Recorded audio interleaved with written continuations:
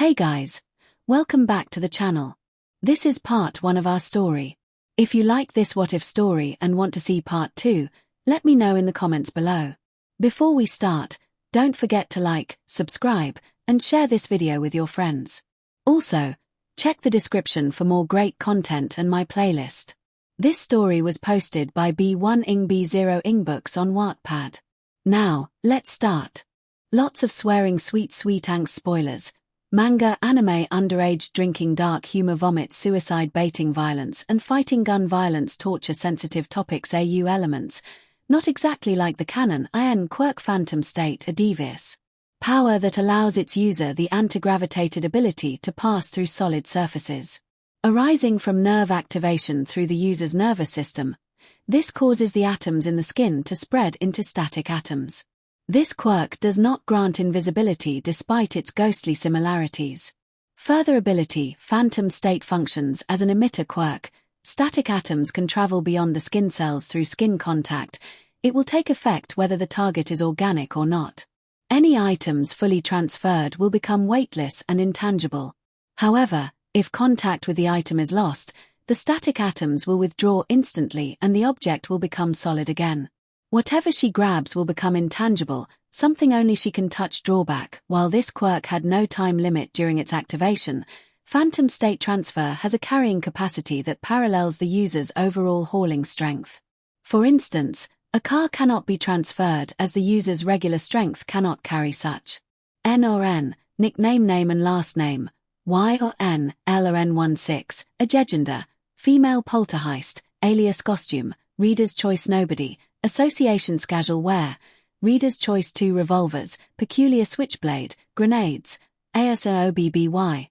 Stealing has become second nature as strength, 1-5 speed, 3 of 5 technique, 5-5 intelligence, 3 of 5 cooperation, 0-5.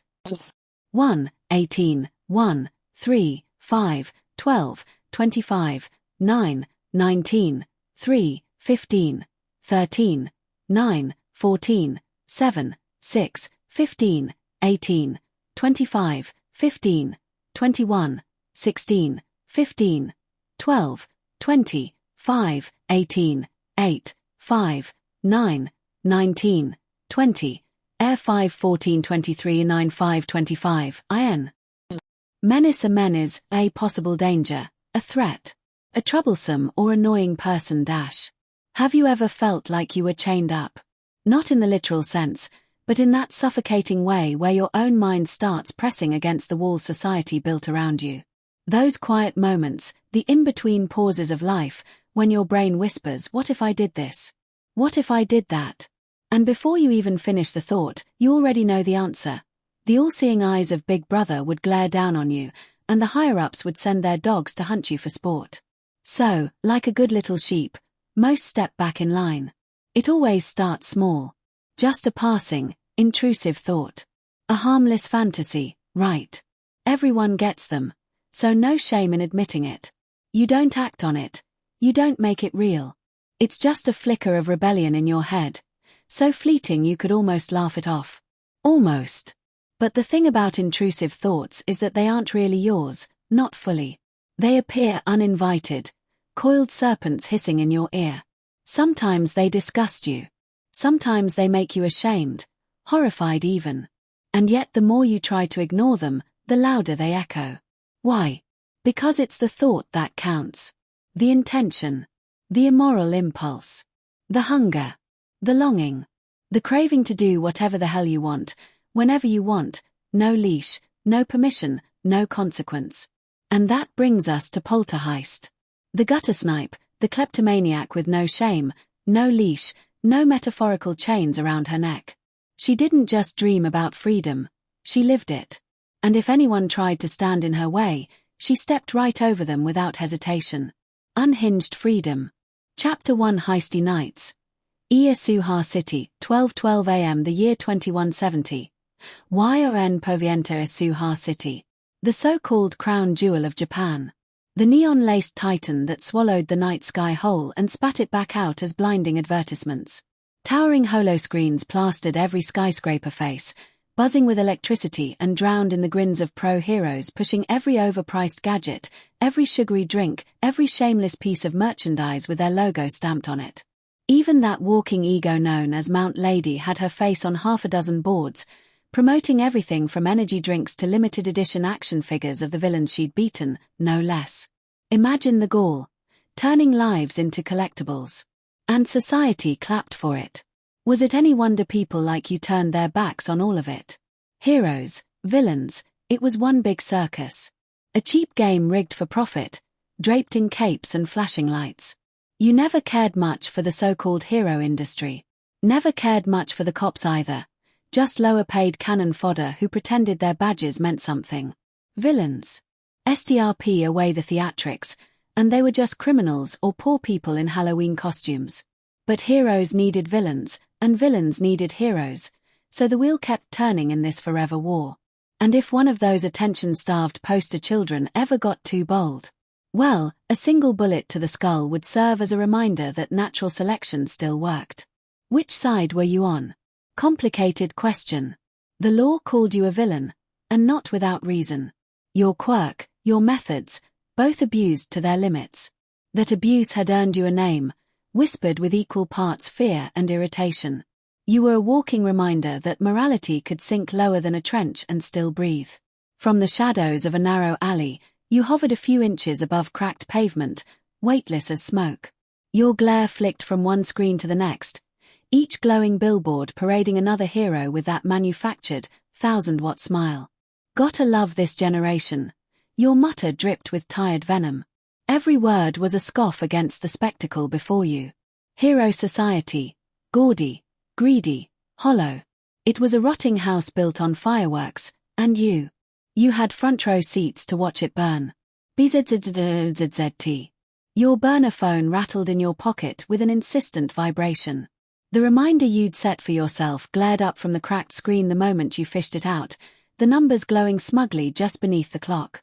Your lips pulled into a reckless grin, the kind that could only mean trouble. All right, time to do something stupid. With that bold declaration, the welder's visor, perched on your head, dropped down with a sharp clank, swinging into place in a familiar motion. The world instantly narrowed into the hazy tunnel of darkened glass, the edges of your vision curved with thick shadows that blurred everything beyond the center. Why the visor? Because the people loved it, obviously. Not really. The visor had become less of a disguise and more of a brand. Poltergeist's brand. And sure, you might get tired of it someday, trade it out for something shinier, but until then, it was perfect. You needed a mask, after all. If the world found out that the notorious menace Poltergeist was just a teenager. Oh, that would SCK. It would SCK hard. But that was never going to happen. The phone flickered with a brief orange glitch before you shoved it back into the safety of your pocket. With your grin stretching wider beneath the visor, you pulled the straps of your backpack tighter and drifted out of the alley. You had your eyes on something with a lot more shine than any advertisement in this district, the Twilight Diamonds. Now, what was the deal with those? Esuha's Grand Museum was putting on an even grander exhibition of what they bragged to be the finest diamonds in all of Japan. Sparkling treasures, framed by glass and ego. And the best part? They were dangling there under spotlights, begging for someone like you to waltz in and snatch them. Stealing them wasn't about the money. It never was. This was for the thrill, the rush, the sheer stupidity of it all. A little midnight entertainment, brought to you by yours truly. Not a ghost, you reminded flatly. Still, the label bothered you. Ghost. It didn't fit. It felt iffy. The static voice crackled again, humming low in the back of your mind like the buzz of an old TV set left on in an empty room. The world called it nothing, because the world didn't hear it. You were the only one who did. You'd given it a name, the voice. It's self-explanatory. What exactly was the voice? Hell if you knew. A quirk side effect. A hallucination. Some half-baked subconscious that crawled out of your brain after 10 years of loneliness and neglected mental health. Who could say? Roger that. You confirmed your breath before slipping into the ground with ease. Concrete passed through you like liquid, and a moment later, the officer rolled by above, his little Segway engine whining as he zipped back into the crowd. Phantom State was like that, slipping beneath the world, like a rumor too quiet to catch. And the voice, whatever it was, always seemed to know when to nudge you in the right direction. Too precise to be just a delusion, too sentient to be brushed off as a hallucination. It remembered things you forgot, warned you of details you missed. Schizophrenia. Maybe. You'd Googled it once, skimmed 3 paragraphs, then gave up and buried yourself in a browser game instead. You rose up from the ground and reappeared at street level. Heads turned. Maybe it was the way you floated instead of walked, or maybe it was the welder's visor catching neon light like a bad omen. Either way, suspicion spread through the crowd. "All right, I'm submerging," you announced. "Be my GPS." "I forgot the directions." "I said be my GPS," you snapped back with an indignant huff before your body slipped downward again, swallowed by the pavement. The ground folded around you like a cup of darkness, sealing out the city above. Bless your lack of claustrophobia. Otherwise, this would have been hell. Traveling underground had its perks. No gawkers. No cops. No idiot civilians acting like they'd seen a ghost. Just pure silence and a smooth glide through the bones of the city. Inconspicuous and efficient. Down here, there were no street lamps, no billboards, no landmarks to follow. Just walls and walls of black. If you listened carefully, you could almost hear the voice sigh, the sound hissing against the static hum it always carried. The words crackled through your skull like static instructions, to which you obeyed. Rising from the pavement, the world shifted from muffled silence into sharp sound.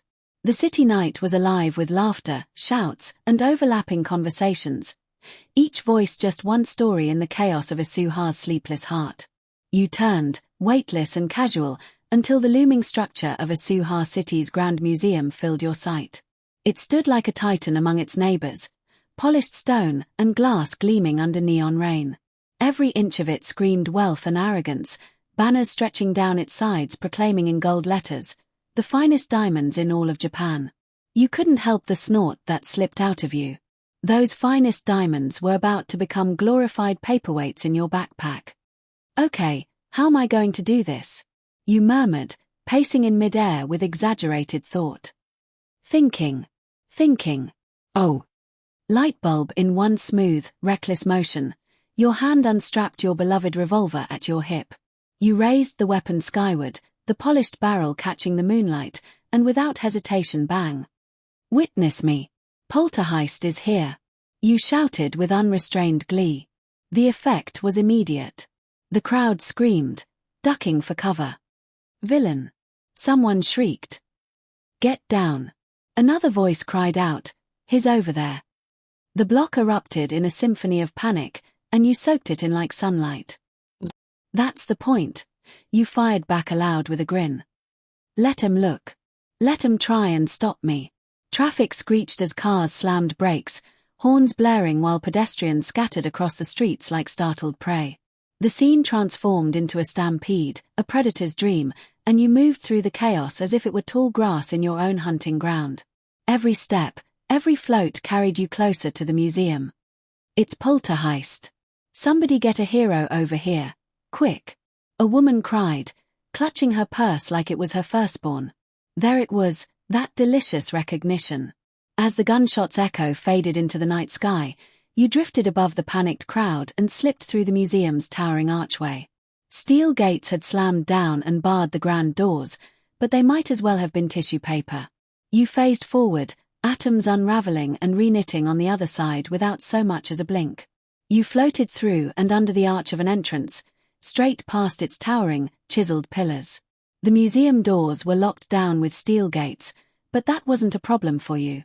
Said problem fixed itself when you phased through it with no change in emotion. A sharp squeak of RBB soles betrayed someone behind you. The security guard lunged with his arm outstretched, only for his body to pass through yours in a grotesque stumble. He hit the marble floor hard. You tried, you deadpanned, stepping, or rather, floating right over his dazed form without sparing a glance. Surely by now, a hero or two were scrambling their way over. Isuha had plenty of those. Sidekicks, pros, wannabes, you name it.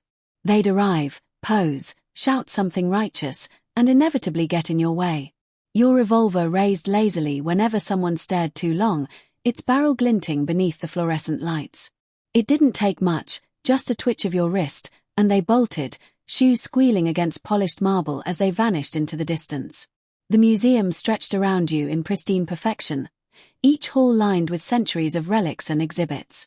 But your eyes darted past the distractions, scanning with purpose until they locked on a large map bolted proudly to the wall, color-coded floors, bold lettering, little stars, and arrows for tourists. One label drew your gaze: Aurora Twilight Diamonds. Hands up, barked a security guard who skidded into view, her taser already drawn, the crackle of blue electricity sparking across its prongs. You tilted your head lazily, hooded eyes glinting behind the visor. A grin curled your lips. And what if I don't? Hypothetically speaking, of course.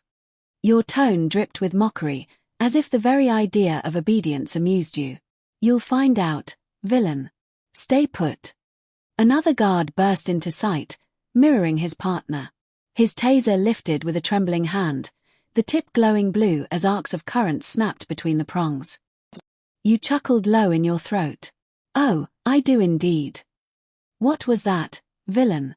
The first guard demanded, nerves forcing her free hand to fumble for her radio. Boo. You lunged forward in a blur, phasing inches from her face. The startled guard flinched and squeezed the trigger. The prongs shot out with a violent snap, a stream of blue electricity lancing through your intangible form. They zipped harmlessly through your static atoms and buried themselves in his partner. The second guard yelped as current ripped through him, his body convulsing before he collapsed in a twitching heap. Oh, sorry, Larry.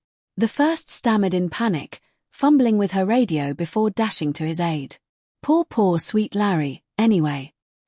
Your grin only widened as your boots hovered inches off the marble. Alarms hadn't sounded yet, but voices began to rise. He's after the diamonds. Someone stop him. Security, it's Poltergeist. Where the heck are they? It always amused you, his. The welding visor had done its job perfectly and let them believe the menace was some hulking shadow of a man. The truth that their terrifying villain was just a teenage girl would sting far worse if it ever came out. Either way, it didn't matter. The world hated you. You hated it right back. They'd taken something precious, something irreplaceable, and now you took whatever you pleased in return.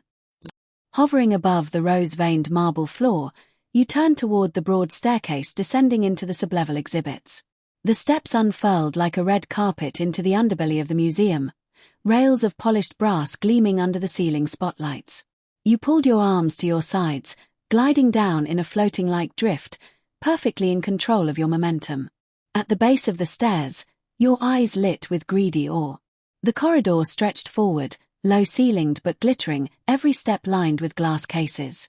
Trinkets and artifacts, jewels and oddities, all of them spotlighted like stars on a stage. Each begged to be shattered, reduced to shards under your fingertips. But not tonight. Tonight, there was a bigger prize. Your gaze snapped to the far end of the room. Darkness pooled there, broken only by the cold gleam of titanium supports. And sitting proudly atop them, enclosed in thick, bulletproof glass. Twilight diamonds. Well, that was easy. Beep. The thought barely formed before the museum audibly retaliated. Alarm screamed to life, shrill sirens rattling through the marble halls. Red emergency lights flared, drowning the room in a pulsing scarlet hue. Spotlights blinked out in perfect sync, leaving every exhibit and display bathed in that furious crimson glow. Then came the slam. A massive steel gate crashed down behind you, sealing the staircase you'd glided through only moments ago. But your expression never changed, not even a flicker. You remained floating, bored eyes behind your visor, until the gleam at the back of the room shifted. The diamonds. The Aurora Twilight diamonds began to sink into their titanium pedestals, sliding downward into the floor as if vanishing into a hidden vault. Oi, get back here. You snapped, shouting at the glittering stones like they'd deliberately betrayed you. You surged forward in a reckless dash. I've never had my reward actually flee from me. Bash. The sound thundered from behind. The steel gate shuddered and then bent inward, its surface buckling like foil under pressure. From behind it, a booming voice carried through with enough confidence to fill the whole room. "Oh no you don't. Poltergeist." The warped metal groaned as a massive shape pressed through, his silhouette cast in shadow by the emergency lights. Round. Towering. The kind of outline you only mistook once. You exhaled sharply through your nose. "Oh, shut it. Fat Gum isn't ruining this. Not tonight." Bold words. Fat Gum's figure straightened as he burst fully into the hall, yellow hood bright even in the crimson gloom. He jabbed a thickly gloved finger in your direction, his iconically wide grin steady and unshaken. "Let's put it to the test, shall we?" Amusing was all this was. You shot him a look up and down, lips twisting into a grin, before turning on your heel mid-air and gliding after your diamonds. That's when the lights cut out completely. The alarms choked off, and the sirens died. Even the red glow vanished. Darkness swallowed everything whole. You stopped dead, teeth grinding as your bearings evaporated. No light. No sound. Not even the faint hum of the emergency systems. You hovered there in a void, ready to curse the hero's name to hell and back. Until something faint sparked ahead. 4 thin rays of light shimmered from the titanium stands where the diamonds had sunk. Soft, pale, almost ethereal. Twilight Diamonds. Fitting name. And a fitting beacon. The voice hummed, smug. "Works in my favor," you muttered. Behind you, Fat Gum let out a groan, his footsteps pounding against the marble. "Well, that didn't work."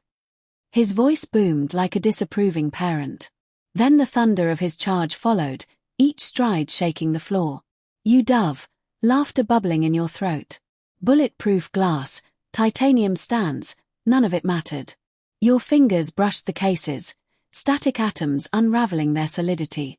One by one, the treasures slipped into your intangible grasp and inevitably into your pockets.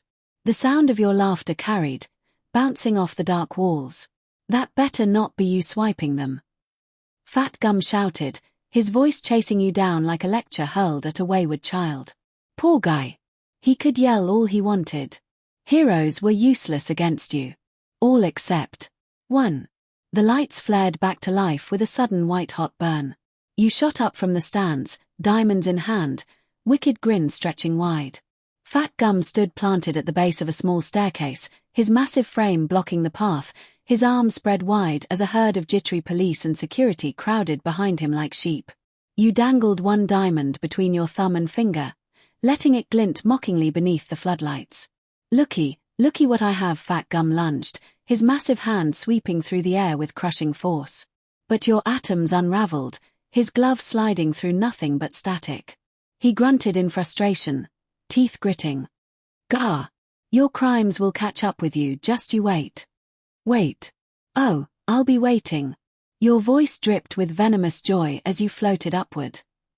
Just be sure to catch up before I expire. Your laugh cracked through the air, sharp and sickening. Then you launched skyward, phasing through stone and steel as easily as smoke through fingers. Layer after layer of the museum peeled away until you erupted onto the rooftop, rain and night air slapping against you. And that's another heist done and did.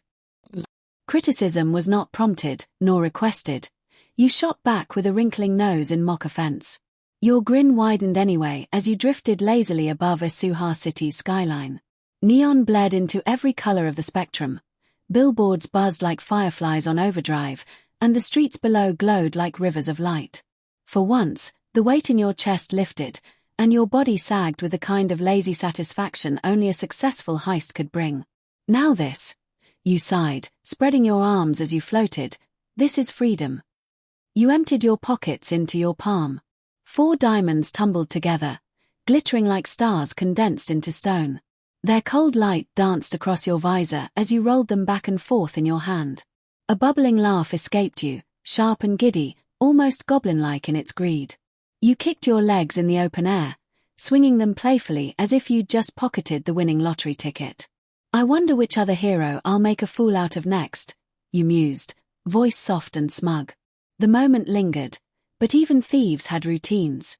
You tucked the diamonds into a small pouch within your backpack, zipped it closed, and slung the pack over your shoulders in one smooth motion. Oh, good, so you are catching on. The voice sighed once again.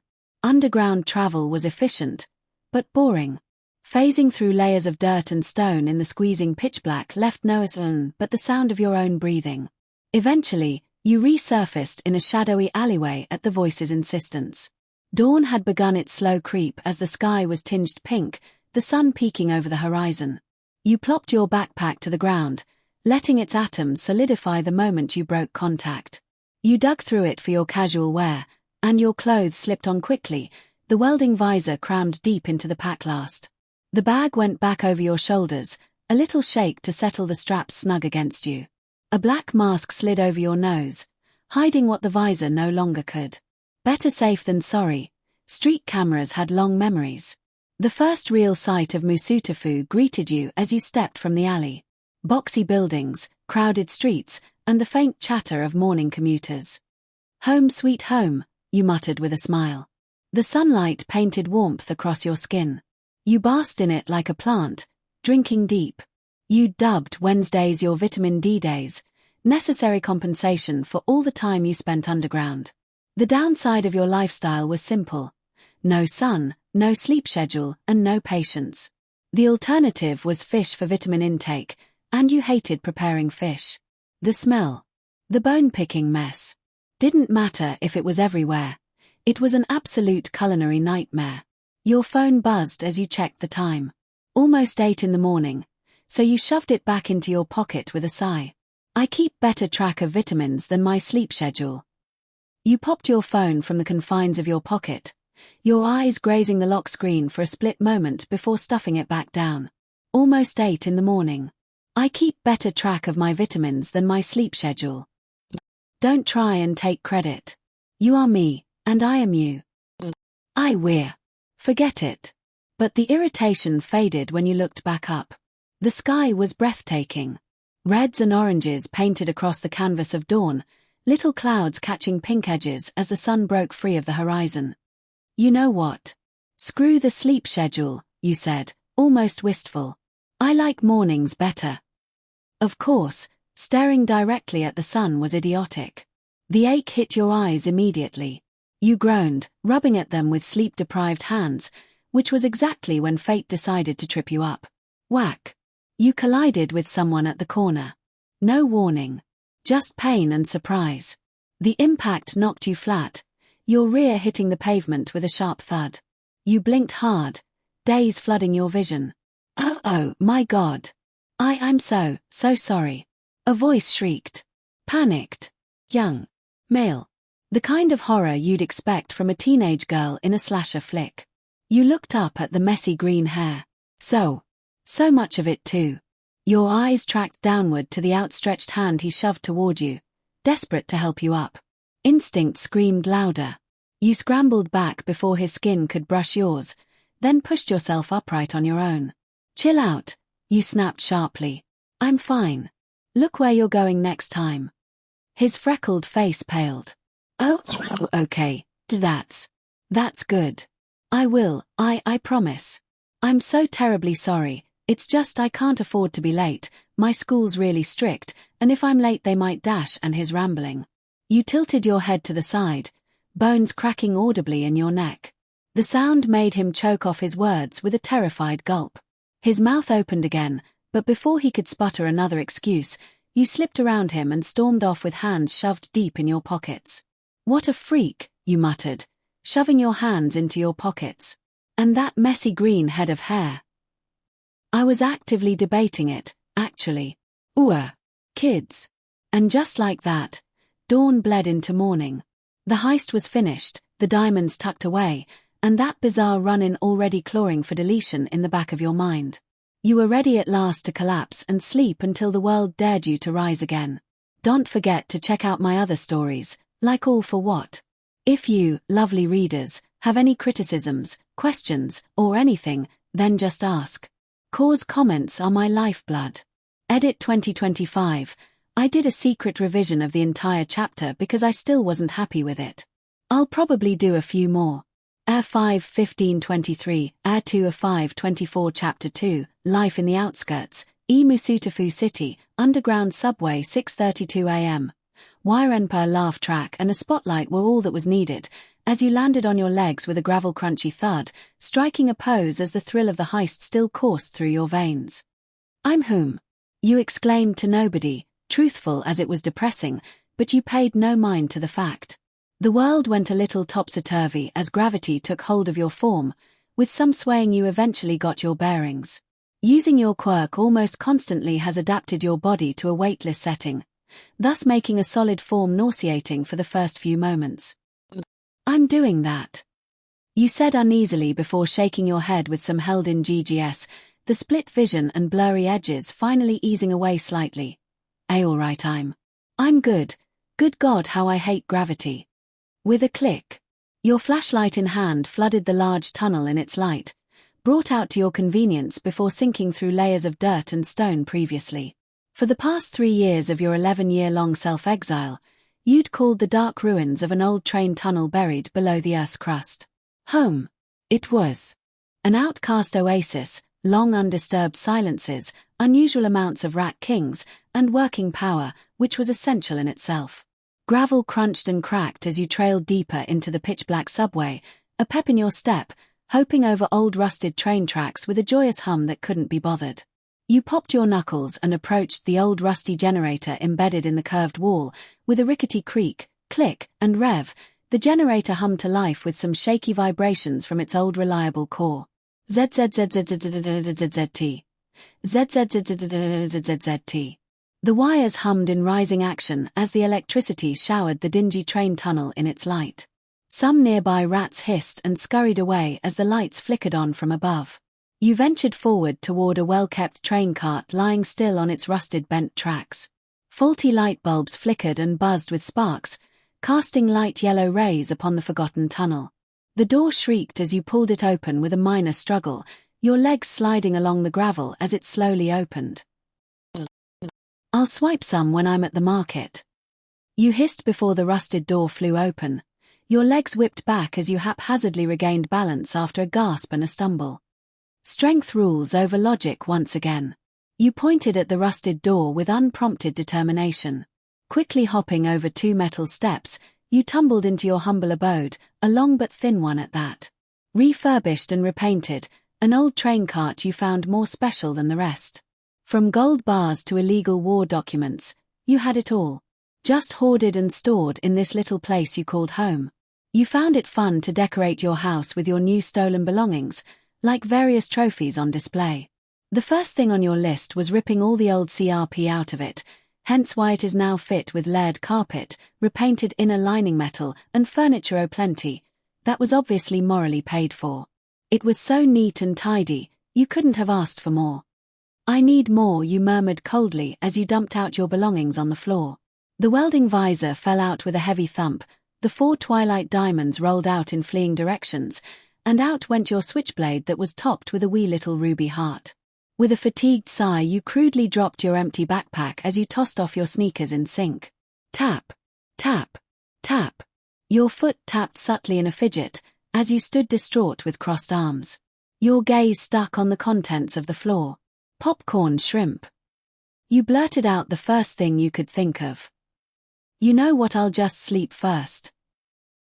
"I sleep." You blinked, trying to clear the tired fog in your mind. 58 hours. That's my limit, I have reached it. Without a moment's notice, you collapsed on the couch, the cushions welcomed your tension with their comfy surface. You shifted the side, eyes peering down at the stuff on the floor, the little twinkles of the glittery diamonds seemed hypnotic. "All right. Before I fall into the sanctuary of sleeping, what's on the to-do list?" "Yeah, I figured," you remarked with a monotone and rubbed your eyes with a sudden fatigue. Glancing down the aisle of the homey train cart, your half-lidded eyes landed on the microwave with its flashing digital clock. 7:35 a.m. Silence loomed over you, rats scurried in herds under the cart, droplets of water created little puddles here and there, and your breathing. That was what filled said silence. Normal people would have lost their minds by now, clawing hopelessly at the debris for a bleeding change to reach the surface, even the mere presence of rats would be sickening. But there was one key factor about this place that stood out, one tinsy-wincy little thing that made it all worth it. It was your hideaway from humanity, heroes and villains, voices of those who bother you, voices of those who try to scold you, voices of those in general. "This is nice," you blurted with a lazy grin. Your eyelids felt weighted. It rasped in an old-timey glitch. You frowned. This thing was a beach to transfer down, so no silence fell for a few more moments as you lay sprawled on the floor with hanging limbs, waiting impatiently for sleep to arrive. You spoke once again with a groggy tone. "Any suggestions for the future to-do list?" That sparked something within you, hence the widening eyes. "Now hold on," you said, without so much as a moment's hesitation. "That idiot is always in a bad mood. Hey, maybe I can steal one of his gross hands, or some SHT in that dingy shack. Or maybe yawn the ice cream. Some SHT like that."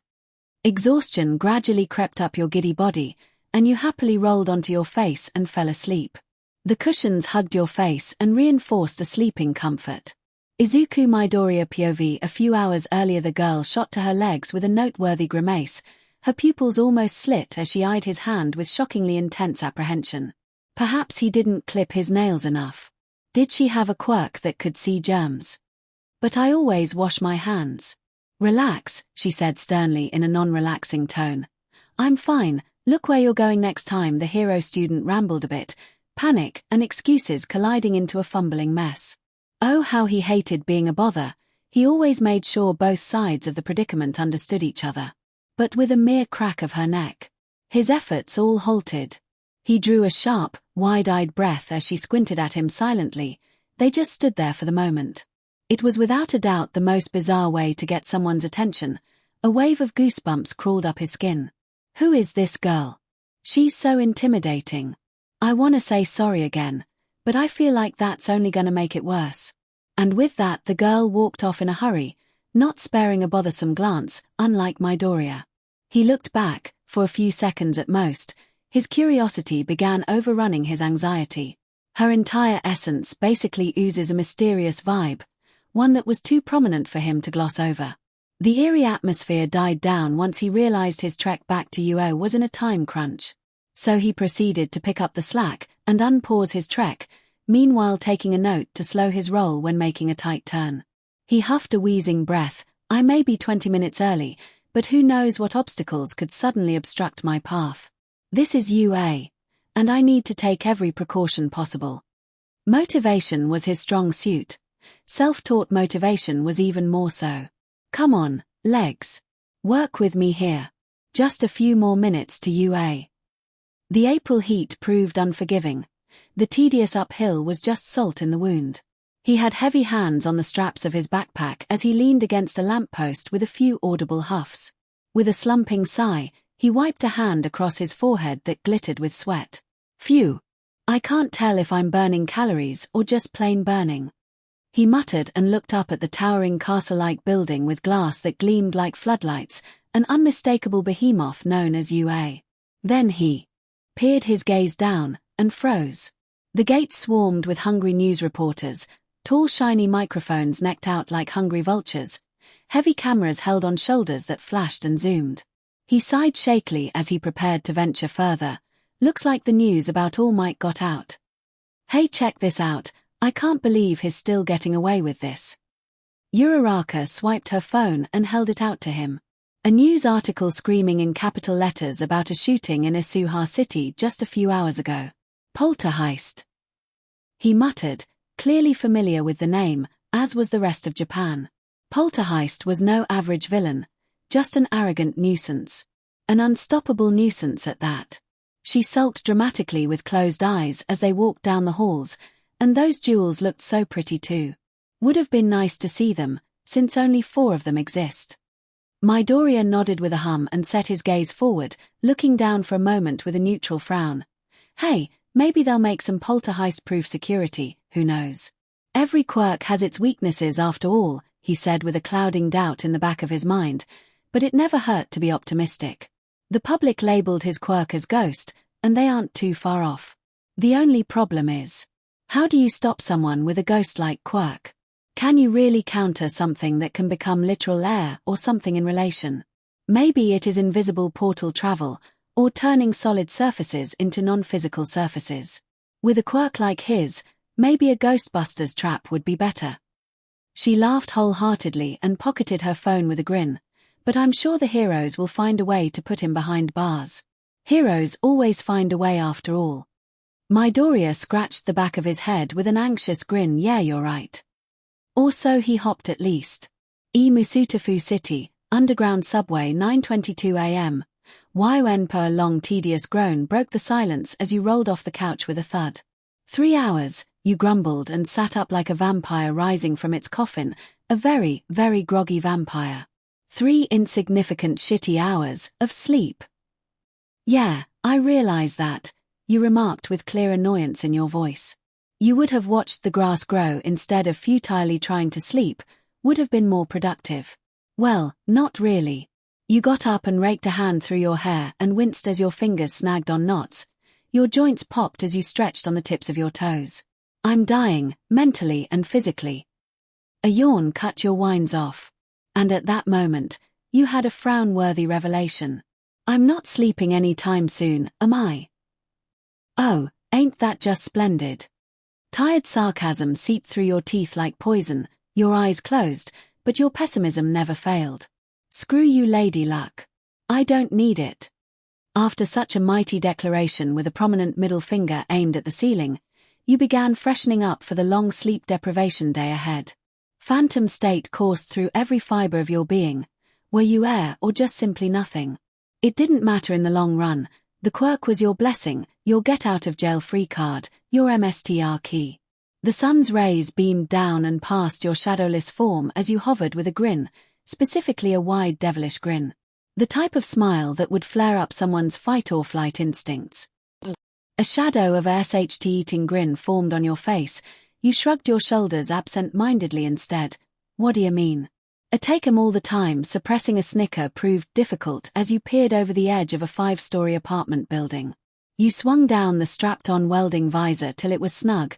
This is gonna be hilarious, watch. Your voice muffled but clearly infested with giddy ill intent. Your eyes scanned the street below till your pupils locked onto an expensive parked car. With a low chuckle, you pulled a grenade out of your pocket. You pulled the pin, and as the fuse popped audibly, you then chucked it off the rooftop. Boom! The streets trembled as the hood of the sports car quickly caved in, the windows blew out with billowing clouds of thick dust, and the front hood was completely engulfed in flames as fiery shrapnel of all sizes flew in all directions. Baha! I popped like a balloon. You laughed loudly, a high, mocking sound that carried gleeful, cruel clarity on the morning air. The uproars of yelps and screams only fueled your wheezing furnace of dopamine, the inner agent of chaos within you blazing with a mile-long smile. Oh, that's great. That is great. You sighed and wiped away a tear under your mask, floating down from the edge. You held a lazy grin. All right, I'm bored again. You turned on your heel and tossed the pin over your shoulder. The totaled car belched more black smog into the air as the inside continued cracking and popping. PFFFD, let 'em come. I don't care, can't do nothing to me, no siree. The ruckus on the street quickly faded as your attention shifted to something else with more priority. You looked at the concrete ground below your hovering feet. You ped your head to the left as you squinted behind your trusty welding visor. I wonder. And as quick as an intrusive thought formed, it became a reality. You shrugged with an unbothered hum and sank through the rooftop, which quickly turned into a ceiling, someone's ceiling more specifically. You had phased into someone's empty living room. Aloo. Housekeeping. And after such an improper holler, you waited for a peep or even a creak. Nothing followed. Shut up, hold on. Your body moved on a swivel as you gazed about. The living room was dim, with orange rays of sun peeking through closed blinds and a curtain-covered balcony. Little sparkles of dust floated about like embers. The living room was relatively small but modern. It had very homey vibes. Everything seemed to be connected in one large square with designated wall-less sections of rooms, apart from a short hallway with the front door and 2 rooms parallel to each other. Very homey indeed, you replied and walked over to the fridge. Wasn't really walking actually. Considering you were basically stepping across the air as you hovered over the actual floor, but mimicking it felt right. Almost like a habit. All right, gimme the goodies. You rubbed your hands together like a fly as you phased your head through the fridge. Nope. Garbage. Even more garbage. Literal oh wait aha. With a giddy snicker, you took off the lid of the fruit cup and spat it to the side nonchalantly, pouring it in your mouth in intervals. Your eyes continued to linger on the apartment. You proceeded to float around in. Nothing really caught your eye, nothing worthy of grabbing your attention, just average home SHT, paintings of nature, weird color schemes of furniture and walling, some plates on a rack behind glass for whatever reason. Insignificant details as you'd label arrogantly. Meh, as much as I like breaking them, the overall search for such is tedious and stupid. You said morbidly, with little regard. Your eyes glanced at a door, a little blue sign labeled Izuku. A random name you had no regard for, and so you sighed with a groan. Without a second to spare, you shot up, phasing through the ceiling and back outside. The sudden sun prompted a hiss. You covered your eyes that had just finished getting used to dim surroundings. It seemed normal. Well, it was normal. Not the eyes, the thing before that. Stepping foot wherever you pleased, phasing through this and that. The secure things meant to keep those out are what flared up your tendencies, the need to break rules and laws. Leaving a mile-long crater everywhere you stood, not for the sake of destruction, but for the thrill. What was I going to do originally? Something stupid. I got distracted. Oh, wait. You snapped your fingers in a silent eureka. Let's see if Shigaraki has anything fun I can take from that shitty SHT shack he lives in.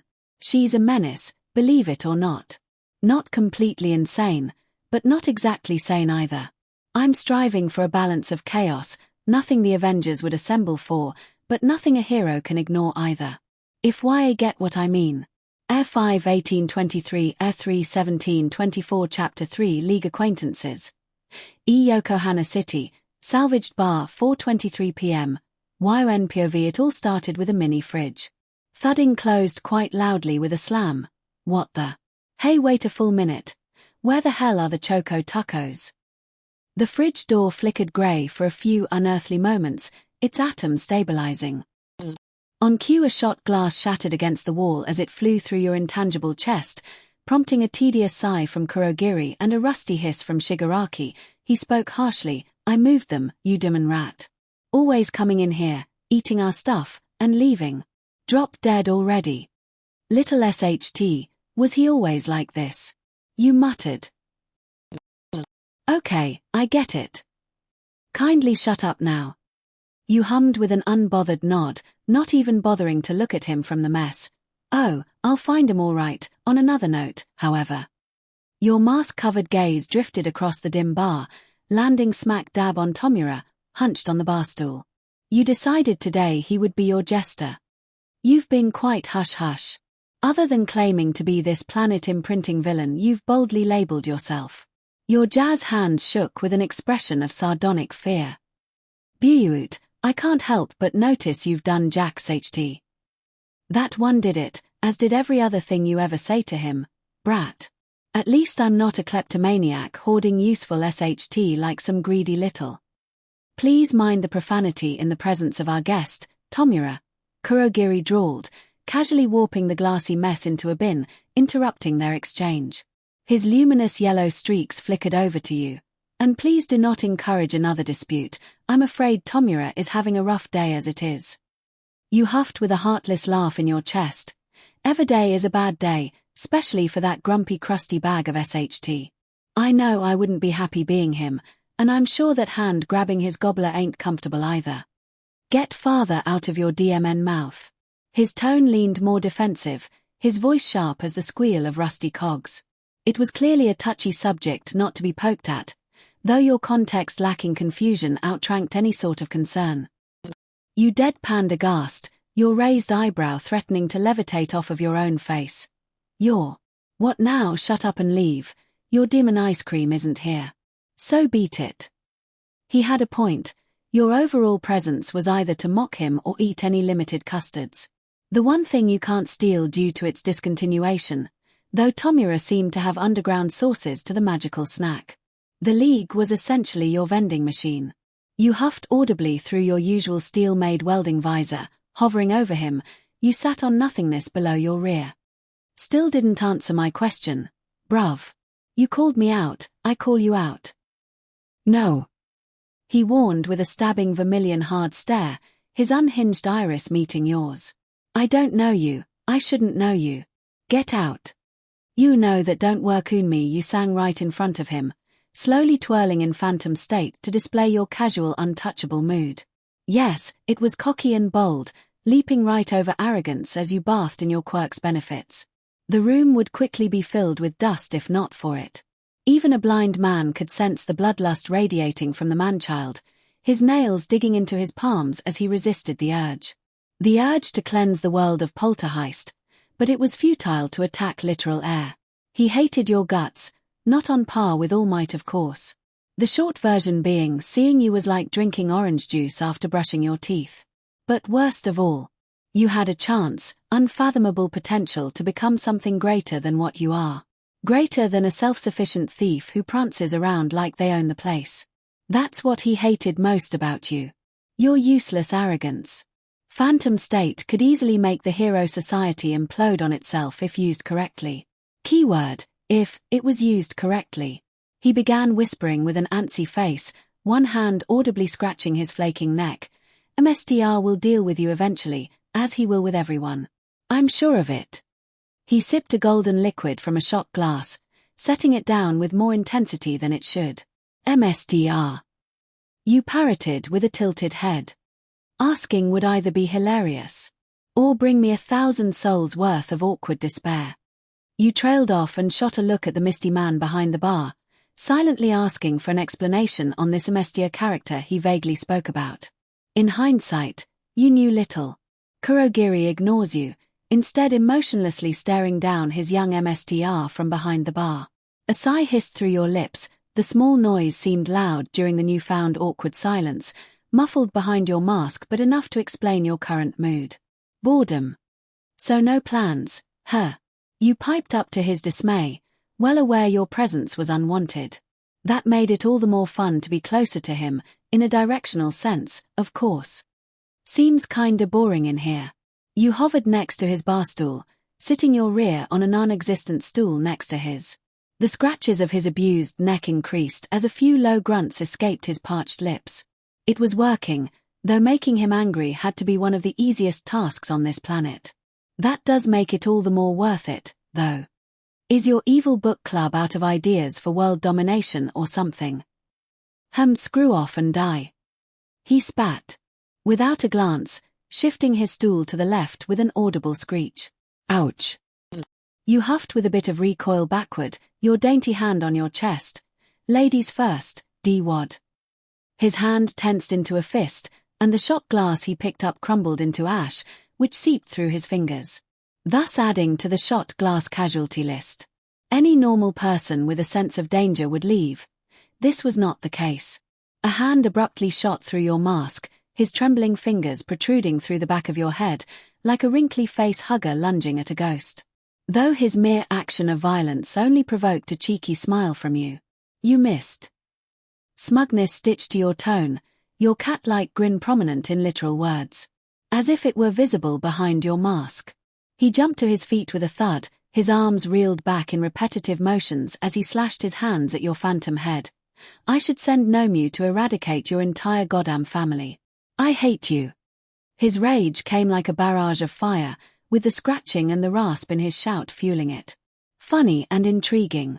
Not only was it a confusing blurt, but it had a sense of threatening hopelessness to it.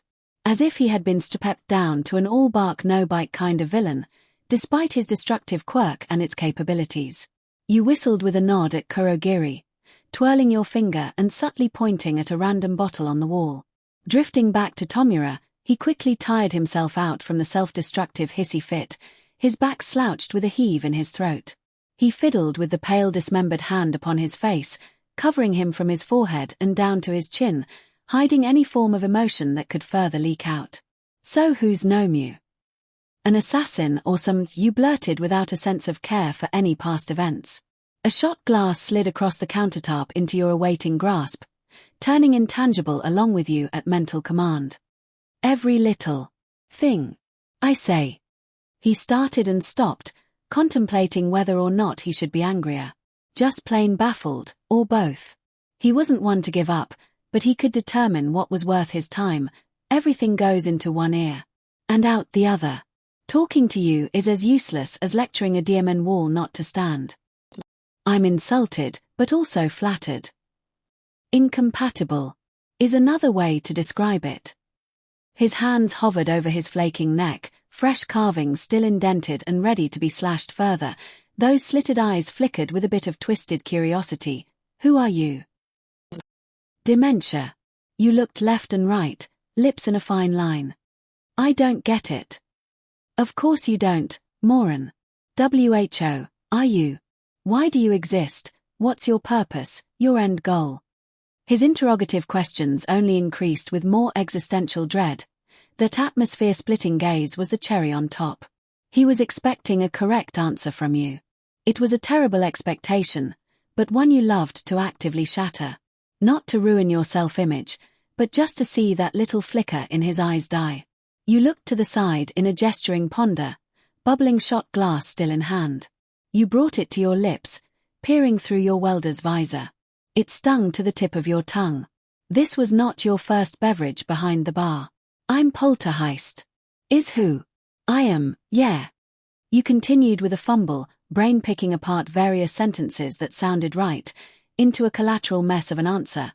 I steal SHT, not for a change the world ambition or motive, but for the, for the laughs and turds.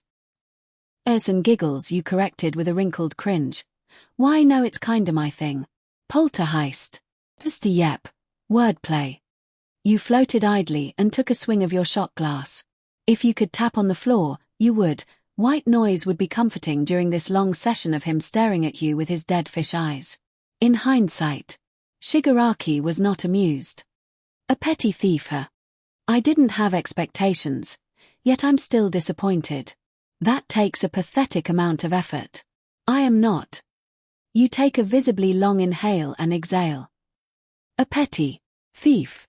Okay. You sigh with a recovering grin. Why, thank you. It doesn't take a brain to know that wasn't a compliment. You grunted in his direction and spoke in a gruff tone. Wasn't talking to you. Kurogiri and Shigaraki silently glance at each other. Subtle but yet so expressive it was almost laughable. All right, so you've set your expectations. Now I shall set mine. Your tone drifted into a more sinister hiss. Every step around him made no contact with the floor. Who are you? Lord of the Mutilated Hands. He stood up with a start and glared through father's fingers, notably holding back the urge to shove you. To attempt to shove you, All Might's executioner, he said, his voice filled with malice. That is who I am. Not some pathetic excuse for a human being who's so useless being dead wouldn't make a difference. At least I'm not stupid enough to try and kill a borderline god. You'll become red mist if you try and fight him. He cut you off with a hiss. I have known you for that, idiot. I still don't know who this Nomu tomfoolery is about. Here's my. He froze, narrowing his empty stare before facing forward with a grunt. Why should I tell you, you're not even part of the league. Freeloading RAT. Oh, that's a good idea. You grinned long and wide behind your welding visor. All right then. Don't even bother, sounds stupid. Especially since you're not legitimately the executioner, more like an assistant, or some encouraging sideliner next to this Nomu person. Like a cheerleader. You said in your belittling fashion, hoping he would hook on to your derogatory dismissal. Poking a people was almost a trained skill at this point. You were especially proud of it. The taunting was like a verbal middle finger without the actual middle finger itself. He flinched when you called him a cheerleader, and Kurogirl flared up his mist. As if he was mentally preparing to endure a catastrophic tantrum. Enlighten me. Poltergeist. Tell me, you exist for your own personal benefit. Right. His head turning ever so slightly to peer at you behind his hair, the sickening scratching ceased as soon as it started. As if this was your personal little sandbox. All 6 stars for the sick thrill her. You huffed with a bit of head recoil, eyeing him with a mask-covering sneer. You didn't like being plainly analyzed, especially with that gruff tone filled with sand. Coming from a guy like him, it felt strangely insulting to be criticized by the likes of someone like him. He continued as your mouth creaked open. He began lowly chuckling as he continued on. Yet your existence is only a con to society. What gives you the right to judge me for my goals? You really do strike me as a rat, no, more like a tick. A greedy little tick. Yeah. A lonely little parasite who feeds on others like it's famished. You felt angry. No, you felt like you should be angry. But you weren't, which was surprising. You hovered like a statue in place. He continued to quietly laugh under his dry breath, probably awaiting a satisfying response. Okay. Now, Shigaraki was the one who froze. His laughter died in his throat as he instantly frowned with a deadpan.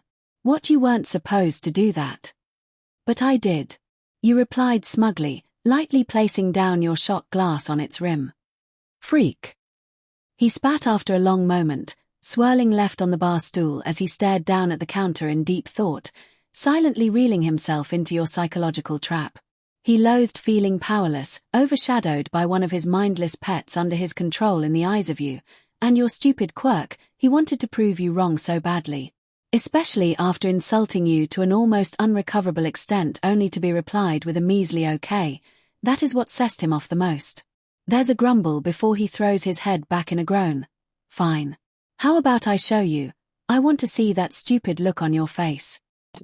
Got 'em. You hummed, acting as unimpressed as you could via words. Due to the mask, it was a challenge. I dunno, why should I care? What are you even doing again? Killing All Might, Moran. That's what. And that Nomu is under my control. With a whole armada of underlings at my side. He stopped himself before he boasted about the entire raid to a complete stranger. Who keeps showing up? You could be quite the asset, with a quirk like yours on our side. Kurogiri suddenly speaks up from behind the bar, his tone held faint intrigue as he begins to persuade you. Shigaraki glances at Kurogiri in clear tense annoyance, but he keeps quiet, curiosity taking control as he quietly glances back and forth. Your status would skyrocket in our presence. An untouchable reputation could arise if you were present during the fall of the symbol of peace. All we need in return is your aid. Wait. Do I really want the attention? What was the end goal again? Screw it, why not? All right, Misty Man Dan. I see what you're picking at. You stared and glanced at Shigaraki with a tilted head, leaning back nonchalantly on your non-existent bar stool. I'm in no need of joining your book club. Let me make that clear. Butte, but, I suppose this little event is something worthy of my efforts. Shigaraki squinted behind his dismembered hand mask. That was quick. Too quick. Nobody makes a sudden decision like that. Hey, you said I could show up. Where's all this hesitation coming from? You pointed accusingly at him. The back of his hand flew through your wrist in an attempt to swat it away. He grunted with 2 clenched fists. Why would you even help us? A free bird like you doesn't take orders from anybody, right? I'm well aware I invited you, but I want a logical explanation. Oh well, boo-hoo, none of that for you. I said I'd help, now. Deal or no deal? You laughed with hands on your hips, pulling the stakes so he'd be the one making the do-or-die decision. Pushing a quick-time decision like this could make him more lenient in accepting without going too much into thought. Fine. You help us slaughter the symbol of peace, and the fame is.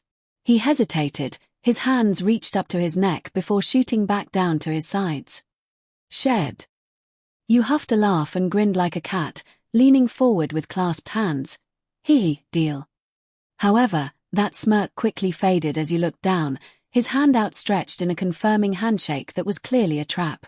The gesture prompted a deadpan. Dude, you know damn well I'm not touching those disintegration sausages. He lowered his hands, rolling his visibly disappointed eyes with a tedious grunt. Worth a shot. E5 22 23 E5 124 Chapter 4, Day in a Dome. EUNIVERSITY UDIS Japan. Unforeseen simulation joint. 9:21 a.m. YONPOV. Today started with a deadpan, your voice followed suit. You're implying I wouldn't have the brainstem to spot a comically large dome, no. Stop not listening, forget it. You sidestepped your own question, dignity secured. Your steps hovered over the ground, flying but not really. Phantom State was just like that. Quirky. But there was nothing more quirky than the school grounds of UA High, filled with child soldiers ready to traumatize themselves beyond human comprehension because it was merely normalized. How fun. UA was huge, stupidly huge.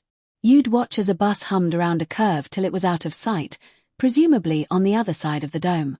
Well, no SHT, it was on the other side. Either way, those must be the batch of vermin kids to be expected.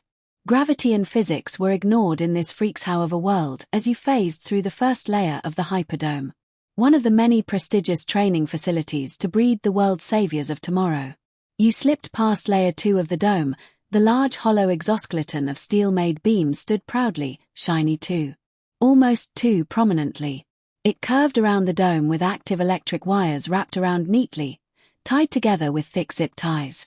Layer 3 introduced the spacious interior of the dome, surfacing out of the darkness as you gazed around boredly. Any other protagonistic chum would be frozen with their mouths ajar, most likely envisioning their cliché training montage on the hurdle to becoming a hero. Bleh. This place was All Might's soon-to-be gravesite, as Shigaraki stated boldly in the previous encounter with you. Acting as if this thing he named Nomu could last against the symbol of peace without being annihilated immediately. Needless to say, you really only needed the coordinates. Involvement with actual effort was something you'd naturally lied about. Only planning on taking credit for All Might's corpse before shooting handy between his eyes. That's if he'll even last a second throwing hands with the symbol of peace. Beaut, if things went your way. With a higher rep, you'd be seen as more than just a ghostly Grinch to the world. Taking glory for All Might's demise would draw attention, sure. But hey, who cares? You weren't a future-envisioned type in hindsight. The concept seemed cool anyway. Click. You audibly accessed the cylinder of your revolver, popping each bullet in gleefully before clicking it shut. If they're from a 90s asylum, probably. Most likely a bunch of randos if anything. Pop them each in the head, and be done with it. You shrugged at the idea, swinging down the welding visor in the process as you sunk into the ground. The games began in a mere slap of only 10 minutes later, the first sign caught by your senses. The humming of the electrical cables running under the dome had halted.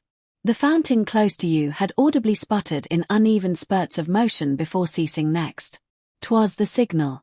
Shigaraki and his army of lackeys had arrived. That's Nomu. You exclaimed amongst the chaos, not batting an eye at Eraser he face, kicking and punting each of Shigaraki's lackeys like it was personal. His presence was known, but you found comfortability among the large dividing crowd. The thing towered in front of the fountain, its lifeless eye embedded in its exposed brain as it twitched subtly. Standing idle in the central plaza, it did absolutely nothing but look intimating with its monstrous form of pure muscle. Hell no. Not even if you pay me. Is there a problem with Nomu? Shigaraki hissed with 2 fingers scraping away at his neck, his tone impatient and harsh. Like if he specifically woke up and ordered the world to bear no shenanigans for his convenience. Could have given it a hat or something, I dunno.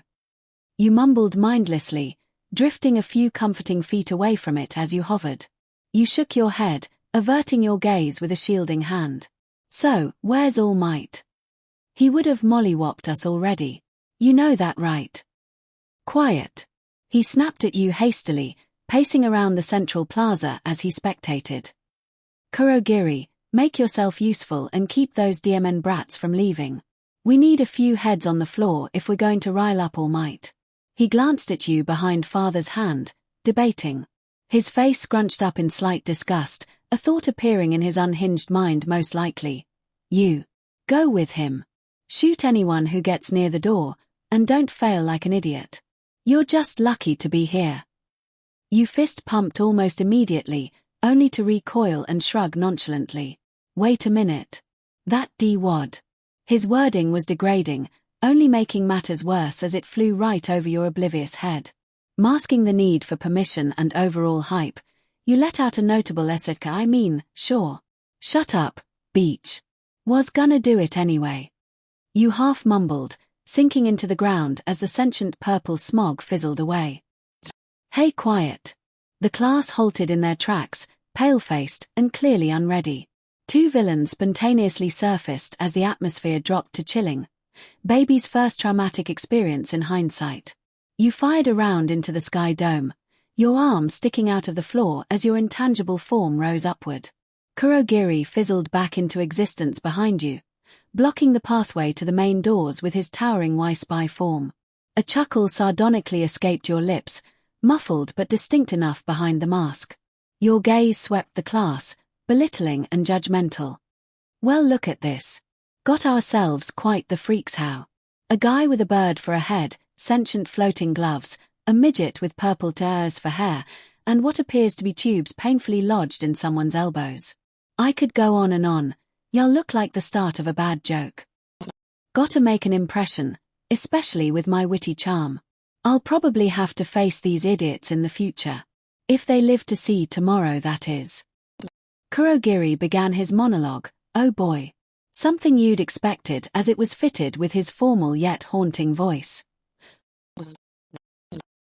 This would go on for some time, which is the one thing in existence that cannot be replaced. You groaned out loud, looking over your shoulder. Misty Mandan, come on, let's wrap this up please. We're on a time limit here. You interrupted, tapping your finger daintily where a watch would be on your wrist. He let out a distinguished chuckle, to your surprise while also not being surprising. A comment was bubbling on the tip of your tongue. Your lips parted when suddenly you snapped your gaze front. Two students charged with fury in their gaze.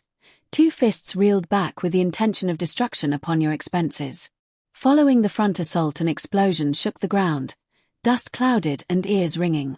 Other than that, Phantom State did its job of leaving your current state untouched by merely phasing it through you. Kurogiri fizzled in and out, tanking most of the explosion without even an eyebrow to be raised. Damn it, who did it before a colorful line of profanity escaped your lips? Your mask-shielded gaze landed on a particular student with a very vibrant hue to their person. Your scowl curled up into a grin as you clicked your gun off of safety, and pursued the target as the dust settled. Third-person POV, did I think we were just gonna stand around and let you tear this place to shreds? Kirishima piped up with a burst of confidence, standing next to the gnarling Bakugo in a fighting stance. The dust cleared after a moment of silence. Expectations dropped far and beyond rock bottom as a series of sharp breaths were made. The situation had gone from bad to worse. Eyes widened, stances stiffened, as they gazed at Poltergeist holding Mina at gunpoint. BOOP.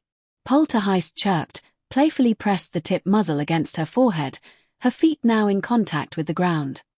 Ms. Cotton Candy, lovely day to be hero, right? Oh, and try not to make any sudden movements. It easily provokes my finger into pulling the trigger. Ahem. Just a lil side note. They monotoned with a shrug, deepening their oddly feminine voice halfway through. Mina could only squeak in fear, goosebumps running throughout her paling skin, deadly cold and scorching hot skin. She wanted to recoil, she wanted to flinch, move. Just about anything. But fear locked her muscles, jailing her in her own skin. Nobody move. Don't do this. 13 was the first to speak, the most likely to assess the hostage-like situation. Kirishima's hardening immediately faded. Decisively he knew he was the closest to Mina. Any opening Poltergeist would expect from him could lead to a deafening gunshot. He raised his arms and stepped backward. Whoa. Hey, easy there. Have some morality, would ya? Hey. Nobody kills my classmates unless it's me.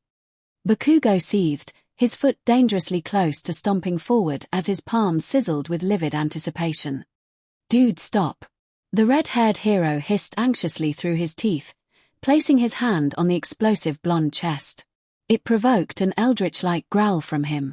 Kurogiri's mist snaked around the class. Tendrils shot out and encompassed them like a fog of darkness as he huffed a laugh. He found amusement in the scene as his comrades stalled them.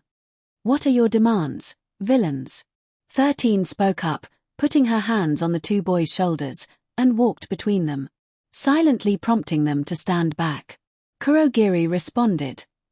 His darkened purple abyss of mist rose higher around them as he trailed off, casting an imprisoning shadow as his yellow streaks for eyes fizzled with indecipherable emotion. And with that, the bear trap he set around the class clamped shut, devouring them in a dome of darkness. Warpgate chose a select few, blasting them with an absurd amount of Warpgate wind before transporting them to a selected set of locations. Mina couldn't see it, the hero didn't see it, and Kurogiri most certainly didn't see it. But behind Poltergeist's welding mask, she glanced past Mina's shoulder before Warpgate had closed. Yn caught sight of a few tufts of green hair she had sworn she'd seen before. Y or NPOV. It's actually a hollow point gunpowder bullet, enough to shatter through any skull and ignite within the brain. Never tried it, surprisingly. It blew up a test watermelon and it worked pretty swimmingly. You educated the petrified student nonchalantly. The situation was everything but normal, yet you couldn't help but ramble over the awkward silence. Why? Why are you telling me this? The pink girl muttered, her breath audibly and shaky. She squeaked every time the muzzle of your revolver gently pressed against her forehead. A subtle yet unneeded reminder. Again. Quiet. Step 1, friendo. Step number 1. I've only just begun. Stop comparing asshat. I already said him slacking off. I ain't no lackey. No underling for Shigaraki. I'm not your head shot up, knee-deep in your own head as you still had the pink girl at gunpoint. Oh yeah. She didn't even dare to move, her hands at her sides in the most SBMSSV way possible. The purple dome still hissed behind her, muffled screams disappearing one by one. Well, shut up, 'cause I can. Let me ramble. You dismissed the need for reasoning to the likes of someone of her status, a hero student. You didn't need a reason, damn it. Hey, quiet. You blurted with a grunt, jerking slightly to the left. The pink girl's whole body tensed instantaneously. Well, tensed again. I didn't even say anything. This response didn't faze you. You grunted in her direction and spoke in a gruff tone, wasn't talking to you. And then there was silence once again, the type where someone would let out a distressing grunt. A pitiful attempt to fill said silence. All right, you know what? I've never actually done this, but screw it. You began with no patience in your tone, shoulders falling lower in disappointment as you gripped the trigger. I'm just gonna. The girl saw the way your finger flexed at that very moment. Too quick to react, too quick for her muscles to register. And so her black eyes clamped shut, sparing her from the visual blast at the very least. Clank. You froze. Your finger recoiled instantly as you clicked the trigger again and again. Each attempt more aggressive than the first. More grunts escaped your pursed lips behind the welding visor. Clank. Clank. Clank. What, hang on, that was supposed to go boom. Don't tell me it's jammed. You arrogantly lowered your arm and shook the gun haphazardly, effectively giving the hero an opening as you fiddled with the firearm. Kurogiri hummed an acknowledgement. The blasting of 13's quirk clearly meant nothing to the wavering villain. It's not loaded, nope. The young hero cried in opportunity, lunging forward and grabbing hold of the villain's wrist. White sizzling liquid blasted through the pores of her palm as it coated the villain's wrist with a burning sensation. Your eyes shot wide. The venom-like substance was rapidly biting down into your skin as the girl's palm visibly steamed through the gaps in her fingers. Instinctively, you jolted to the side, ripping your arm away as you clutched it with a loud wince. SHT SHT SHT SHT SHT SHT. You touched me, beach. Stuffing the faulty firearm into your holster, you grabbed your switchblade from the depths of your pocket. Jumping backward, you aimed the tip of the blade at the hero with an equally anxious face. Your trembling arm shook as the scalding feeling continued eating away at your wrist. What the hell, dude? You hissed with instant irritation. Your feet now hovered as your form's atoms transferred with the activation of Phantom State. The purple abyss of the dome disappeared behind you, like a dark fog rolling out as Kurogiri's form fizzled back into a towering being with misty tendrils at his sides, revealing behind him a cluster of students and a pro-hero left untouched, visibly worried as they all eyed the girl. 13 yelled something inaudible to your placement, her gloved fingertips popped open, inhaling Kurogiri's mist, like a vacuum against dust bunnies. The pink-haired girl responded accordingly, at least the nod proved she did, thus darting to the side and traveling back to her peers in a flash. "I'm not letting her!" You yelled and dove into the ground, gliding beneath the action that boomed and hissed above you. You shot out of the ground behind the class of young heroes, a scowl now present as your mood had been tainted by the one doused in pink.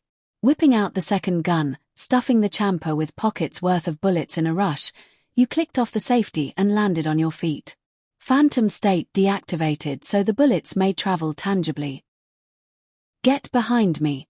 The tall bulky student shouted boldly to his peers, pulling the one with the weird elbows out of the way before his head would explode if the bullet had entered.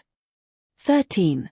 The pink-haired one yelped as she squatted down, a stray bullet whizzing through her fluffy tufts of hair. Click. "I know." "Shut the hell up." You cursed after your blind fury of rage, feeling an abrupt gust of wind behind you as you whirled around. Your mask-covered gaze met with a blue-haired student with glasses, his legs mid-motion in a blur and ready to roundhouse Rick your side.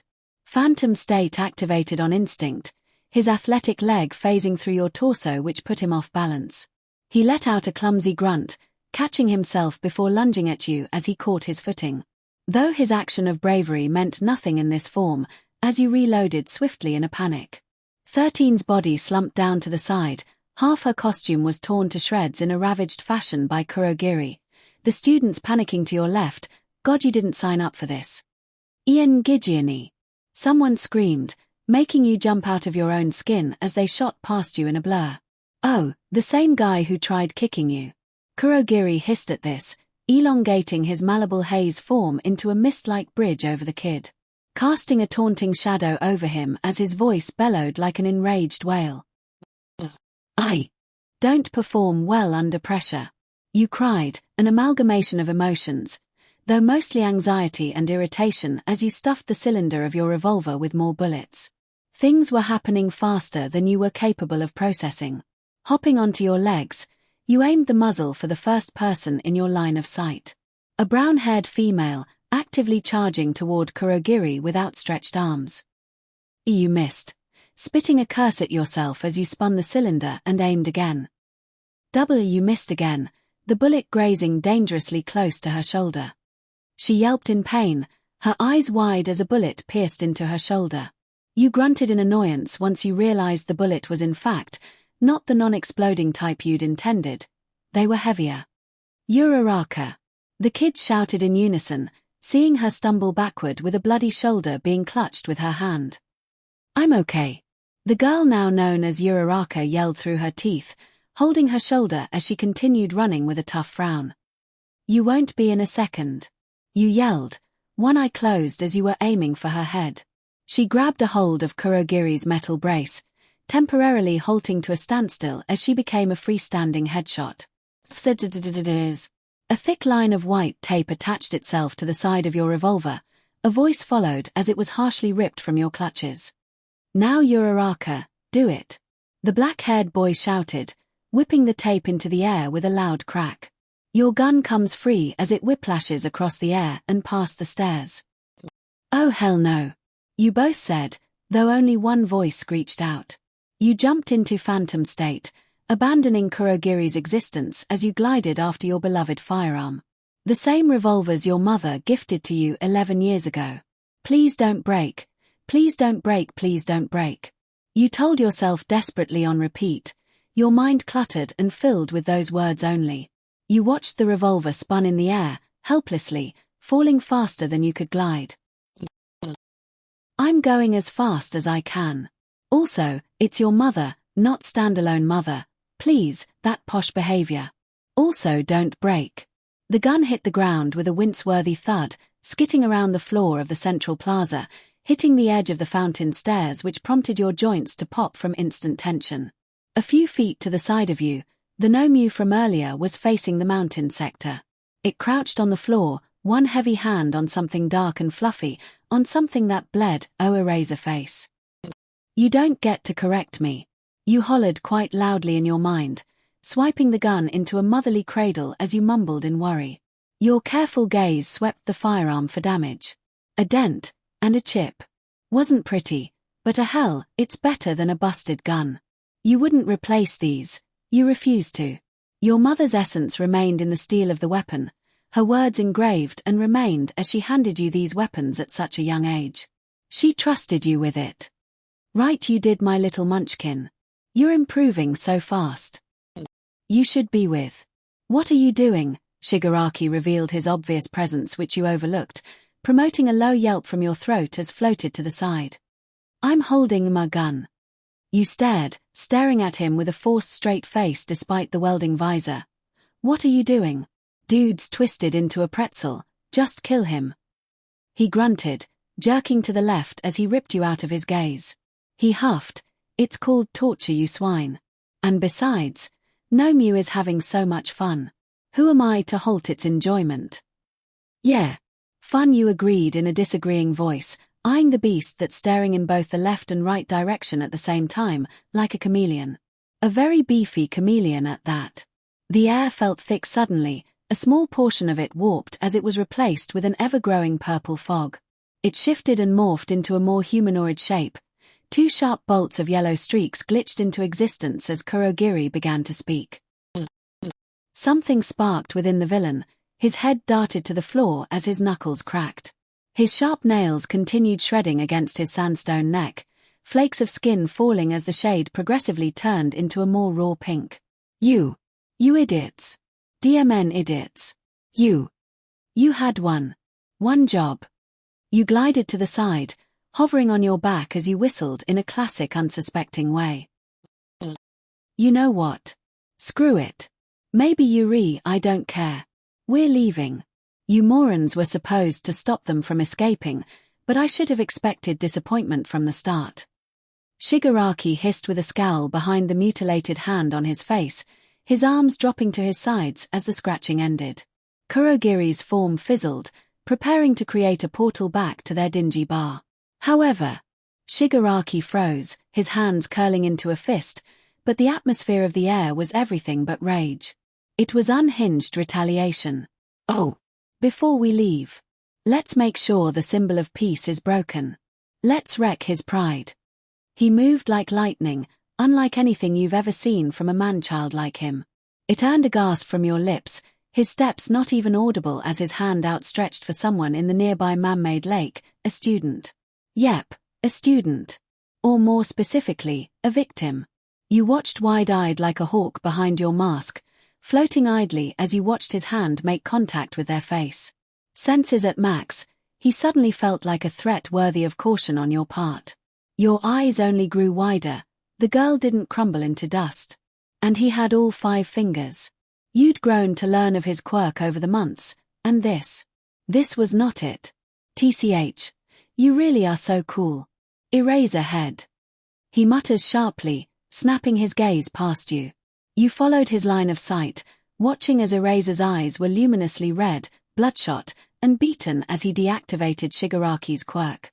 His joints continued to crunch, bones snapping under skin within Nomu's hold as its grip squeezed the life out of him, literally. You. End him, now. The crusty villain pointed to you and then the hero on the floor being restrained by the Nomu, his finger aimed at Eraser head as Nomu kindly raised it for you. You drew a sharp breath. The scenario came to life as it was happening. You had a gun, a loaded gun. And Eraser face, your only weakness, was helpless and constrained. The bane of your existence. Was free to kill. Click. The safety off and free for a finger pull at ready. The bullet locked like a missile in its silo, inclined to destroy the skull it was built to penetrate. With a thud you hopped onto the ground, phantom state no longer active as you pressed the gun's muzzle against his forehead roughly. Nomu still pulling his head up by the many strands of black hair. You stared into his crimson bloodshot eyes, tilting your head ever so slightly to the left. Innocently, yet so condescendingly belittling. So much silent glee he could taste.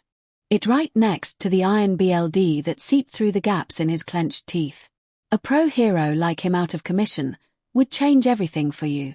His quirk was your only downfall. See you in Hell Beach, you spat what felt right, placing your finger on the trigger as you prepared to flex the motion. Stop. A youthful voice roared with fury as a loud splash followed suit, droplets of water flying past your vision like little gleaming spots. You whipped your head to the left, and this person's speed went beyond your instinct's comprehension. Green tufts of hair, and a fist reeled back, aimed for your welding visor as the energy coursing through them was something you could feel within your own veins. Everything went dark the moment he made contact, yelling the very word you'd hear before impact. Smash. Air 5-24-23 5 2024 Chapter 5 Green-Haired Pest. Unforeseen Simulation Joint.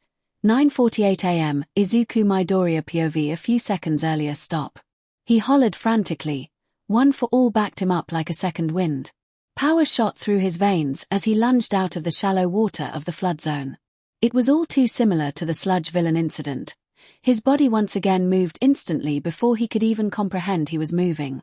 There was nothing for him to calculate at this moment. He assessed the situation with only one valiant goal in mind. Disarm the villain. He reeled his fist back, tightening a grip, yelling on instinct before he made thundering contact. Smash. The villain never saw it coming. Well, they saw it coming. But that was the extent of it. His speed sent a shrilling shockwave in his wake, blasting the hand-covered villain off his feet, shattering floodlights above them. Water droplets floated around him before he made contact with Poltergeist's metal mask. A wet crunch followed. He hissed a wince but kept his teeth squeezed together. His arm broke as did the welding visor. A predictable outcome, but that villain needed to get away from Mr. Aizawa. With a loud boom, the villain was sent flying backward, their mask exploding into nothing but pure shards of shrapnel. Their gripped gun was discarded forcefully across the ground, only to be pushed back further by the roaring blast wave. Midoriya landed on his knees, hard, clutching his now red-swollen arm. Feeling the whiplash of both pain and the smash was everything but pleasant. His head shot up, searching without delay. Dust clouded around him in a towering arena of brown smog. You. He tensed once he heard the groan, eyes snapping to the left as he eyed Poltergeist a dozen feet away. Struggling, bleeding, like a drunk learning how to walk for a second time. Their head faced down, legs trembling, dibbles of BLD assembling small crimson tide pools. The damage had been done, not fatal, but not pretty. The mask must have absorbed a good chunk of the smash, hence why it exploded, though that didn't leave the villain unscathed. You punched me. She, as he now knew, shrieked, stumbling around till she found her footing. Her nose bled like a tap, adding to the red pool around her feet. Midoriya choked on a fresh inhale, his mind analyzing only one thing during the panic. Poltergeist is a teenage girl. But not just any girl. He blinked, dumbfounded with another mind-splitting revelation, his eyes shifting to a sharp squint before immediately shooting open as his pupils shrunk to dots. Relax, I'm fine, look where you're going next time. It's her. That same girl I accidentally ran into. That girl he'd come to accidentally run into a week ago, the notorious Poltergeist in the flesh, the bane of every hero's career, this was who she was. His face exploded into a slideshow of dramatic expressions. Shock, confusion, daze, rinse and repeat. And they kind of just stood there, both dazed and stunned. Wobbly, and very clearly enraged. She wiped her nose, eyeing the smeared dark red on her palm like it was the second most disgusting thing on the face of the earth. He says second because her gaze back up to him was even more livid.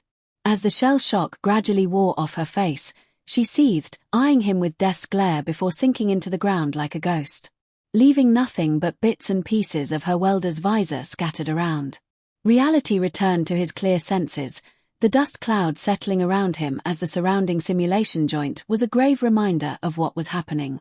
The events conspiring, the villains infiltrating. And before he knew it, the towering beast holding down Mr. Aizawa was now standing over him. Like a conscious building of pure monstrous muscle, it wasn't even looking at him yet he could feel it wanted him dead. CRP, I spaced out. Wyron Pavi meanwhile, Below the surface of the Hyperdome, the villain clutched her bleeding nose. Poltergeist, angrier than ever before, twitched in silent rage while rethinking her semi-required presence after such an event. Gah! It was because of that DMN kid, and obviously not the one-liner before pulling the trigger. That hero student with the green head of hair moved faster than she could think. Hell, it left a crater where before he launched himself, he became a bullet, and your face became his target. All too metaphorically ironic for your liking. And above that, he destroyed your mask like it was glass, thus revealing your face to his stunned gaze. You especially hated how he looked at you, that DMN'd putrid gaze.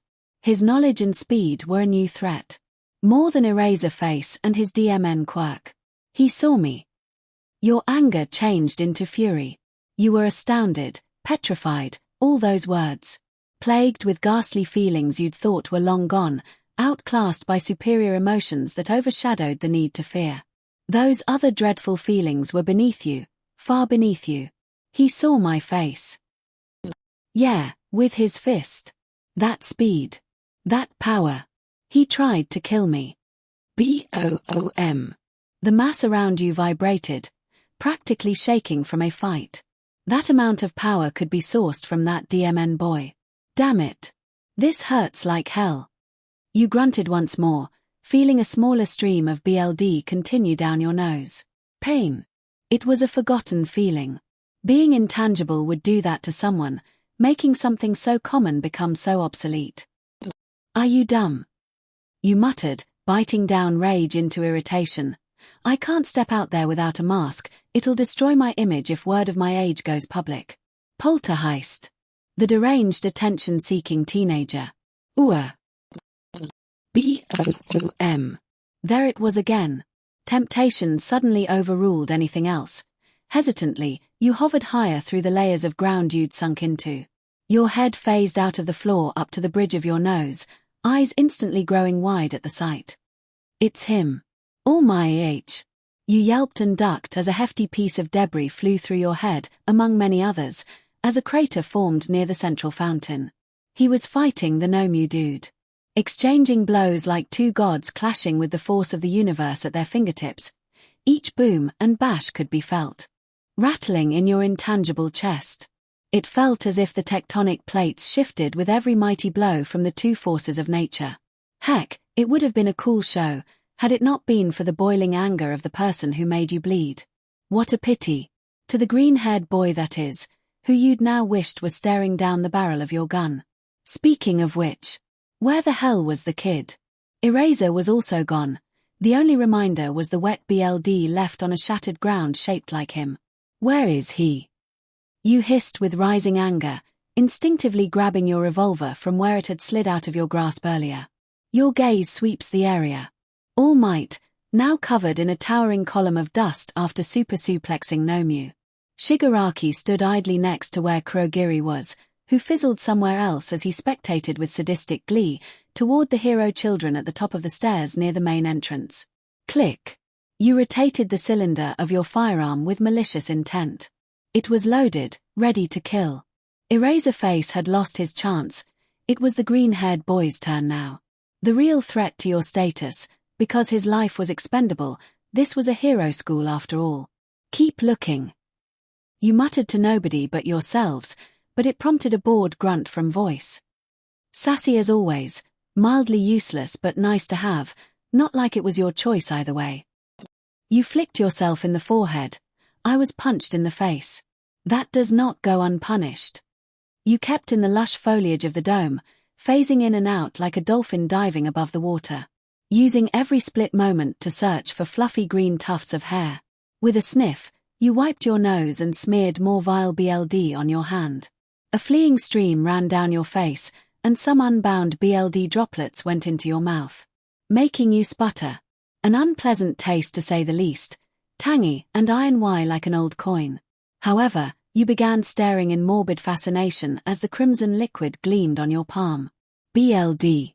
Your BLD, something you hadn't seen in years, because you were so DMN good at being untouchable. Obviously, that was the reason. Yet that streak died immediately once you were wrongfully punched in the face. So with a gripped fist, you kept searching. Don't die, All Might, I'm on my way.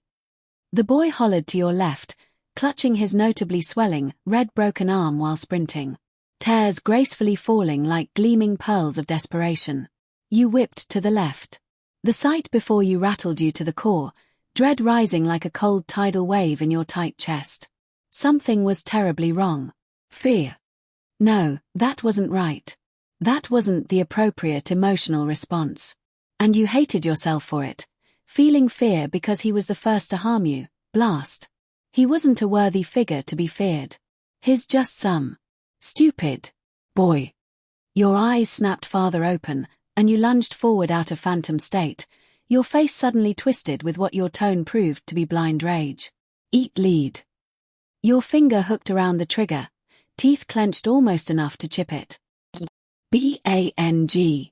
The green-haired hero student halted, his expression paling white enough to put Snow to shame. He yelped as the whistling bullet grazed his head and flew through a little convenient loop in his unruly green locks. It continued whistling past him, both your stunned faces locked onto the little flying piece of lead as it approached the center fountain structure of the dome. Meanwhile, Kurogiri towered over the symbol of peace like a belittling shadow. Half of the bulky hero was rendered immobile because of the Nomu holding him in place between Kurogiri's portals. The bullet continued its tedious journey, time slowing down for the two teenagers watching the stray bullet in horror. In all honesty, you had no plan, but this was not part of the plan. Kurogiri hitched audibly, his yellow streaks for eyes glitching like a violent spasm. His form stuttered like an asset that failed to load, his voice grunting and wheezing with an echo. The bullet had flown between his metal brace, slicing through something important within the depths of his shadowy form. Lucky shot. Maybe. My bullet didn't run into him. He ran into my bullet. Immediately, All Might caught onto the flicker of weakness. The portals around him disappeared like a reverse sinkhole, forcing him out of it. Ha ha. Time to put an end to this madness, you villains. He boomed boastfully, ignoring the pain in his bleeding side. Oh hell. You deadpanned with a following cartoonish gulp, watching as the symbol of peace elbowed the Nomu. It staggered backward with a dreadful growl. Kurogiri's deep-toned yell of pain filled the Hyperdome, and soon enough, he too was delivered a free smash in record time. The most remorseful thing you could give him was a quiet wince, averting your gaze. I'm aware. You yelled, gripping your revolver infuriatingly. Not because you shot him, it's because you accidentally shot him, like a stolen bullet. The wrong person received the package. The green-haired boy swerved around, his eyes now on you. He too gulped, wiping the shock off his face as he eyed your firearm. Growing more serious despite the occasion tremble. He reeled his fist back, wincing as the veins in his red arm ignited. You flinched, knowing no extent to his power other than it being devastating by default was a huge red flag. A risk. I won't let you hurt anyone. He muttered like it was a promise. Smash. He pounded his fist into the ground, blasting himself backward and you away from him. The shockwave followed suit, a tsunami of debris clouded your vision with dust. A small mushroom cloud formed. You frowned, again. The blast wave hit you like a 16-wheeler on a highway. Phantom state instinctively activated, for once, as you floated above where you would have landed. It was a painful reminder of this boy's unknown strength quirk, and yet it still provoked a feminine yelp from your clamped mouth. It made you cringe and extra wrinkle. Today was not a good day. The League of Villains. Irrelevant. The other hero students. Forgotten. All Might. Non-priority. That green-haired boy was your mission because you hadn't felt threatened in a long time. Coming here was a grand mistake, and now you had a brand new name for the hit list. He made you bleed, he made you feel pain, he saw your face, and took away the one chance to kill the bane of your existence when you had the tip of the gun pressed against his forehead. This action would not go unpunished, no matter how long it took. I think I'm gonna take a more stealthful approach from now on. I'm going to make sure killing him would be the most tame approach. You muttered, sinking into the ground as you watched the boy's figure fading deeper into the clouds of dust. Third-person POV pathetic. You're just another one of those underlying thugs, right? The equivalent of a highly throwable imp for a bigger boss, Tell me I'm right. Bakugo boomed with a mile-wide smirk, his foot smashed against Shigaraki's back harshly. Kirishima's sweat dropped with an anxious grin, still finding light in their situation. You're gonna break the guy's back at this point. Shigaraki grunted, grinding his yellow teeth together as he squirmed. Brat. I'll kill you. You hear me? I'll kill you. He hissed dangerously, goosebumps littering his skin from the ice locking his wrists and ankles to the floor. Stop moving, GHNDJB. Or I'll blast you so high you'll hit a goddamn satellite. He boomed, kneeling so Shigaraki could hear his palms cackling with sizzling firepower at the ready. His own smirk only widened at this. BOOM. The ground trembled for the umpteenth time, the Nomyu being blasted into the sky with chunks of rubble gliding along with it. All Might shot into the air like a missile, yelling a signature move as he landed the father of all punches into the Nomyu's beak, sending it crashing down to the opposite end of the dome. The ground cracked like a giant spider web, dust exploding upwards through cracks as the two continued exchanging titanic blows in the newly made crater. Where the hell is Kurogiri and Poltergeist? Useless pieces of Suchi the decay villain heaved, clawing at the ground. Nomyu. Kill this, shut up. The blonde yelled with a vulgar tone, pressing his shoe down even harder if it was possible. His head shot up, glaring red eyes darting around, scanning. Where the hell did the warp guy go? He voiced his question, sharp gaze thrown in all directions. Well, when All Might punched the guy, he just kinda went. Poof. The hardening hero replied with a shrug, his hands visualizing a cloud of smoke puffing away. He continued, either way, we should keep our senses at maximum. He could appear out of thin air at any given moment. Shigaraki continued thrashing under the student's firm boot, his hands just oozing with the need to grab someone's face till he was holding ashes. Especially the blonde, and the dual-colored hairboy who stood silently, glaring. It was disrespectful, they deserved to die for it. And for Kurogiri, don't even get him started. Shigaraki would rip his head off if he had one, to let himself get shot, then proceed to lower his guard enough to get punched by All Might. How pitiful. MSTR would be displeased. I must. The voice that suddenly spoke was nowhere to be seen, but it echoed lowly from all sides so loudly. The hell? Bakugo's muscles tensed up. The absence of that misty villain's presence made him forget how much they had screwed everyone over with his quirk. Protect Tomura Shigaraki. Kurogiri finished, and dark fog emerged under Shigaraki like a growing hurricane that led to an abyss of darkness. The action made Bakugo curse under his breath, hastily hopping off the villain before he was also swallowed whole. Oh come on. Kirishima whined, his quirk flared up as he made an X with his arms. Just like that. Another villain had disappeared right in front of Todoroki's breath hitched, eyes shooting wide before he faced his foot at an angle toward Kirishima. Behind you. He yelled, and the icy wall shot out in a straight line. What hey? The spiky-haired boy whirled around to see Shigaraki lunging out of a portal behind him. Despite the mask on his face, the villain held a murderous aura, and he swore he heard dry laughing. Shigaraki sidestepped, skillfully twirling around the sharp wall of ice threatening to consume him. His hand outstretched, ready to grab something, anything, because that's all it took to get rid of it. BOOM. As the student stood mid-battle, a powerful shock wave blew past, catching them by surprise. It blew everyone off their feet, the ground now coated in a small layer of cloudy dust. PLUSULTRA. All Might's equally mighty tone could be heard echoing with raw adrenaline-fueled fury, his punch sending the small blacked that was the distant Nomyu into the roof of the sky dome. The metal imploded, light smashing as titanium beams bent irregularly. The Nomyu was outmatched. Cheater! Shigaraki hissed, standing up as he readjusted the white mutilated hand on his face. Vermilion eyes were now mere dots, shaking and trembling with fury. Nothing was going his way. Kurogiri had gotten shot, like an idiot, by some random thug he didn't see. His pet Nomyu, designed to literally fight All Might, had gotten beach slapped into the atmosphere. It wasn't fair. It wasn't fair. Everything was so well thought out. What went wrong? Tomura, Kurogiri wheezed behind him, just enough for him to hear. That formal tone he was all used to was weak. Disgustingly weak. Early, I received an unexpected gunshot wound, then a blow from the symbol of peace during my moment of diversion. I'm afraid my consciousness is fading even beyond my control.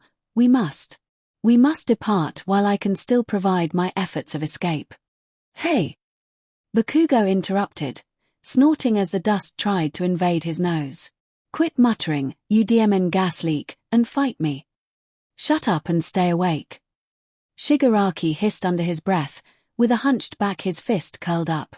The itch was surfacing under his dry skin again, eager, hungry, starved for bloodshed. Boom. All Might landed between them, at least the shattered ground under him referenced some sort of landing. His arrival was practically spontaneous, faster than light, and his disheveled appearance enchanted that mighty factor. Midoriya also entered the scene, heaving beads of sweat, littering his shiny forehead. Poltergeist had brought him greatly off track. Straying in the correct direction became his priority. The scene before him was something only he could fear, judging by the steam. All Might's muscle form was fading. The pro-hero was smiling once again, trembling, but smiling. Steam hissing between the tears in his battle-stained white uniform. Get some distance, students. As I said, I'm putting an end to this madness. So stand down, villains, your tricks have reached their end. Never. Never. If Nomu can't rush you, I will. Cheater. Shigaraki hollered with irrational rage, hands outstretched as he sprinted away from Kurogiri's weak pleas. His goal was to kill All Might, and so he would do so with no further thought. All Might. Midoriya squeaked, slamming his hand on the floor while he prepared to launch himself between them. If the symbol of peace even let out one more smash, his strong form would surely vanish. But before the situation could advance, the vortex of purple materialized around Shigaraki. Its murky clouds around him like a mouth, caging Shigaraki as he stopped his dash with wide, lethal eyes. And just as a swear escaped his lips, the globe of shadowy mist clamped down and fizzled away along with him. I'm afraid our stand has reached its end. Kurogiri towered above them, his yellow streaks glitching violently, like a broken screen. But get this, All Might. Sleep with one eye open, because the League grows confident with your newfound weakness. Yes, we've all noticed. And we know this exploit is eating away at you, and it will be your downfall. Be prepared. And with that, his form shrank down and vanished, leaving the students to exhale with relief in sync, shoulders sinking down. The threat hangs in the air, and the thought of the villains being gone currently leaves them to relish in the newfound silence. EUA grounds 7:34 p.m. Tension slowed down almost immediately after the League's sudden departure.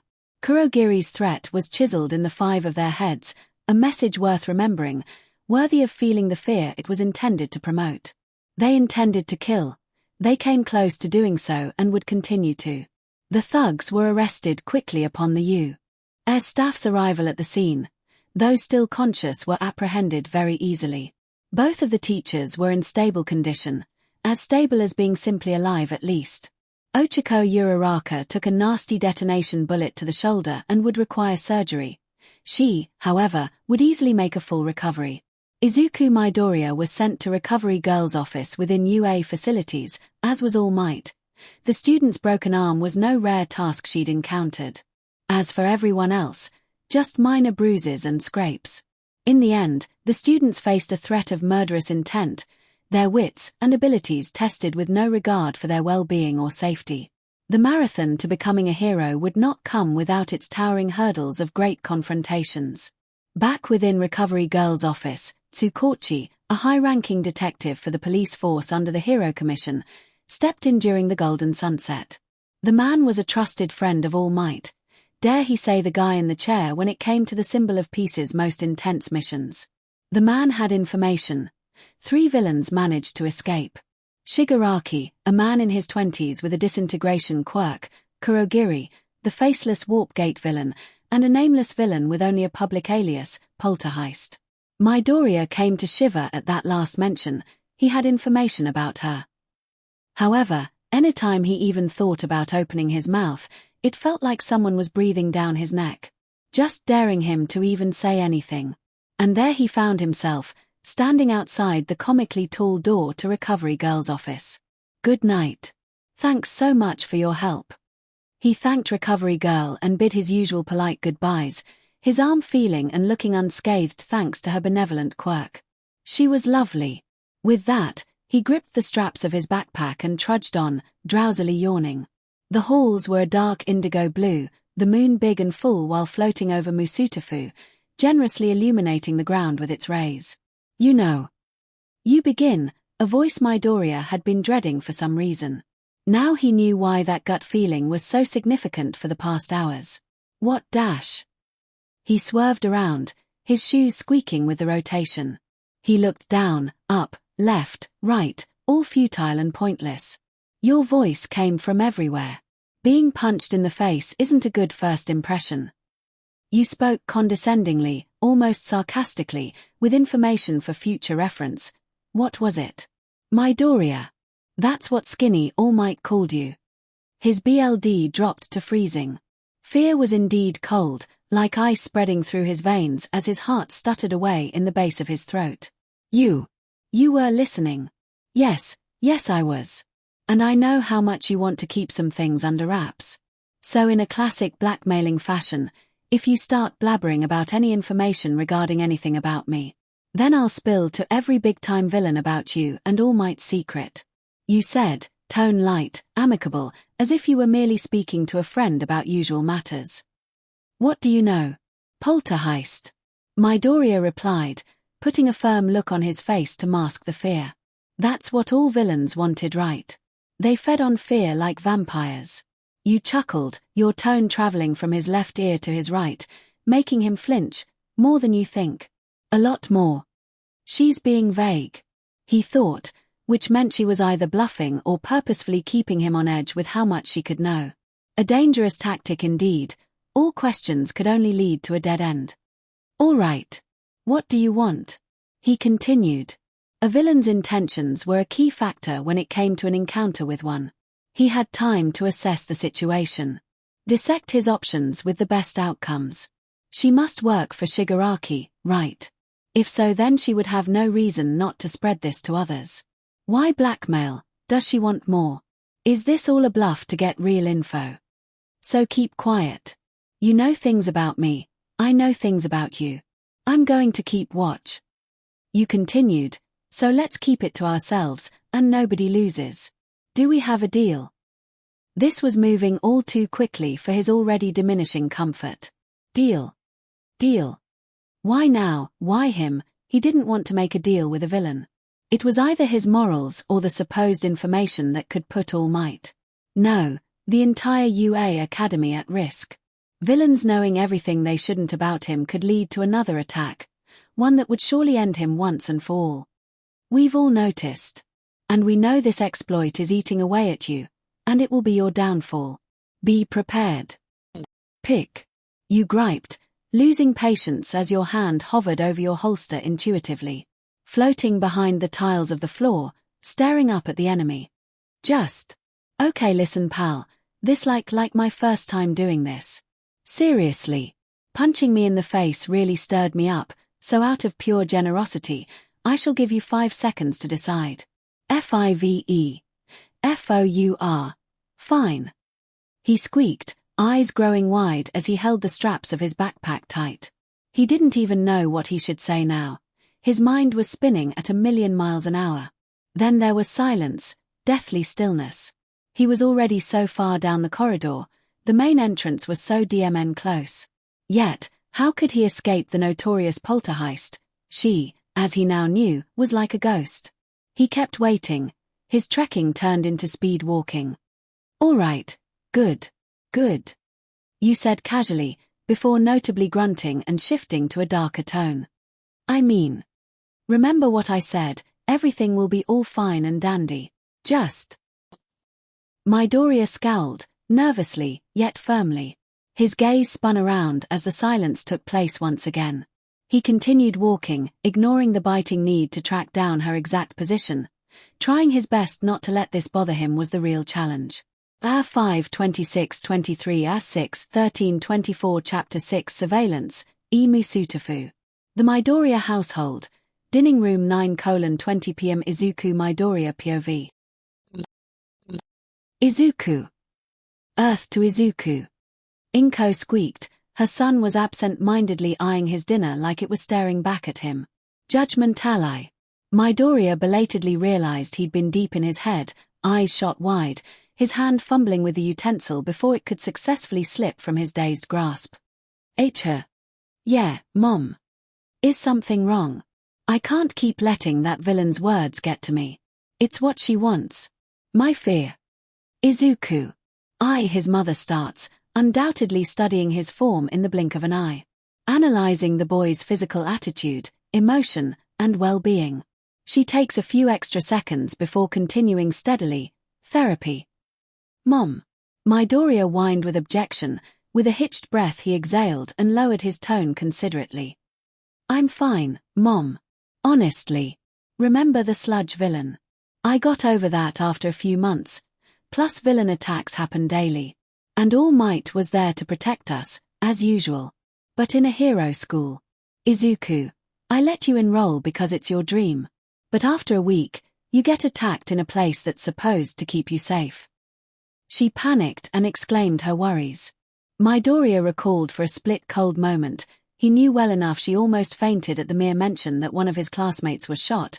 He knew Mr. Aizawa's current state would surely push her over the edge. Uraraka. I'll have to visit. She's in the hospital after all. I'm safe, Mom, look at me. He reassured his mother with a weak grin, even flexing his left arm to display promising muscular growth. I have a quirk now, remember? Oh, I remember. Midoriya flinched violently and shot to his legs, whirring around to the distinct voice, swallowing his food mid-chewing as it tumbled down his throat unpleasantly. CRP. She's here. He screamed internally. Luckily One for All exploded through his veins on instinct, readying himself for the danger that lurked in his own home. The only problem was that she could be anywhere, which meant she was everywhere for the time being. I could flood this little room with villains in seconds. So, sit down. Damn it. Midoriya knew this was no bluff. What did the detective label them? The Villain League? No. League of Villains. Yeah. His hand steadily reached for the backrest of his chair, eyes jumping to every unchecked area of his home before he sat down. His rear was kept at the edge of the seat, reasons known he couldn't get comfortable for a long time.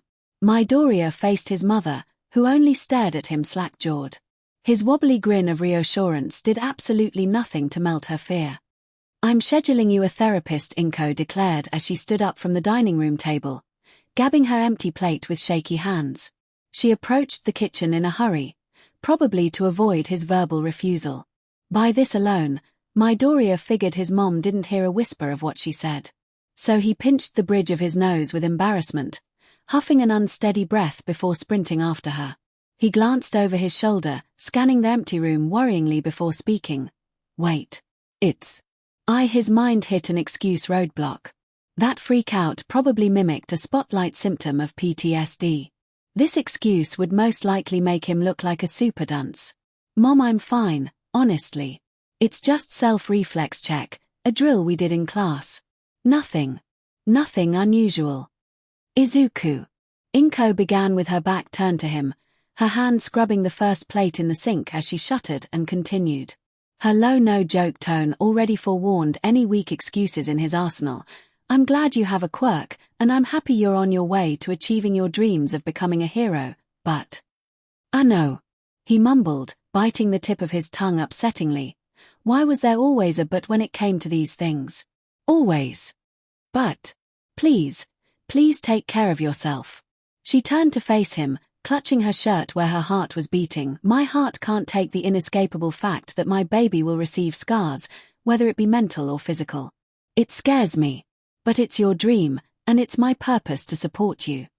Midoriya exhaled long and grateful with a smile. If he wasn't so paranoid about Poltergeist's presence, there would be more of a droplet worth of tears in his eyes. It's so sweet I can taste it. Bleh. His face tightened, but only by a smidge. Her lingering presence slapped a stain on a heartfelt moment before it even began. Midoriya sighs with closed eyes and loose shoulders. He can already feel the stress wrinkles on the horizon. Her presence absolutely cannot become the new normal, because he won't get used to it. She needs to leave. But how? I'll be in my room, thanks. Thanks for dinner. Midoriya stood dead center in his room, glancing at various individual areas with pure untrust. Crimson lightning crackled across his arms with every creak and whisper behind him. His mouth opens but no words come out. How in the hell is he going to approach this? Would confronting the situation even get him anywhere logically better than his current position? Her deal was for him to do nothing, like they never met. And as morally incorrect as that sounds, maybe he should do nothing. Like a bad storm lurking from above, she could lose interest and simply leave him alone. Hello. He mumbled foolishly, a slideshow of emotions running through his freckly face. Would looking brave be seen as a threat? Would showing fear to rile up some sadistic tendency in the villain? He couldn't make this stuff up. He punched her for crying out loud. She was clearly beyond cessed. Though he's not sorry, nor will he ever be sorry for saving his teacher from her. But that's a truth left to float around his head safely. Her spontaneous decision was his fate, because while being blackmailed SCKS. Not that it could ever be anything but horrible, of course. So he waits. Silence. Only the fan hummed above him. His feet traveled the distance while he glanced around cautiously, sitting on the edge of his bed to contemplate the next move. I'm going to keep watch. So let's keep it to ourselves, and nobody loses. Do we have a deal? That's right. I just need to let it blow over. Midoriya hopped to his legs and marched across the room to the closet with a confident puff in his chest. He wasn't scared, he wasn't that scared, which was still a notable feat. Shuffling through the sweaters, shorts, and undershirts, he settled on a comfy basil green robe. It's just Poltergeist. A robber. Not a murderer. No confirmed kill count. Midoriya released a breath he didn't realize he had been holding. Shoulders sagging, sudden groggy eyes scanning his room, he sat on his desk, which was organized chaos. The laptop dominated its center, surrounded by papers, pro-hero-rich notebooks, and his worryingly expensive All Might figurine. He wanted to watch the All Might video, almost in a religious sense that filled his spirit with hope. Tradition was probably a better word. As a kid he would beam like the stars with every replay. No. Maybe he should just sleep. Oh wait, he's being watched. Or was told he would be watched. Tension returned, unwelcome as it had always been. Was she here? No. No. Surely she had better things to do by now. Wire NPOV, look at you. With a huff, you squinted with irritation. The scab inside both your nostrils felt like burning sandpaper. Sitting in your lil desk, looking around for me. I see you, but don't see me. Screw you, he punched me in the face. The face. Watch me. I'm Poltergeist. I come down your chimney if I have to. Stalking is equal treatment for getting punched in the face. Hang on, shut up. A foot dragged across the side of the bed, another following just as tediously before the boy face-planted onto his bed with a creak. A pitiful groan rumbled from above, subtly letting you know his mood meter was at an all-time rock bottom. All deserved, of course. This was all part of your little petty revenge scheme after all, at least until you feel satisfied enough with the results of his torture. Now, you could sock him in the face as equal treatment. Or shoot him, which all things considered, was legitimately an option you were pondering. Considering you missed your chance to shoot the bane of your existence, Eraserface, why not turn the barrel in his direction? Then again, his current suffering was tiresome, but the results of said suffering are just that much more gloriously satisfying than just plain dying. You winced. A crusty scab within your plundered nostrils must have ripped again. Fantastic. Today needed to end. Too many bullets fired. Too little marking its targets. How do you cope? Sleeping. Maybe I should just go to bed. Midoriya, as you now know and hate, had where credit is due. A very good idea. His feet plopped onto the ground with an unambitious thump, dragging his top half off the bed with a long sigh as he made the trek to his door. The lights turned off, leaving only the doorway to illuminate the All Might-themed bedroom. "Welp," you hummed quietly with a shrug, floating on your back as you stared at the wooded framing of the underbed. Many showboxes or cluttered objects obstruct his chance of catching a glimpse of you from any other angle. Sleepy night, I guess. Yes, I'll take note. Now shut up and fall unconscious, you super goof. What are you even, tar? Don't cut me off. You deactivated Phantom State with a huff, a solid form now granted tangibility to rest on what you now consider a resting spot for the night. A hardwood floor. And nothing says comfy than a hardwood floor. You were also an extremely light sleeper. A simple sneeze would send you flying out of bed and into your quirk. Once he wakes up, then so would you. The cold floor sent ripples of shivers up your spine. It wasn't uncommon for you to sleep on something many would consider incomprehensibly uncomfortable. You've basically been homeless for the past 10 or 9 years, more or less. Almost everything you would find on the street was considered a bed.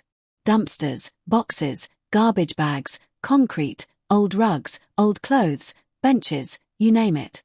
Whatever works soon enough. You heard footsteps echo closer, a door creaking shut just after a verbal goodnight. The bed creaked as your notification, and another sigh audibly muffled down into your ears. He's in bed. After silently confirming he would stay in bed, you let exhaustion encase your body, and the strength to stay awake faded with no retaliation. Another failure of a day bites the dust. Either lone streets of Musutafu, damp alleyway 1:05 third-person POVA BOOM. 11 years ago, a child was shaken to her starving core by the booming weather from above. Unforgiving as they say nature is, the rain fell like a barrage of bullets that veered with the wind, tearing apart a small cardboard box that a 5-year-old called home. Thunder screamed relentlessly with boundless flashes of light from above. She jolted and a little raisin fell out of her grasp, landing in a foaming puddle of rain that dripped off the AC sticking out of the window far above her. Starvation was a concept she could barely grasp, let alone the slow death that would follow. And the wet raisin she snatched out of the little puddle felt like her saving grace. The nutrients balanced the scale that tilted and teetered between life and death. She continued to snack on the small box of raisins. Her stomach was so starved it felt like it was eating itself, tearing apart anything that could have a chance at soothing the pain. Another flash of light erupted from the sky, and a boom echoed above. The little girl flinched violently, pain pierced through her system, reminding her why she had been stationary for so long, but she didn't want this to be her grave. The child straightened her stained shirt, gasped for a few deep, heavy breaths, and stepped back onto the foggy street. The oversized holsters strapped to her sides weighed her down like 2 barbells. Anyone with an eye or two could tell at first glance she was dangerously malnourished. Yet the 5-year-old would flee from any outstretched hand. Any scrap strangers tossed her way would deter the child immediately. Mom taught her well enough. Behind a warm smile was a mentality ready to slice her throat at an instant opportunity. So she provided for herself, nurturing her own needs. Yet dumpster diving was a gamble, a losing battle. She needed to steal. Robbery was her last resort, and on the verge of death, this was do or die. The thought was frightening. She'd never stolen something that wasn't rightfully hers. What if the heroes found her? Did they follow her? Surely they weren't tracking her steps all the way from the facility. As anxiety spiked in her veins, a haunting growl rumbled in her tummy, echoing across her small body in painful waves. She needed to eat. A month of dumpster scavenging had reached its pinnacle, and it was only going downhill the more her body demanded to function. She whimpered, wiping a stray tear that managed to form beyond her severe dehydration. At least she thinks it's a tear. The rain was so heavy, a blur that made everything fuzzy. Oh well. Present tears or not, she felt like crying for Mom's embrace. The child peeked over her shoulder, sparing a glance. The roads were silent and dead. A quiet night gave her mixed feelings. She'd find peace as long as the adults acting weird kept their distance. She had her quirk to thank for her escapes. If only Mom had trained her before the incident. Tummy, she mumbled in reminder, her steps pitter-pattering across the glistening road painted in puddles. With a soft whimper, she squeezed her stomach while her feet gave out. Landing face first on the sidewalk, she slowly hauled herself to her shaky feet. Her heart raced. Her head spun on a swivel. Oh! The night air was cold, almost freezing against her pale, aching skin, the pricks of icy cold that stabbed at her back. Staggering to her small feet, the child stumbled past across the road with a bloody nose, down the road, one destination in mind. A small bakery across the road, its lights dark, its neon sign deactivated for the night. It was a necessary sacrifice towards the poor owner she truly felt bad about. She'd steal just this once. Just this once. Izuku Midoriya POV 7:34 present-day beep. Beep. Beep. Midoriya jolted up gasping as he heard a loud ringing right beside him. Quickly snapping his vision to his left, he eyes his alarm clock going off with its usual digital shriek. All Might had suggested that he sleep in to return roaring with energy the next day. But he was at the point of no return. Once that bleary gaze fades, his senses will surely reactivate for the day. Poltergeist. He mumbled in a dizzy daze, looking around every dark corner of his dimly lit room. His brain short-circuited, a panicky ramble on the edge of his tongue. No. No. She won't stick around, she wouldn't stick around, she has a life, better things to do than keep watch. Yeah. That's it. I'm alone. It's just me and Mom. Safe and sound. Just the two of us. With no spectator or non-consensual surveillance. She's also young, probably at her own home. He inched his rear off the side of the bed, dragging a bit of the bedsheet along with him. While yawning, he rubbed his arm, tracing a finger along one of the veins. It's not broken. He mumbled with no surprise in his tone. There was so much strength when I punched her mask, yet only enough to prompt a bloody or broken nose. She's no 0-point robot. I'll have to ask All Might. Either that mask had unusual durability or I held back. With a hop, a stretch, and a saggy yawn, he tossed his green robe off his shoulders and onto the messy bed. He slid open the wooden drawer, rode with various outdoor clothes. Shuffling through some clothes, he voiced his plans for the day slothfully. Uraraka's visiting hours should be until 2 if I remember accurately. Hope her surgery goes pleasingly. We all went through so much, it's only fair. At that mention, a panicky tremble rang through his ribs. The still image of his homeroom teacher being crushed by that towering beast was traumatizing. He shook his head, pulling up some shorts in the process. One thing at a time. No poltergeist. No villains, only supporting my friends. He clenched his fist, and build up my body, so I can conquer one for all. With that, he mustered up a grin and swiped his backpack, swung the door open, and shut it to leave the room in silence. Unbeknownst to him, a snicker echoed from under his bed. 5:29:23 7:16:24 Chapter 7 Hospitalized Disruption. Either streets of Musutafu 10:20 Mwy en route to Central Hospital, where victims Pro-Hero Eraserface, Pro-Hero 13, and another student were wounded during a security breach within one of U.S. extensive training facilities. Every news station and journalist had been eagerly taking their fill, plastering every digital billboard and screen to broadcast these shocking events in intense detail. News of your presence was also included for various reasons, mainly because you were the only major name with a public alias, though your care for it was minimized due to the safety of your mask concealing any vital information. At least. Except for one who knew more than most. An unfortunate boy granted an unpremeditated sneak peek. Information that would surely be taken as fact by the media who will consume it, and thus destroy your image. He knows what I look like, he knows my age range, and he punched me in the face. All valid stalker motivations. While not valid, it was more so of a drawn-out revenge scheme. A very passive-aggressive way of revenge. Your clear schedule seemed to casually support this motive. If heroic intervention wasn't your worst enemy, then it was surely boredom. Effective. But not nearly as satisfying. Once I drive him insane, he'll be no better than I am. Simple. Sure, bud, whatever you say. You mouthed while hovering under the sidewalk, the steps of the boy thudding above you as he walked to the towering hospital that stuck out like a sore thumb. It didn't matter why he was going, or what the boy was planning. With his mouth staying shut, your presence or identity will never be revealed. And Poltergeist will live on as the greatest burglar in Japan, no, the world. She doesn't seem to be on my trail. The boy muttered aloud, bringing you out of your thoughts. Although for something like poltergeist, I could easily be mistaken. No, focus, Izuku, you have a priority. I could easily breathe this guy in public. That ought to remind him. The thought drifted in your head as his footsteps grew louder at the idea. However, the sound of sliding doors and the humming air conditioning interrupted. You paused, darkness still encasing your body while you phased under the earth's crust. Inch by inch you peeked your head from the ground, the top layer of your head exposed as your eyes swept the hospital's main lobby. The boy's prominent green locks became your focus point as he shyly spoke to the female receptionist ahead. A hospital. What's his beef here? Izuku Midoriya continued down the pristine white walls of the hospital, mindfully planting a little mental sticky note in his head by muttering the same room number repeatedly.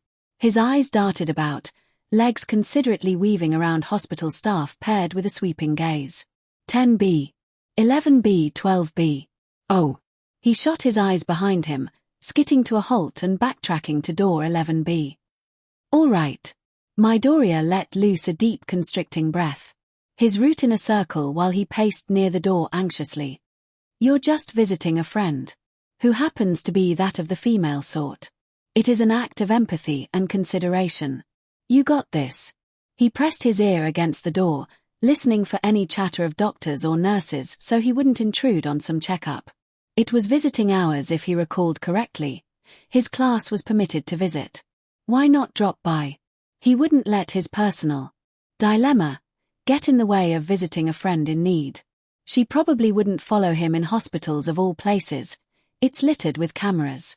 After some silence, he poked his head in, letting loose a sheepish grunt to subtly reveal his arrival. Huh. Oh. Uraraka perked up with a little noise. Deku, hey. She greeted him from the hospital bed, a silk-white cast notably wrapped around her shoulder where Poltergeist's bullet made its terrible mark. Uraraka. The green-haired first-year sang nervously, an act of casualness that only made him look adorably stupid. His blush only reinforces this visual fact.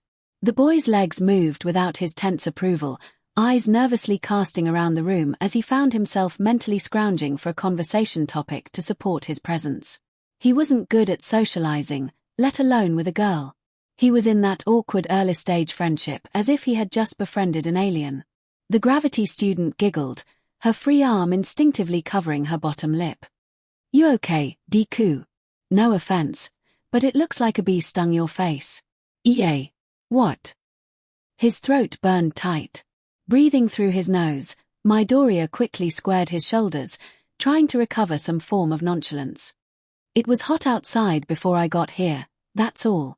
Nothing else of any shape or form. Fluster much. She mocked playfully, then began waving her hand in dramatic regret while she followed up hastily. I'm kidding. I'm kidding. My own cheeks are so rosy it looks like I ate 2 bees. Midoriya let out an awkward laugh. His veins flexed under his skin while fighting back to need to fidget and rub the back of his neck. She made fun of herself. Her permanent-like blush circles becoming more apparent at the mention. Dang, now he felt a little bad. He inched towards one of the chairs. Stone-frozen posture began melting into a chair like an inflatable tube man with no power. So. At this very moment his brain deadlocked, topics halting. Find a topic. Find a topic. Find a topic. Think. Think. Think. Conversation idea. Conversation idea. Conversation ID your cast. He mumbled in sudden observation. With a mental slap across the face he repeated himself and projected his words. Was recovery girl unable to heal your shoulder? Oh, no, the doctors said something about bullet shrapnel. The last word rolled off her tongue like it was foreign. She shrugged. It's no biggie though. All they have to do is remove a few small bits of metal from my shoulder, then I'll be back on my feet. Lickety-split. I just can't move my shoulder at all so the cheeky things don't get deeper. Energetic. That was the first thing he noticed. Her voice was just as vibrant and bubbly as it was in their last interaction. Good for her, she was bearing this injury like an inconvenience. No physical pain was evident on her face. She seemed to be merely confined to her bed till this surgery later. But he had to mention. Wow, you're tough. And I don't mean that in a patronizing way. Getting shot isn't exactly a walk-it-off kinda deal, but what do I know? You seem to be doing great, and that's, well, great. Thanks, Deku. She chirped embarrassingly, flattery and praise making her sweat and look away. So, she drawled, the tips of her finger poking the bedsheets with a little jabs. How about you? I heard from Ida you broke your arm fighting Poltergeist. Yeah. He grinned like an idiot, a nervous chuckle bubbled in his chest. Oh, the irony of having something in common. If only she knew the absolute pickle he'd gotten himself into. It's nothing. Really. Concern appreciated. But, recovery girl fixed me right up that evening. See. He moved half of his once broken arm as if it were the hand of a clock, signifying how not injured he was. It made him feel kinda crappy, but he didn't want her worrying over something so minuscule and trivial as a broken arm. It was only a broken arm after all. Recovery's girl's treatment is quite the miracle here. Midoriya brightened at this, agreeing with no argument. He couldn't help but spare a glance at his arms at the thought. She's the heart of UA for a reason. Excuse me. A young nurse entered the scene, her hair tinted with an aluminum-like sheen, a clipboard in hand as she scribbled a few unknown things. Pardon me, but I'm afraid visiting hours are cut short. There has been a schedule update. The doctor should be here momentary, Miss Uraraka. Or, man. Welp, see you around, Deku. The gravity student sulked but quickly cheered herself up at the thought of getting the surgery over with sooner. Her posture sprouted upward in understanding as she nodded. Understood. See you around, Uraraka. Midoriya hopped to his legs. The interaction was short, despite him being an absolute mess prior. Midoriya whirled around the edge of the stairs, one hand on the railing as he pitter-pattered his feet down the hospital stairwell. That went better than I thought. He voiced with a small grin. At least his friend was okay, though he wished the same could be said for his teacher. The image flashed in his mind, making his nose scrunch up in a cringe. Not the best thing to think about, or visualize with coarse detail. He'd rather forget that moment. Permanently. Mr. Aizawa will be fine. They all will be. They're pro-heroes at the end of the day. He told himself while turning another corner in the empty stairway. Crack. He froze. His shoe tediously lifted while he inspected the clear cause of the crunch. Logically, his brain immediately thought of a water bottle or glass, hospital stuff in simpleton terms. Or just plain floor garbage. Not a broken security camera.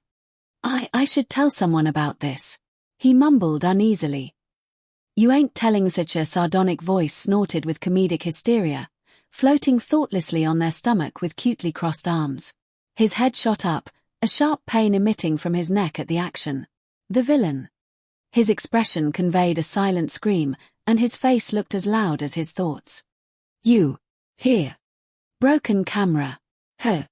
Your expression fell. A deadpan that looked like it was dragged through concrete.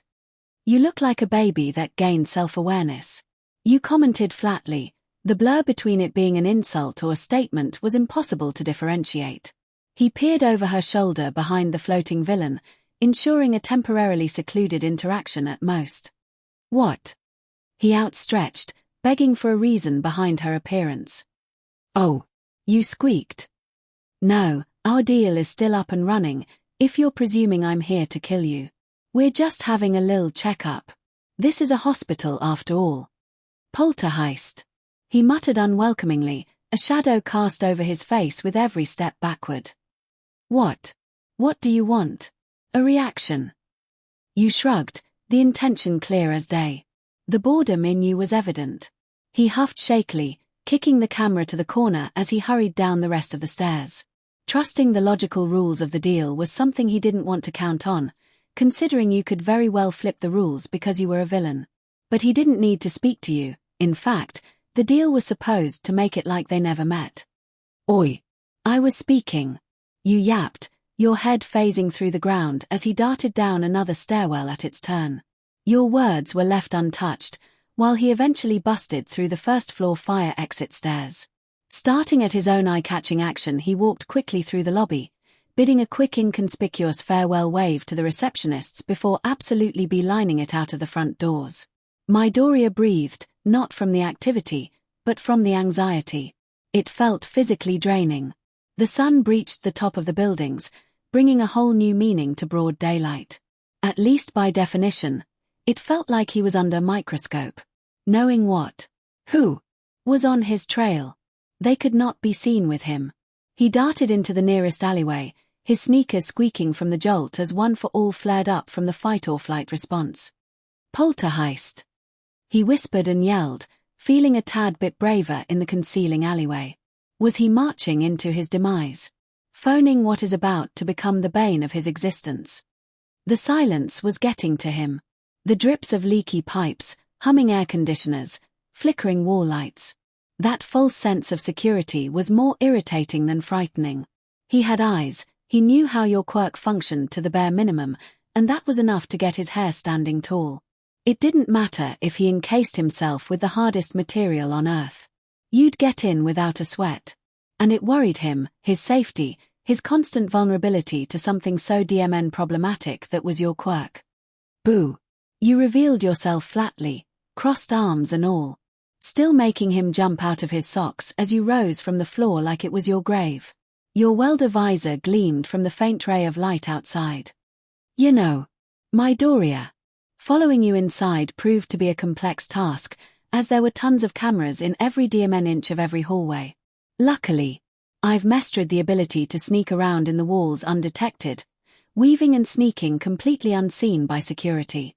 You poked his chest rudely, the tip of your finger clipping into his tight chest while the smugness of your tone was straightforward.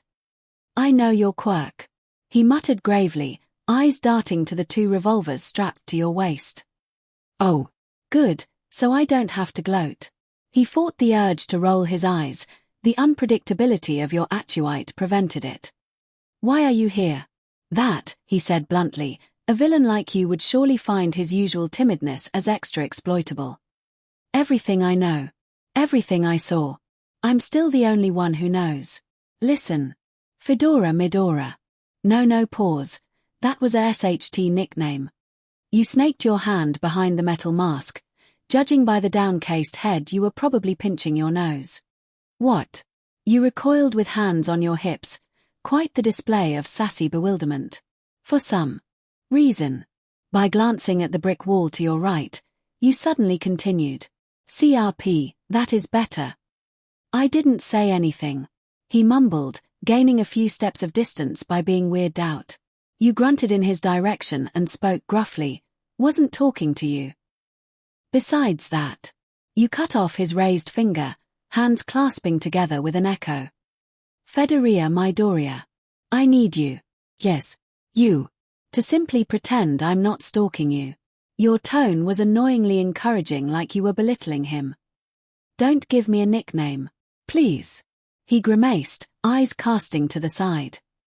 Of course, Fedora. Anyways, before you start beaching, just keep doing what you're doing. You never saw me, I never saw you, capiche? He couldn't believe it. This situation, actively advancing from the USJ into whatever this is. Just leave me, oh capiche? Fine. His foot stomped, eyes slamming costed as the weight of the situation made him want to collapse. His eyes cracked open and your presence had vanished like a gust of wind. No surprise there. Then again, you were probably just out of his sight. The thought made his knees want to buckle.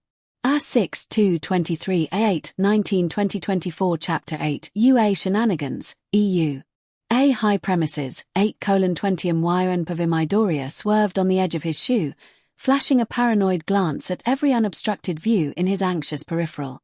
It had been 3 days since your little incident at the hospital, and school was back in session after their short break. He let out a relieved sigh that even you could hear from above the discreet ceiling covers. He took a long upward scan of the towering door, with the words "one" engraved vertically upon it. Midoriya slid the door open and stepped into the conversational atmosphere with one final glance over his shoulder. It's working. You smiled silently in delight behind your thick welding visor. Your eyes hovered just a few hairs over the newly made inch-wide slit that kept the ceiling tiles separated from each other. It provided a squint-worthy sky view of the noisy classroom that was oblivious to your presence, to all but one green-haired boy at least. But that was for his rising paranoia to decide if the subject was worth dreading. His teacher, gaze hardening, strong verbal emphasis on teacher, has no feasible way of knowing I'm even near the school, let alone inside it. Apathy crossed your face at that statement. Thanks for the factoid, although it makes it all the more pitiful how I'm actively within its walls. Not that standing here is fully devoid of being unenjoyable. A frown creased your lips, the mutter was cold as you could hear the tired monotone of the teacher far below you. His drawling words sliced through the chatter of every zany individual child sitting in factory rows below you. Even the ones you failed to kill properly. You scanned the crowd, heedlessly noting the clumps of overhead hair that weren't exactly the easiest thing to read psychologically, apart from their voices at least. Furthermore on that, they were annoying. Loud. Bubbly. Energetic. Goody two-shoes bullshit. Traits you weren't known to be keen towards, not that you were a grouch or anybody even knew. It was just the truth. And you had gathered all this in the span of 3 minutes tops.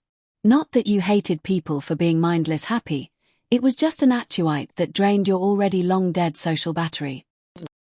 What am I going to fake my identity and miraculously get into this hyper-specific class as a villain, only to accidentally grow a slow, unexpended developing bond with these students and turn a new leaf? That's a ridiculous idea. You took a comical inhale after your rant spurt. Also, I'd never wear a uniform. As Eraserface limped his way to the pedestal overseeing the class, your attention to the topical Super Olympics festival thing faded like a blurry smear on a whiteboard. Time persisted on ticking away at its inhumanly slowest, and audibly thanks to the clock mounted on the wall just below you. Every prominent second you muttered alongside began to strain your daily sanity meter. And to think these chipper do-gooders are willing to repeat this CYCL almost every day for years and years. And for what? Just to become a pro-hero who gets shot dead immediately because guns are still and always situationally practical. Though Snipe was an exception for biased reasons. The point still stands regardless, SCKS to be them. And with Midoriya looking less and less paranoid to your declining amusement, you couldn't help but realize that today was the only time you'd ever be doing this again. But it wasn't that simple. You'd never admit it, even on your dying breath, but what he knew kept you paranoid yourself. That was your motivation. You needed to make a mark on that boy and engrave the idea that even thinking about you was a deadly territory to cross. Traumatizing him beyond his mortal mind was an option, though options require ideas.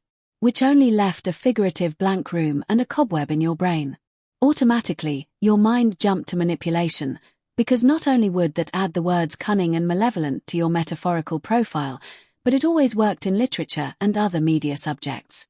All movies are always as realistic and grounded properly to real-world themes. Manipulation. I'll make him a friend who's not my friend. Genius. You gloated, raising your chin high. Blackmailing. Gaslighting. You visibly deflated, yet you quietly retaliated, no, I'm psychotic and malevolent. That last word threatened a giggle in your throat while your hands balled together under your chest. Oh, how you loved it, and so did your villainous ego. Devious pondering began as you rubbed your hands together like a 90s villain after a glorious realization after contemplating. Or like a common housefly cleaning itself. You didn't realize your mind was flying until the chime of the bell sounded below you. The sound made you flinch, your gaze scrunched up. What? How long was I out? Roger that. You sighed while you made a mental check mark. 1 out of 8 hours. How riveting. Perhaps making the boy drop dead would be easier. Following Midoriya without being seen was where things got hairy. Floating through borderline pitch-black ceiling ventilation while peeking through ceiling tiles to a colorful crowd for one set of hair was like Where's Waldo, only at a constantly refreshing palate. This wasn't working, it was too tight, too narrow. That's what she said. One wrong move and you could accidentally phase through the ceiling, Maybe even the floor of another class where a camera on both ends would surely sound an alarm.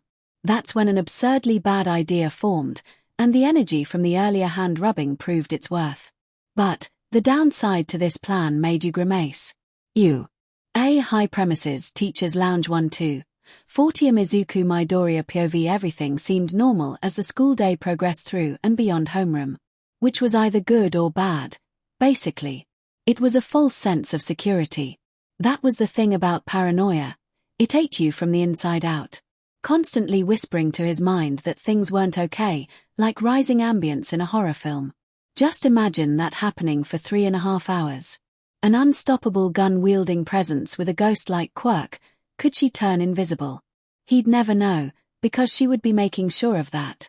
You seem quite skittish, young Midoriya. Toshinori began as he plugged in his tea maker into the outlet. The machine hummed to life as the water inside heated up. Is there perhaps something on your mind? Midoriya's eyes whipped towards the pro-hero with a flinch. His brain slammed down on the excuse button as his eyes darted with an anxious back head scratch. What? No, me. I'm okay. Just I saw had a wasp follow me earlier. Please, by all means. Continue. Toshinori gulped, clearly digesting whatever sputter had just entered his ears. He shook his head, hopefully taking note of the boy's straightened posture and clear attention on him. Well, let's hope that pesky insect didn't stick around. He laughed awkwardly before slowly coming to a sigh. If you've got anything bugging you, pun not intended, don't hesitate to let me know. I'll try my best. But besides that, I wanted to talk to you and ask you a few questions. He slid a tray hosted with 2 cups and a teacup under the tea maker's pouring faucet. His finger hovered over the button before pressing down as the steamy liquid started pouring into the teacup where it began brewing with the leaves. First things first. After my brawl with Nomu, that beastly villain from 3 days ago, well, it took quite a lot out of me. I've got about 50 minutes maximum of hero work daily, and looking like All Might regularly has an endurance timer. That swiped Midoriya's attention out of anything. The symbol of peace on a time crunch during hero work. If anyone knew that stalling for time was All Might's biggest weakness, it would be catastrophic. Dread shot through him as apologies began bubbling up within his nervous being. Whatever was making All Might weaker must have had something tied with him, right? Midoriya began an apology unintentionally, his mouth running without having any reason to apologize. Thankfully, All Might was quick to cut him off with his own amused reassurance at the boy's unmatched politeness. Have some tea. It helps me with stress. Toshinori slid the cup of green goo to the boy. First things first, the festival. Any noteworthy progress or game plans for conquering One for All? What about some recent smashes you landed? Midoriya's brain fried into static as a memory flashed in his mind. She wasn't as terrifying now with her face revealed to him, but her words at the USJ still rang clearly in his mind, enough to trigger a smash out of him at the time. See you in Hell Beach. Back at the USJ. He shook his head, disguising the fear with a poker face to represent a recalling expression. I landed a smash on a villain, one with a metal mask. Regular steel, I think. How much power? The heroics teacher leaned forward with clasped hands. Full power. Straight to the center of the mask too. It broke on impact. But the villain. He gulped, his mind screaming to be as vague and misleading identity-wise. Misleading. His face only sustained a nosebleed, they were dazed. Usually a full smash would be able to collapse a decently sized building. Like the 0-pointer from the entrance exams. Toshinori finished as Midoriya trailed off with a hesitant nod. Any backlash? Broken bones? Bruising? Did the villain have any quirk to counter your smash? He closed his palm into a light fist, counting each finger that flicked out without realizing it. Broken arm. It was a full-powered smash. And the villain had a noticeably different quirk than physical immunity. Nothing like it at least. His answers were difficult to choose when it came to telling the truth without giving in full details. The way he held back made him squirm uncomfortably in his seat. while the heroics teacher absent-mindedly tapped both his pointer fingers on the table in a pondering fidget. No doubt putting everything together while his successor glanced around for an expected pair of squinting eyes. Okay. So, it's possible you subconsciously held back without even knowing. Landed a heavy smash intending to stop a villain, yet they sustained just enough damage to be dazed. He grinned and sipped some tea. Not bad. Being able to stun a villain with a coordinated smash is indeed a good level of control worth acknowledging. Midoriya kept silent for a bit, giving his teacher a weak nod in a silent thank you. His sigh was shaky and his head hung heavy with guilt. At least something good came out of that day. Now just existing was putting everyone in danger as a poor result. Having this very conversation was making the hair on his neck stand tall with worry. As All Might stood from his couch and pursued the window. Midoriya stared past the steam radiating from his green tea. His wide dead stare was met with a faint blurry reflection of a green-haired boy who was stuck in a loop of fear and guilt. Phantom Breath's warm breeze went past his neck in paranoia. If you start blabbering about any information regarding anything about me, then I'll spill to every big-time villain about you and All Might's secret. Focus. Midoriya demanded loudly in his mind. It was enough to even straighten his own face and back to the subject at hand. I chose you for a reason, young Midoriya. I gave you this power for a very important reason. His shadowed eyes faced the window. The boy could feel the hard stare radiate from his entire form. It always gave him goosebumps when he was like this.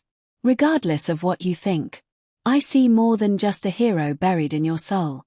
But with villains showing up more and more on the horizon, and my fading power, it's my job to guide you. Her. Midoriya mumbled with a now vexed expression. The inspiration was welcomed, but this energy felt different. Nostalgic almost, with a tinge of melodramatic showmanship. His fist unclenched and whirled around towards the boy as the hero's gaze met his student. The sports festival is growing near, and it's time for you to prove yourself. Young Midoriya. Do you want to be a hero? At this, Midoriya shot to his legs as if the cushion under him held a compressed spring. Yes, he replied immediately with bold fury. Like nothing in the world mattered but the answer to All Might's question. Excellent. Because in a few days, the world will be watching. Watching you carve another foothold in the long climb to becoming the next symbol of peace. You're not just the next All Might, you're his superior. Just like that, he froze. All Might. TWO. His throat closed while his body clenched to an unbelievable extent. Every joint in his structure popped all at once as he gaped with a loose jaw. This is what he wanted, this is what he trained for, but the finish line of this marathon was more for him to understand without having an aneurysm. Because replacing the symbol of peace was a task that made him reasonably anxious. High premises training ground beta 1, 20 p.m. collateral damage. All Might exclaimed like a stage actor with an imposing posture that radiated pure, explosive glee. There was a distinct building displayed beyond his muscular outstretched arms, to which he rested firmly on his hips. He points his finger into the air, continuing informatively. During a confrontation with a villain, it's critical to understand that their priority will be solely on you.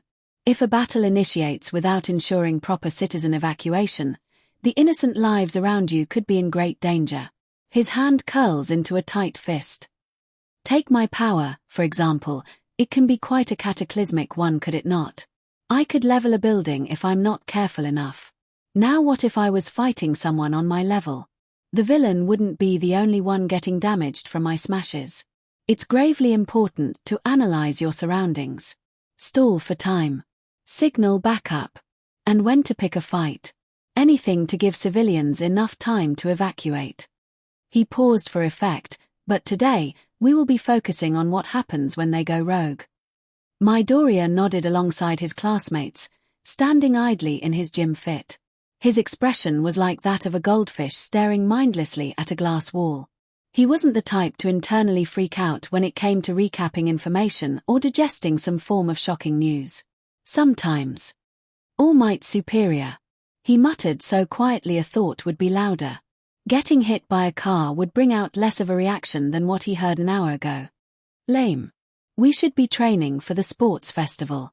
And what the hell is that supposed to be? The explosive blonde barked displeasingly from the crowd of his peers. He threw his pointer finger firmly at one of the concrete statues outside of the building, rope notably curled around its stationary stone waist. All Might followed the boy's gaze with a sweat drop. Ah, the hazards. You'll quickly become accustomed to these solid citizens, as they are littered all around the building from top to bottom. Courtesy to our good friend, Cementos. You'll either be protecting or smashing these poor hostage hazards. This exercise eliminates any solution of citizens escaping, because if you are chosen as the Rouge villain, then it's time to go berserk. You'll have 5 minutes to smash as many statues as you can, while an unknown student playing as a hero will be challenged to stop you. Worth noting, Class 1B is on the other side receiving the same rules, so expect the unexpected when it comes to an unknown quirk and its user. A hypothetical killing spree. Interesting. An exercise to halt a disaster. There began his mumbles as Ida began spouting question after question about the illogical fairness and probable grading systems for the exercise. Meanwhile, Bakugo's attitude took a drastic SWCH as his frown rotated into a sharp-toothed grin. You're up, young Midoriya. All Might bellowed with his radiant grin. He held up his phone and tapped the blue screen, giving a few small hums and nods as the student approached. Aharand, aha. You're a rogue villain for this match. Villain. The green-haired hero squeaked. The idea of being called a villain seemed only at an insult level of roles, even when playing heroes and villains as a kid. But oh well. So be it for the sake of the exercise. He suppressed a sulk and stepped forward, looking up at the building as its steps were right in front of his shoes. After adjusting his collar, he cleared his mind of any lingering worries. Of course, doing so was easier said than done, but the effort wasn't entirely fruitless. Now, listen up, class. As a villain, your objective is to break as many hostage statues as possible in 5 minutes, while simultaneously evading the hero and the HNDCFFS they've also been given. Keep in mind that only the hero will receive a grading. Your job is to play the part until the eventual role reversal. Right. The class replied in sync. And it wasn't long before All Might granted Midoriya entry. Midoriya descended through the stone-lined corridor, this setting all too familiar. At least he wasn't paired against a certain blonde. Though the idea of a mysterious opponent from another hero course made the likelihood of someone worse not entirely zero. Why am I on edge? He sighed. Why was he doing this to himself? He was fretting over just about any minor inconvenience. Even being a bad guy for the sake of an exercise made him shiver. Focus. Focus. Focus. The words repeated, filtering through any worrying thoughts his brain dared to obscure his rational side. With squinting eyes, he came up to a tall concrete doorframe, a larger room with small corridors branching out once on each side, but there were no stone citizens in sight yet. He expected more. Perhaps the hero was guarding them. Realistically, it would make sense in some way for the hero to be the one freeing these citizens from their bindings in the villain's absence. Wouldn't be much of a challenge if they were all sitting ducks a blur. He whirled around wide-eyed at the sight of the leg that just turned a left corner. All thoughts grinding to a halt. One for all pierced through his lower half as he sprang across the room with only wind in his wake. He screeched to a halt in front of the opposing corridor, checking the stone hallway before rushing in as the sounds of steps echoed down. Confirming a presence. A figure. He scanned up and down while preparing for a long-range leap through the hallway. Dark. Too dark for details. Not that it mattered. He was the only one here other than the 1B student. However, their quirk could be a visual giveaway. Midoriya took a deep breath, concentrating on tapping into one for all. He rushed forward with a bounce, the air rushed through his unruly green locks, making him silently question why they lacked hero costumes for this exercise. Villain. A voice sounded from the opening that he approached swiftly. Feminine, he noted. It was deep, almost forceful. There wasn't much of a plan in his mind. Assessing and analyzing was a default that was basically genetically stitched into him, on top of playing the role of a rogue. Usually, those scenarios don't come with plans. Yet no amount of planning could prepare him for the sight ahead as he entered the brighter, larger stone room. Am I supposed to be against two heroes? In the room, there were 4 stone statues of different sizes. Notably, all of them were missing the thick rope that had been tied around their waists. One of the larger statues had a tied-up student against its front, with long, tied-up hair pulled into a high ponytail that fell to her side. She weakly raised her head with a groan, her teal eyes squinting open with clear disorientation, before falling limp. Midoriya couldn't tear his eyes away from the sizable bruise on the side of her forehead. Ah, there you are.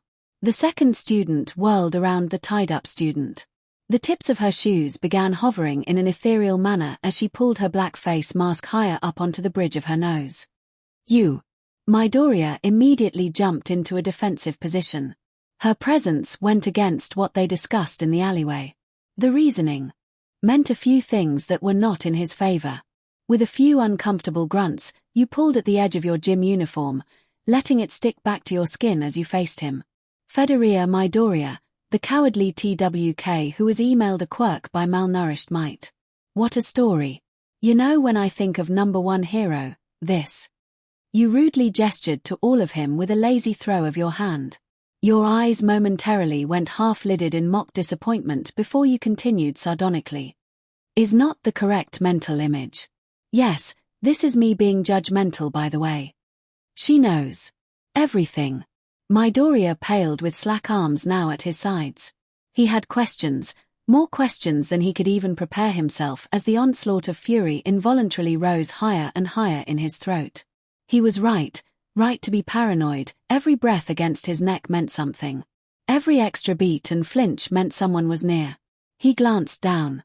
Fear still chiseled into every crevice of his frightened scowl. What did you do to her? He gestured to the orange-haired girl from Class 1B, still unconsciously roped and bonded to the tall statue. You glanced below you, shrugging with a tiny hum as you spoke with nonchalance. Oh, her. I gave her the handle treatment. One firm bump and bam. Out like a frickin' light. You boasted. Your hand patted the blunt end of a poorly pocketed revolver in your uniform. Your grin slowly curled down, falling flat at the sight of his unappealing silent scowl. Oh, don't give me that look. Coulda shot her, so how about some gratitude? I even took the liberty and busted all the cams to give us some privacy. What? Inside voices, please. You hummed cheekily. Midoriya was visible at his limit, like a giant cork in an active volcano. He shot forward, which caused the ground to shatter behind him, immediately attempting to land a fully powered smash straight at your face as his clenched fist reeled far back. You deadpanned. His fist flew straight through your head and into the wall behind you. Precipitously that wall shattered, and a spiderweb-like formation of cracks began evolving and spreading across the large concrete room. Besh. A thick blanket of concrete fell and crushed 2 little statues. A wall of dust flew up and coated the room. Midoriya was quick to revert his anger. Aquamarine lightning surrounding his form dissipated as he descended with a regretful lip bite. His hands tore the ropes free before he grabbed the unconscious student from the harm of falling debris. The rather taller statue she was bound to was next to be shattered. Another one of a similar size next to it was also a victim of the collapsing room. Midoriya jumped and dodged as he held the student, not even looking twice as you floated dead center of the crumbling chaos he had created in blind anger. Oi! I didn't even get to speak. Your voice echoed as he ducked and slid into the corridor. Following him didn't seem like something you wanted, especially if he could lead you into any rooms with cameras. Municipal Beach Park. Be there so we can talk. You shouted with clear irritation. The entrance of the room caved in and obstructed your form. 6:10:23 and 9:25:24 Chapter 9 Forced Friendship. Municipal Beach, 5:48 p.m. Midoriya Povu trespassed on UA grounds, assaulted a student from 1B, stalked him for what he mentally dreaded was the entire school day, and for what? To tell him to go somewhere. 3 days prior you had gone out of your way to physically notify him to pretend you had never met. To pretend like nothing ever happened between you two would require distance. If you worked for the League, why did you announce yourself during his social separation? You weren't making an effort to interrogate him for information, and you clearly only had an interest in keeping your own identity under wraps. The high schooler sighed wearily and held onto the straps of his backpack. His legs moved on autopilot. The distant sound of lapping waves for once provided only anxiety, as its scheduled lurker was prowling nearby. He trekked lethargically over a hill with an overlooking view of the shore and its boundless ocean. His LBR ahead presented in the form of a gorgeous shoreline devoid of garbage and litter. What if I didn't show up? Midoriya thought aloud. The idea prompted a shudder while he slid down the sandy hill, his shoes turned at a slowing angle. There were still precautions that he took into careful consideration. You were still a villain, an armed one at that. Teenager or not, he needed to accept that you were a threat. It wouldn't really change anything. You announced yourself, making him stiffen as you rose from the sand into a casual hover. And I kinda sorta already know where you live. It's like a meeting, only everyone shows up wherever you're at no matter what. He jumped back, the shot of adrenaline threatened to shift his pose into a battle-ready stance. You're floating. I couldn't defend against your ghost power even if I wanted to. He reminded himself. The dangers of your quirk made the possibility of counteraction all the more fruitless. Midoriya stared you down. His hands curled into fists with a hardening straight-to-the-point expression. Swallowing his anxiety, he spoke while eyeing your holsters. All right, I'm here just like you requested. But how can I ignore you if you keep showing up? You pressed your palms together under your chin, as if in a prayer. Your mouth formed a line alongside dramatic silence. Good question, boy. Good question. Anyway, this whole thing isn't working. The teen pared a well-maintained eyebrow. Hope laced in his gaze. So you'll leave. You chucked coyly for a few drawn-out seconds. The amusement was evident even behind your face mask. No. His expression fell into a discomfort-groggy frown. I've been covering your trail. I managed to convince the girl you knocked out that she slipped. She slipped. What do you want from me? Oh, well, good on you. You clapped flatly and floated around him, the tips of your shoes barely grazing the sand. You want an award. I don't give SHT. Listen up, Green Bean. I have a proposition that I think you'll find very interesting. Hey, I've come to make an alliance. You shot your finger towards his face as you exclaimed proudly. His mouth creaked open in a comical manner while his right eyebrow rose. Midoriya's face scrunched up, lips pursed as he paled considerably. What did you just say? No. No, you didn't. You didn't. So, any thoughts? You cut off his train of thought, staring dead into his eyes, unblinking. The tips of your fingers hovering over the handle of your revolver blatantly as you squinted into his forest green pupils. CRP. He thought. The gesture was obvious. You were ready to put a bullet in his head if the answer was everything but a yes. The only thing that vexed him was the benefit that you sought out from this blasted alliance. Federica Midoriya, the cowardly TWK who was emailed a quirk by malnourished might. What a story. You know, when I think of number one hero, this is not the correct mental image. You were watching him. So much as he denied it to soothe his anxiety, you were accumulating all the information you wanted about him. Dangerous information. Not only of him but things that could openly leave All Might vulnerable if the wrong ear tuned into it. Other than yours, of course. Tell someone. His mind pounded audibly against the side of his cranium. The action seemed so simple, yet so careless. Could you be phoning everything you were learning to the villain's ear despite the initial promise? Probably. Would he accidentally start something dreadful if he were to break their promise? That was also worth noting. He was shifting between feet, obviously uncomfortable. Poltergeist. He began. Oh. Just call me. N. Yeah. I like that name. You replied giddily with self-approval. Oh, no. First name basis. The young hero murmured with a downcast. Well, NN. What do you want from me exactly? IAW. What do you mean? What do I what? I merely seek an acquaintance, is all. You said with a sappy sweet tone that caused the boy to deadpan. As a little droplet of sweat formed on your forehead, You swirled around him to face him, your hands hovering over his shoulders. Look. A little friendship never hurt anyone. Let's put our differences aside and build a bridge between hero and villain. No hard feelings, right? That prompted an instinctive huff to hold back his irritation, like someone who stubbed their toe only to restrain the pain of a well-earned profanity. His teeth clenched as he prevented himself from immediately calling you out for your manipulation. If he wanted to be a hero, the first step was avoiding earning a gaping hole in his forehead that wouldn't allow such. Sure. He hissed with the tightest grin he could muster. See you later, I guess. He spat as fast as he could, turning on his heel in the other direction only to see you phase through him with hands on your hips. Your intangible body acted as a figurative roadblock. Perfect. You sang with passive aggression. The look in your eyes betrayed your tone. Friends socialize, right? So, let's have at it. What is happening right now? What do you want from me? Midoriya cried audibly in his mind, his head nodding in response before he mentally came to realize what he just initiated. Right. You mimed energetically. Both his thumbs shot up with a frantic nod. Right. Rig with a halt and a choke, you started over. Okay, first off, this is a wonderful start to this juvenile friendship. But it could be better. Give me a topic, go. Midoriya felt a new weight on his shoulders. One that quickly sent the high schooler into one of his muttering monologues. Meanwhile, his mind was spouting off whatever it was that he could analyze to make sense of the situation at hand.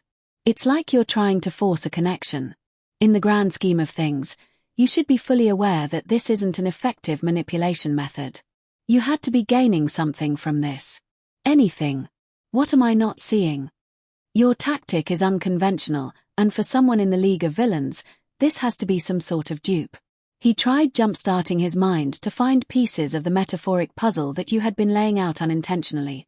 There was always something, a hint, a slip, a false action to bamboozle him without his knowledge. Was it reverse psychology? By making your manipulation obvious, could it be another psychological tactic that he wasn't seeing? He had the security of his thoughts, and he would not let you pull the rug out from under him without a sneaking suspicion. You flicked his forehead, making him wince as you looked at him with dull eyes showing only boredom. Oh. Wait, how did you?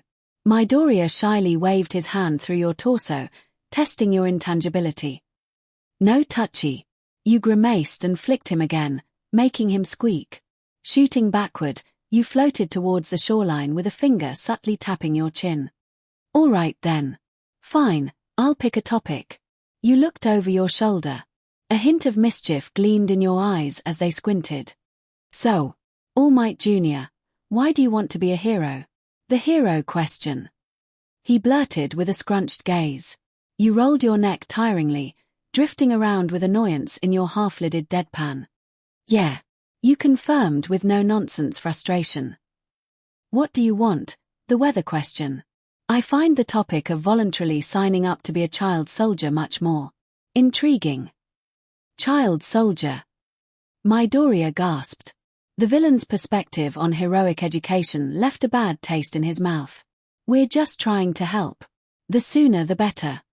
The freckled boy placed a hand on his mop of hair, scratching his scalp distressingly as if trying to coax out a better argument. One to convey. What? I'm serious. You glided around him as you hovered on the tips of your toes. Your side eye made him sweat, and it fueled your need to persist on the topic. One that you hoped would turn into repeated assaults on his ideology. I mean, you're a deployable soldier to the higher-ups. Expendable. Oh, and a child. Like a pawn, only highly replaceable. It's an honor, is what it is. The truth, his truth, echoed firmly in his mind. Almost audible if not for the cowardice of his lips, and the revolvers held in your holster that amplified the hesitancy. How could you not understand that the basic concept of saving those in need is not the reward in itself? Or. You hummed. It made his clamped lips cease their clenching, and his silent aggravation turned into curiosity. Are you just trying to find an excuse to punch villains with your power? That's just an abuse of power. He groaned at the floating nuisance, fighting back from having to explain the basic proper ethics and moral regulations of being a law-abiding citizen. Then again, what would you know about being a decent human being? Exactly. You shouted, pointing to your face. Oh, it was personal. Then it's self-defense. He said calmly. Keep the vibe at a bare minimum to the best of his ability. Oh ho ho. Really? This was working you up, and it was glorious. It was exciting. Who knew speaking to other human beings could be this exciting? Because usually, it was a chore. You have All Might's power, right? If he were to sucker punch someone who tried to mug him, they would be turned into a red paste on the wall.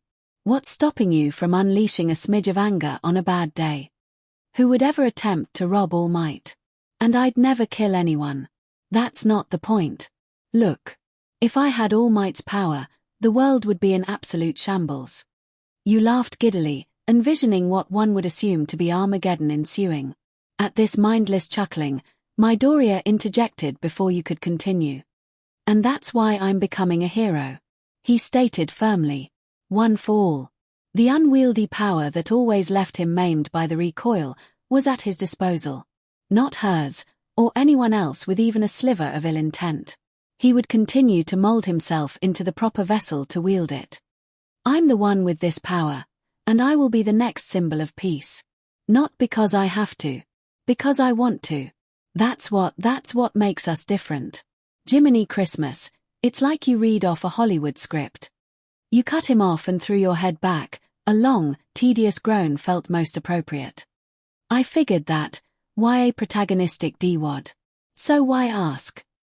The hero student pushed on, ignoring the name-calling. His eyes tracked over the ocean's horizon and measured it with the sun in the sky. It was around 6. Lost track of time during after-school training would be a good reason for his tardiness back at home. If you know why I, or anyone, is trying to be a hero, then why ask? Because. The word hissed maliciously. He could feel the smirk in your words. You had baited him into something else. It's not all lollipops and goody two-shoes out there, Federia. Heroes can be villains, money-hungry predators, or murderers even. And you don't even know it, do you? You're going to try and shatter my worldview. That's why you asked me to come here. He dreaded silently while you continued. You want to know what heroes did to my mom? What? What did they do? They killed my mom.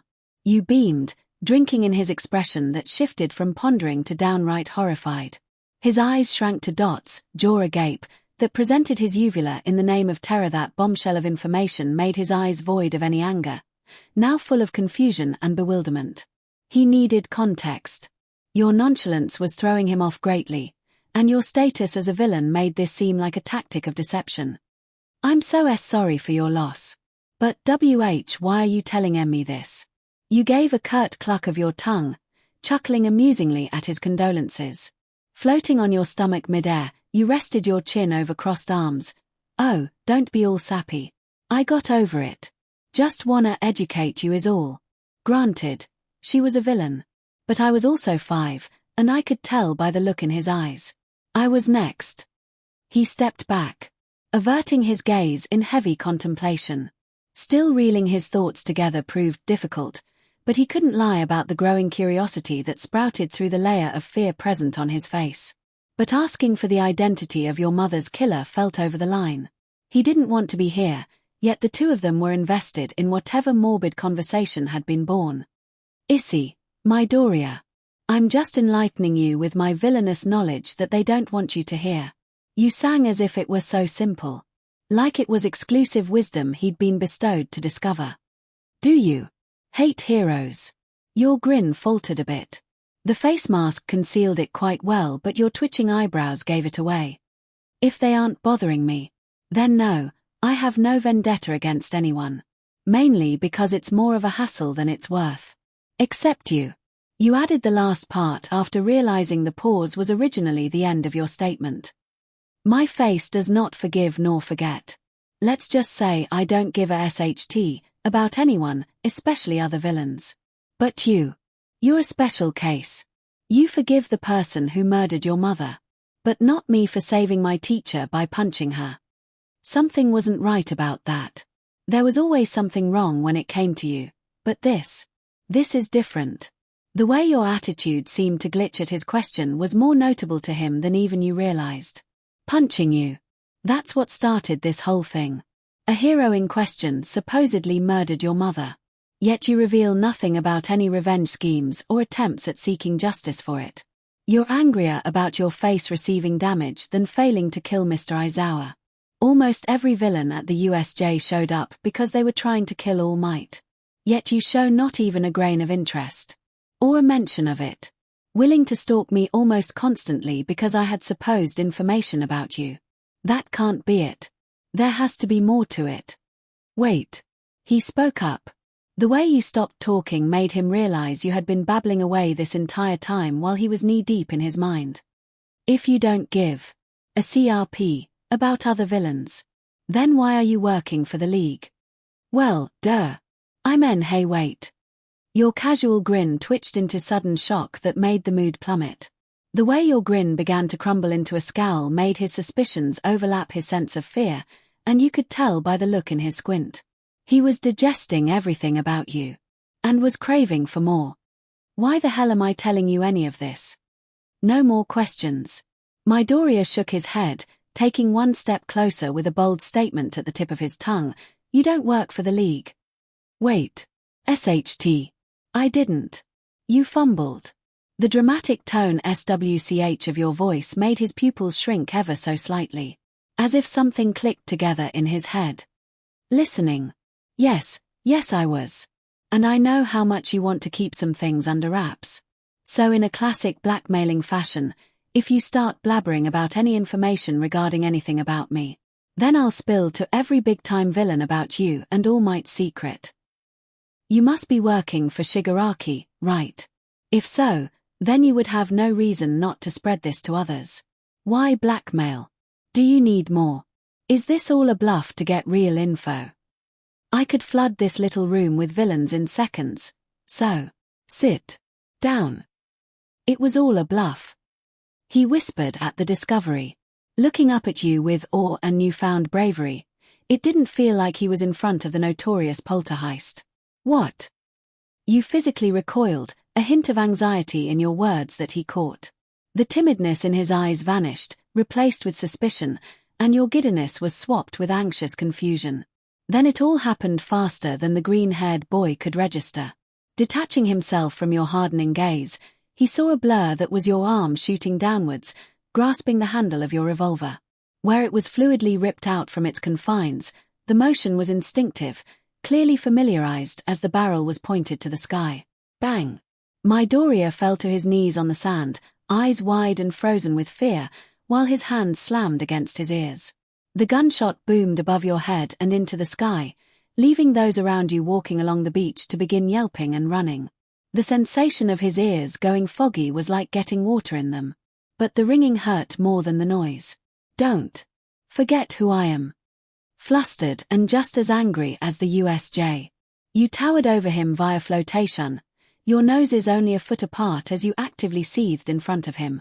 The tip of the barrel had a light trail of wispy smoke. You may be the only one who knows, but you need to understand that if you step out of line, then you will be breathing through a hole right in your goddamn forehead. Right. His lips blurted on command. You were breathing in fast and sharp through your nose, and the hand that held your firearm began shakily repocketing it as you flicked the safety on. Good.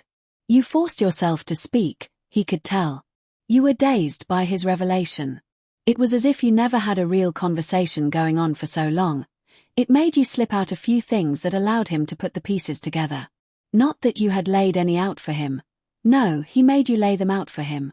And that's what scared you. Your gaze shot around. Noticing the few eyes lingering on you too, those around you began to approach the area of the gunshot. Midoriya could tell that it was your time to go, face. Even with the mask. Remember the deal, friend, you grumbled out. The last part held venom that had him daring to question its legitimacy. He nodded with hands steadily held up as he watched you sink into the sand. Staring him in the eyes the entire time. The intensity was palatable, and it was forcefully intentional. Yet the effect was ineffective. Musutafu. The Midoriya household, bedroom 7:30 Mizuku Midoriya Pava Midoriya was hunched over his desk at home, his right hand steadily solving math problems at a pace that depended on his on and off thoughts, his left clenched an exercise gripper at the side. Numbers. Numbers. He wasn't in the mood for numbers. Not even dinner. Any other day of the week, and that encounter would have him sleeping with one eye open. Yet during his silent walk home, as sidekicks rushed past him to the scene of the gunshot, his mind was speechless. More so puzzled. Not a hint of fear. Just confusion. And pity. Midoriya set down his pencil and gripper, looked up, and gazed at the poster of All Might on his wall. It portrayed the hero with his trademark voluminous muscles and gleaming white teeth. He had to fill such a shadow, thinking to the noodle he used to be a year ago.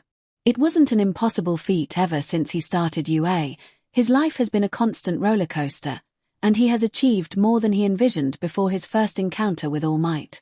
The nickname of a villain. Aiming to be a pro, Midoriya was a die-hard hero fanboy who never stopped taking notes, mental or otherwise, yet his head had only been a constant cyclone of thoughts about his villain situation for the past 2 weeks. Poltergeist was becoming a priority.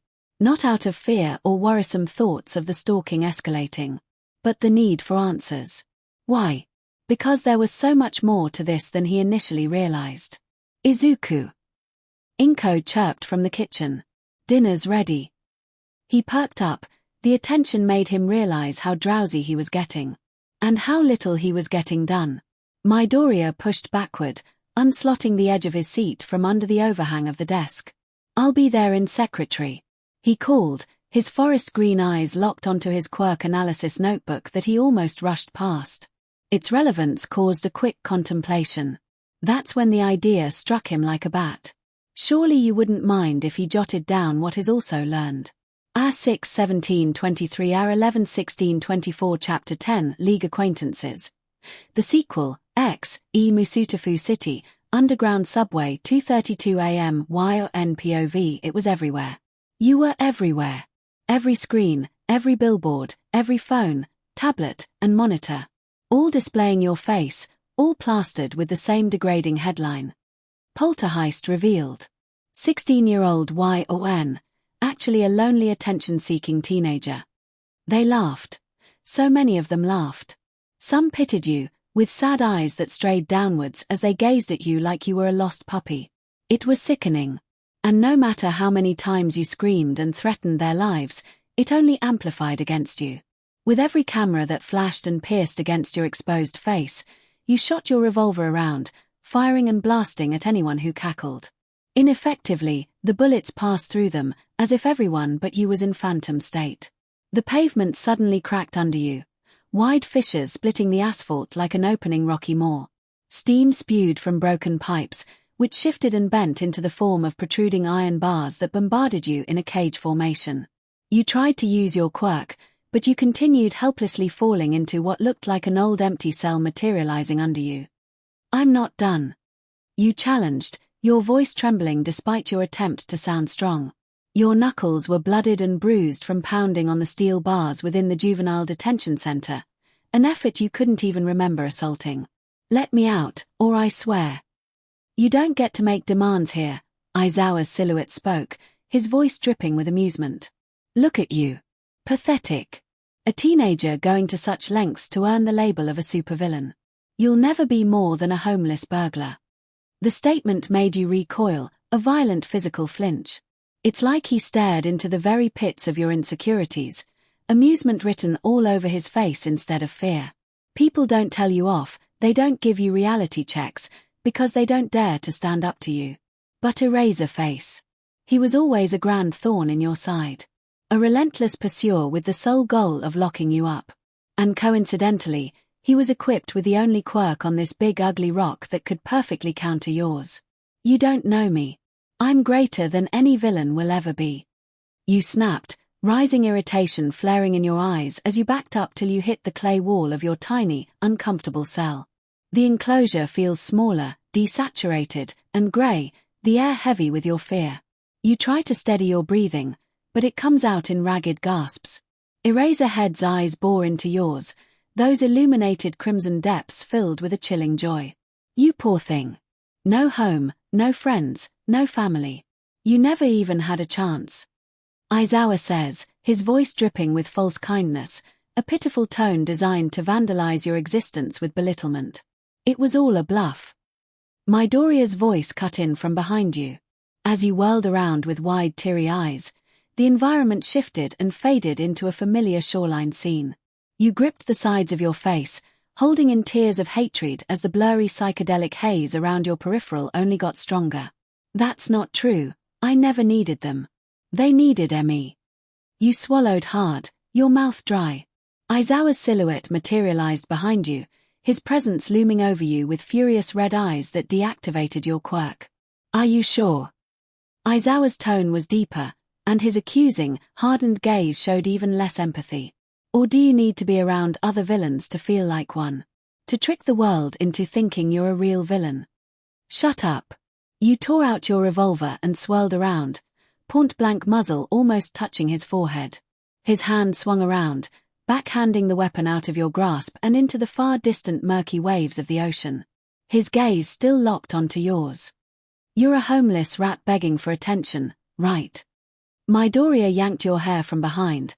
The supernatural pull had you flat on the ground in an instant. Your muscles were stunned and your lungs felt punched empty. I bet you've never even taken a life. What gives you the right to adopt the label villain when you're nothing but a menace at most? As if on par with his words, the pull of gravity around you increased, like a weight that chained every fiber of your being downwards. The student scowled. It was only when his shoe met your chest that you realized you couldn't move. You couldn't activate your quirk and escape. You think I'm afraid of you?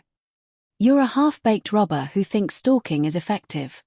His face lit up with anger, eyes flickering bright red.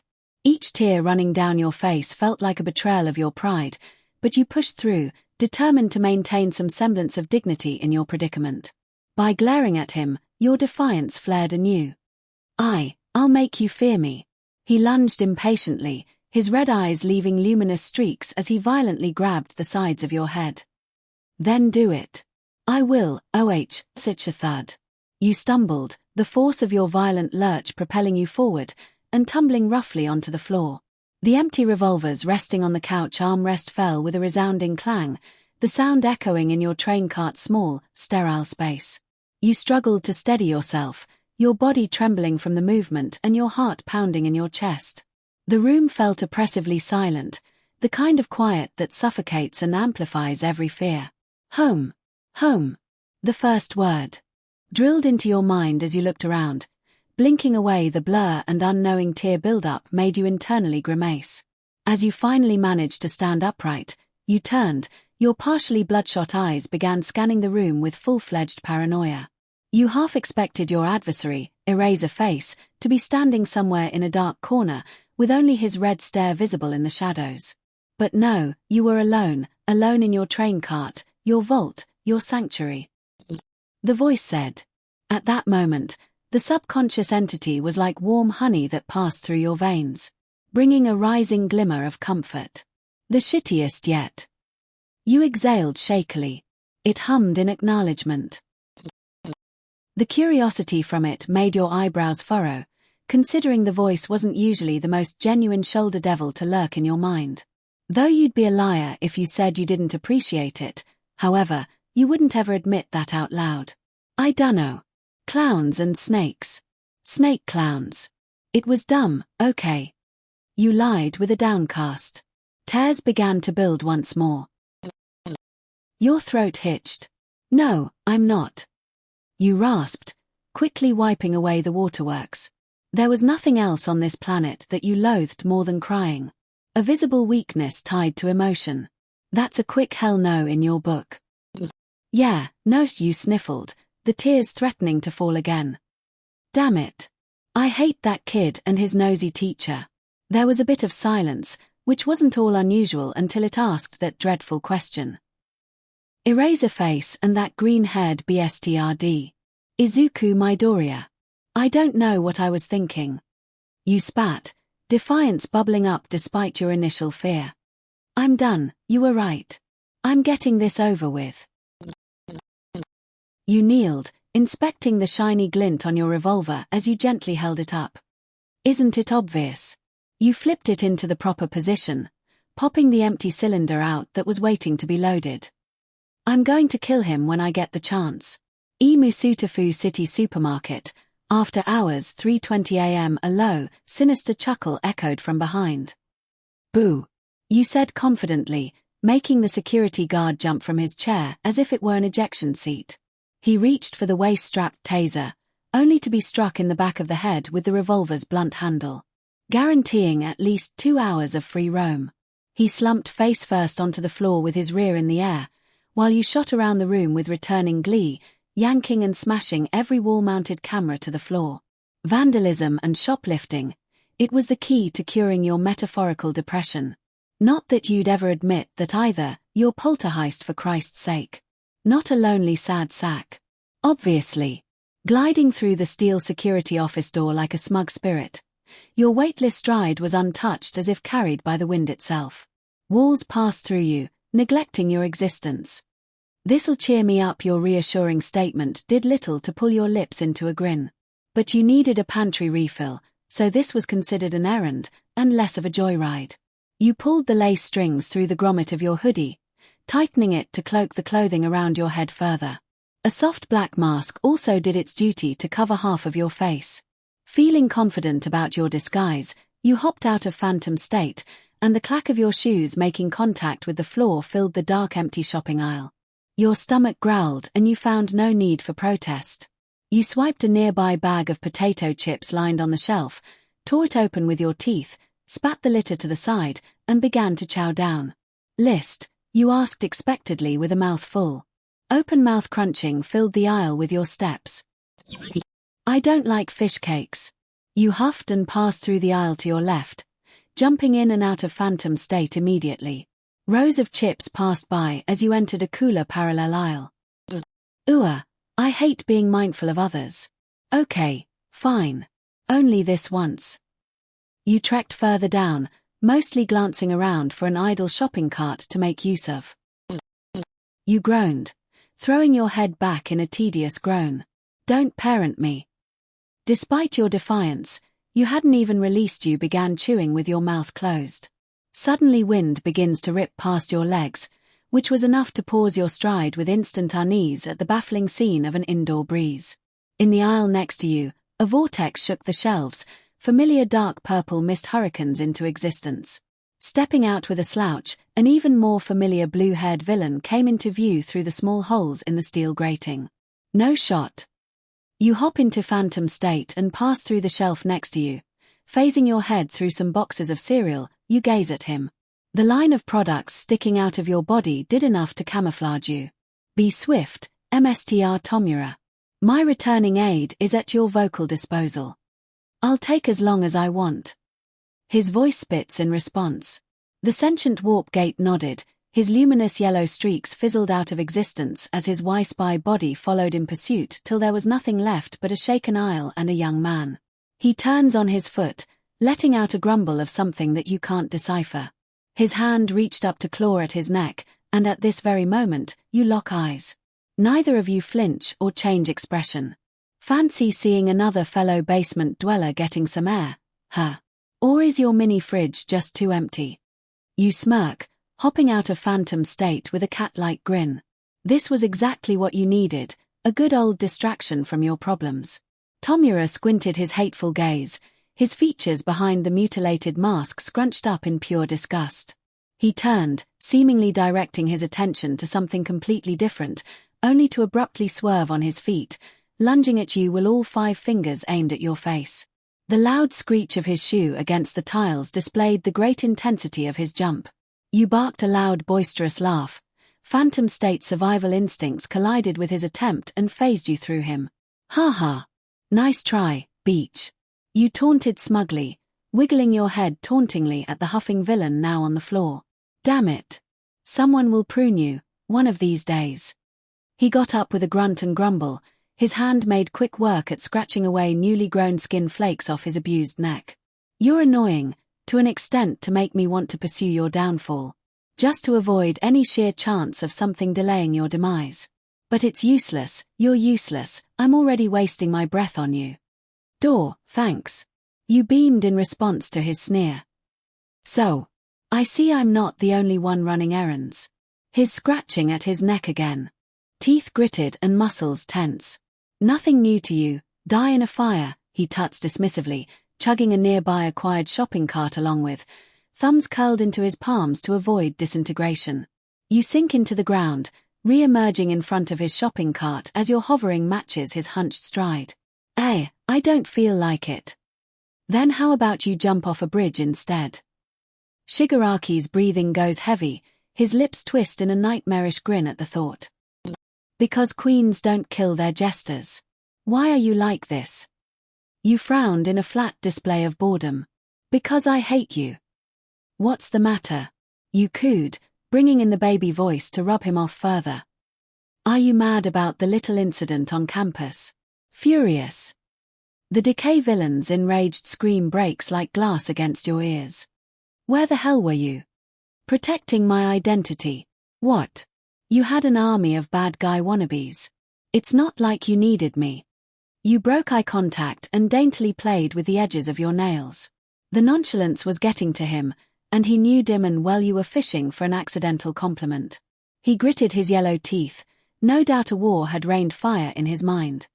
It would have been preferable to have your aid. Like how we specifically planned and discussed prior.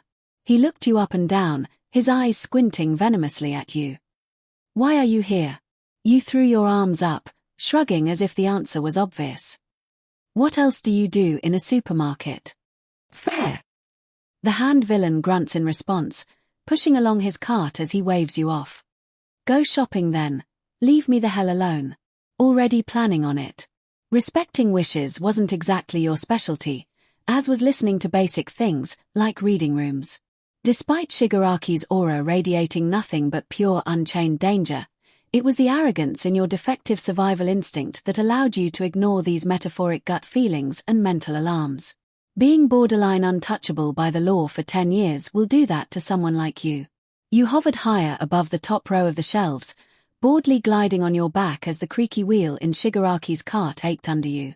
The black and dark blue rays of the glimmering night sky beamed on your figure through the overhead ceiling that shifted into glass. It was late, borderline morning. Like the nocturnal bat you were, the night was your favorite time of day, less noisy humans and safer free roam. Why are we following him again? But he's not doing anything amusing. Hey, random question alert. You shot forward, resting in a floating hammock position above his creaking shopping cart. The knuckles of your fist nudged against your cheek as you propped your elbow on what looked like nothing to him. Why exactly do you want to kill All Might so badly? The only non-shitty hero. Kill Endeavor or even Midnight for all I care. Shigaraki stays quiet, but you can't help but hear the subtle popping of his knuckles as his hunch slows. It was clear he was disputing with himself whether or not to engage. Heroes always win. He hisses, vermilion red eyes darting toward you with a glare.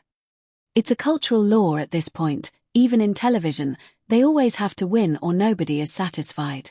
And because of All Might, he's supported that disgusting fantasy into reality. He's bred the delusion that as long as he's here, evil will always fumble.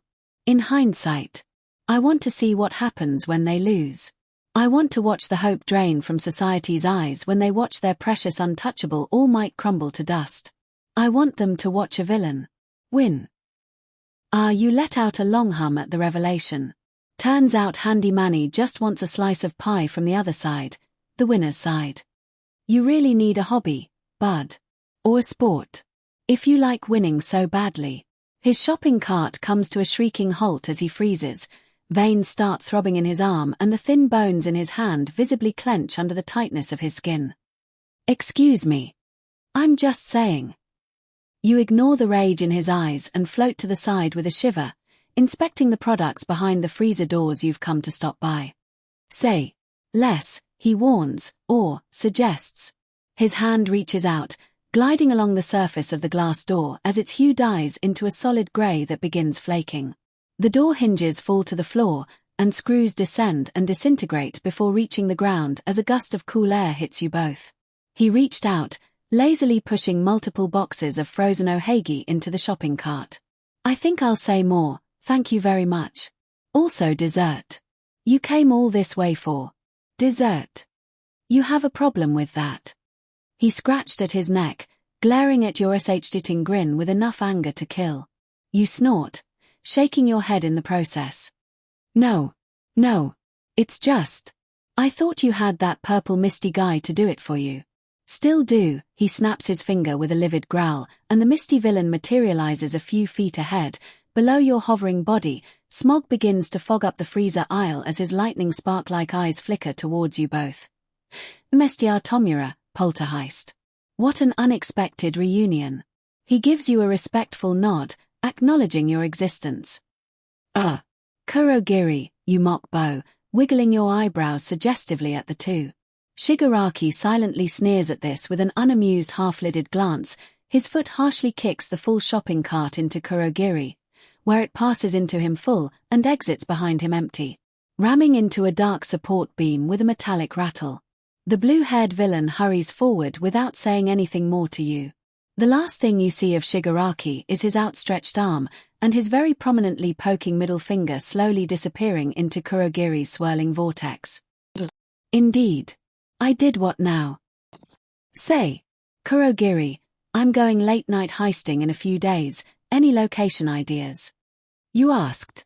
It was an absurdly random question, but realistically, he was the closest person you trusted to get an answer out of. Kurogiri's dissipation pauses slightly, his wispy yellow eyes pondering to the side.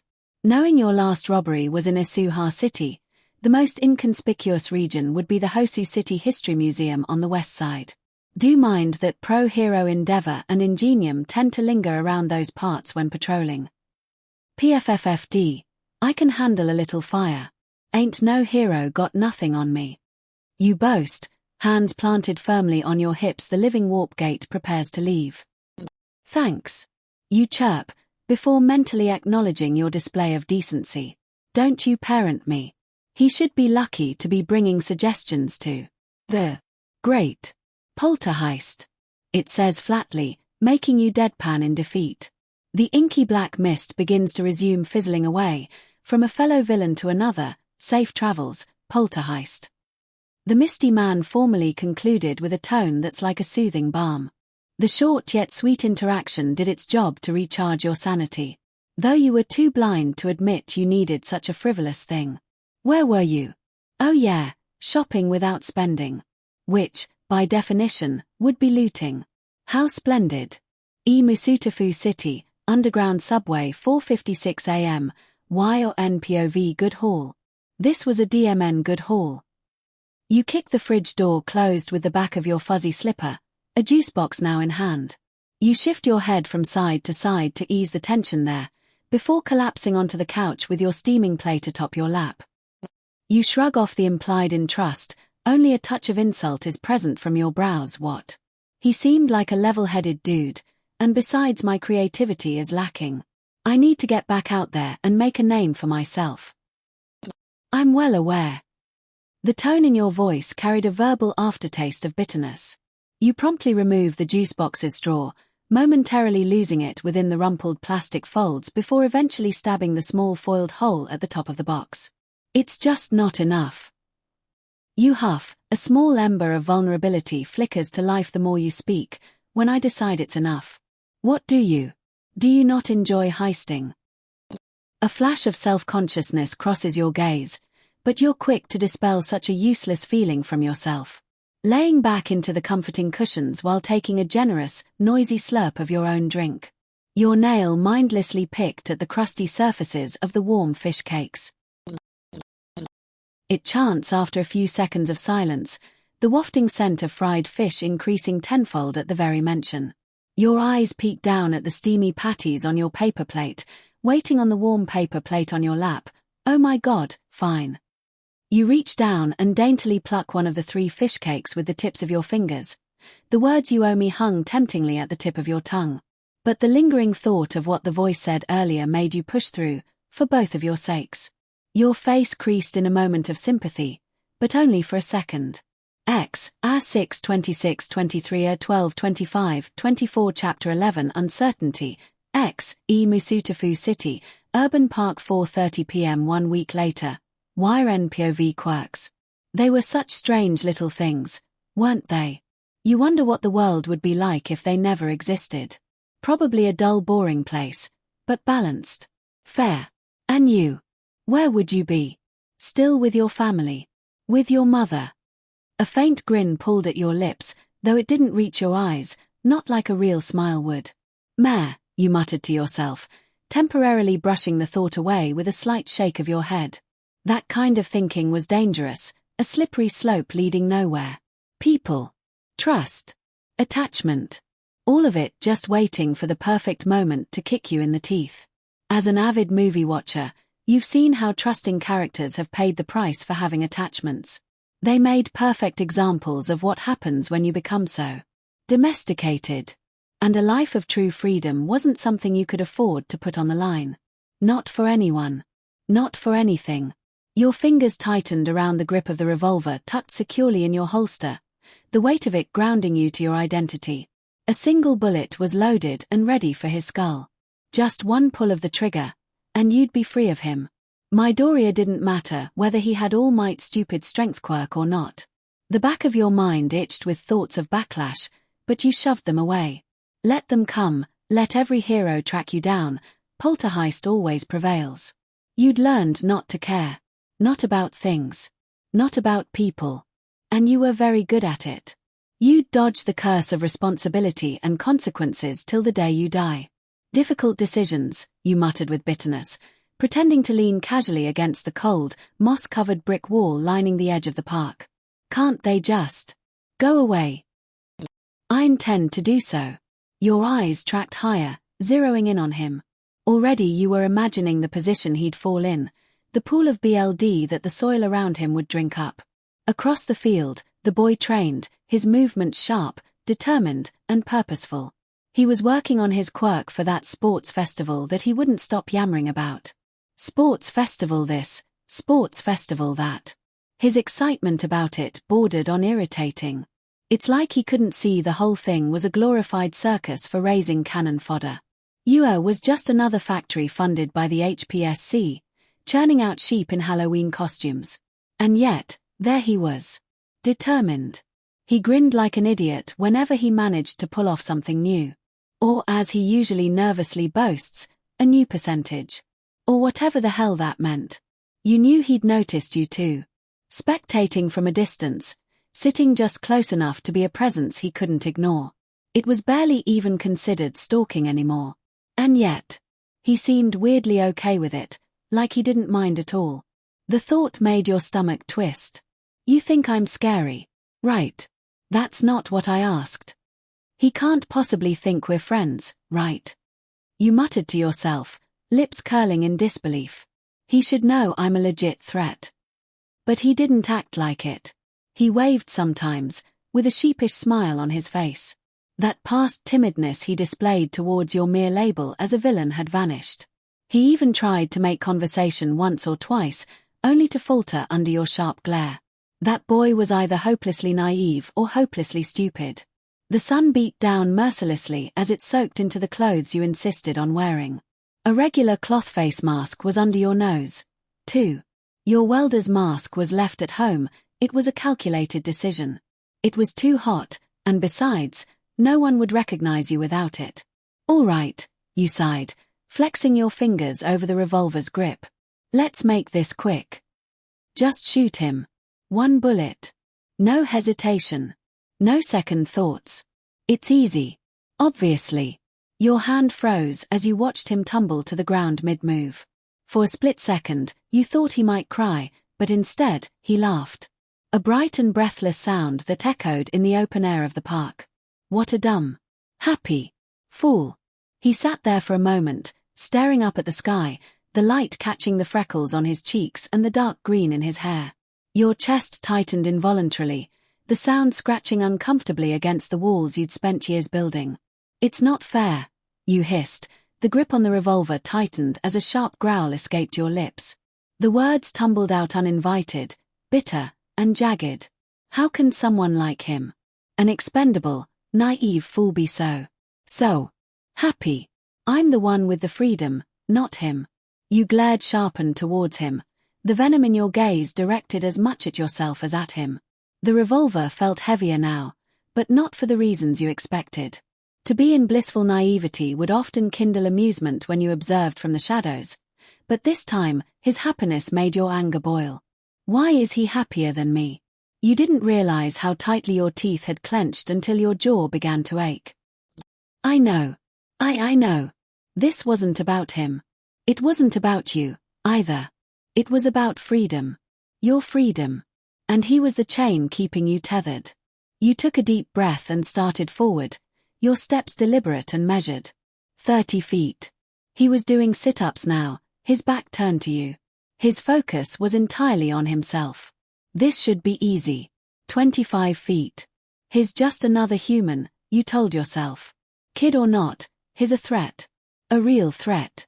20 feet. He's nothing. Insignificant. A speck in a vast shithole of an uncaring universe. Nobody will notice he's gone. 15 feet. Just shoot him and get it over with. You don't know him. He doesn't know you. The tension in your shoulders climbed higher, your breath coming faster. This never happened when you were firing aimlessly at heroes. 10 feet. Kid or not, he needs to go. Once this is done, your life will be your own again. No more looking over your shoulder.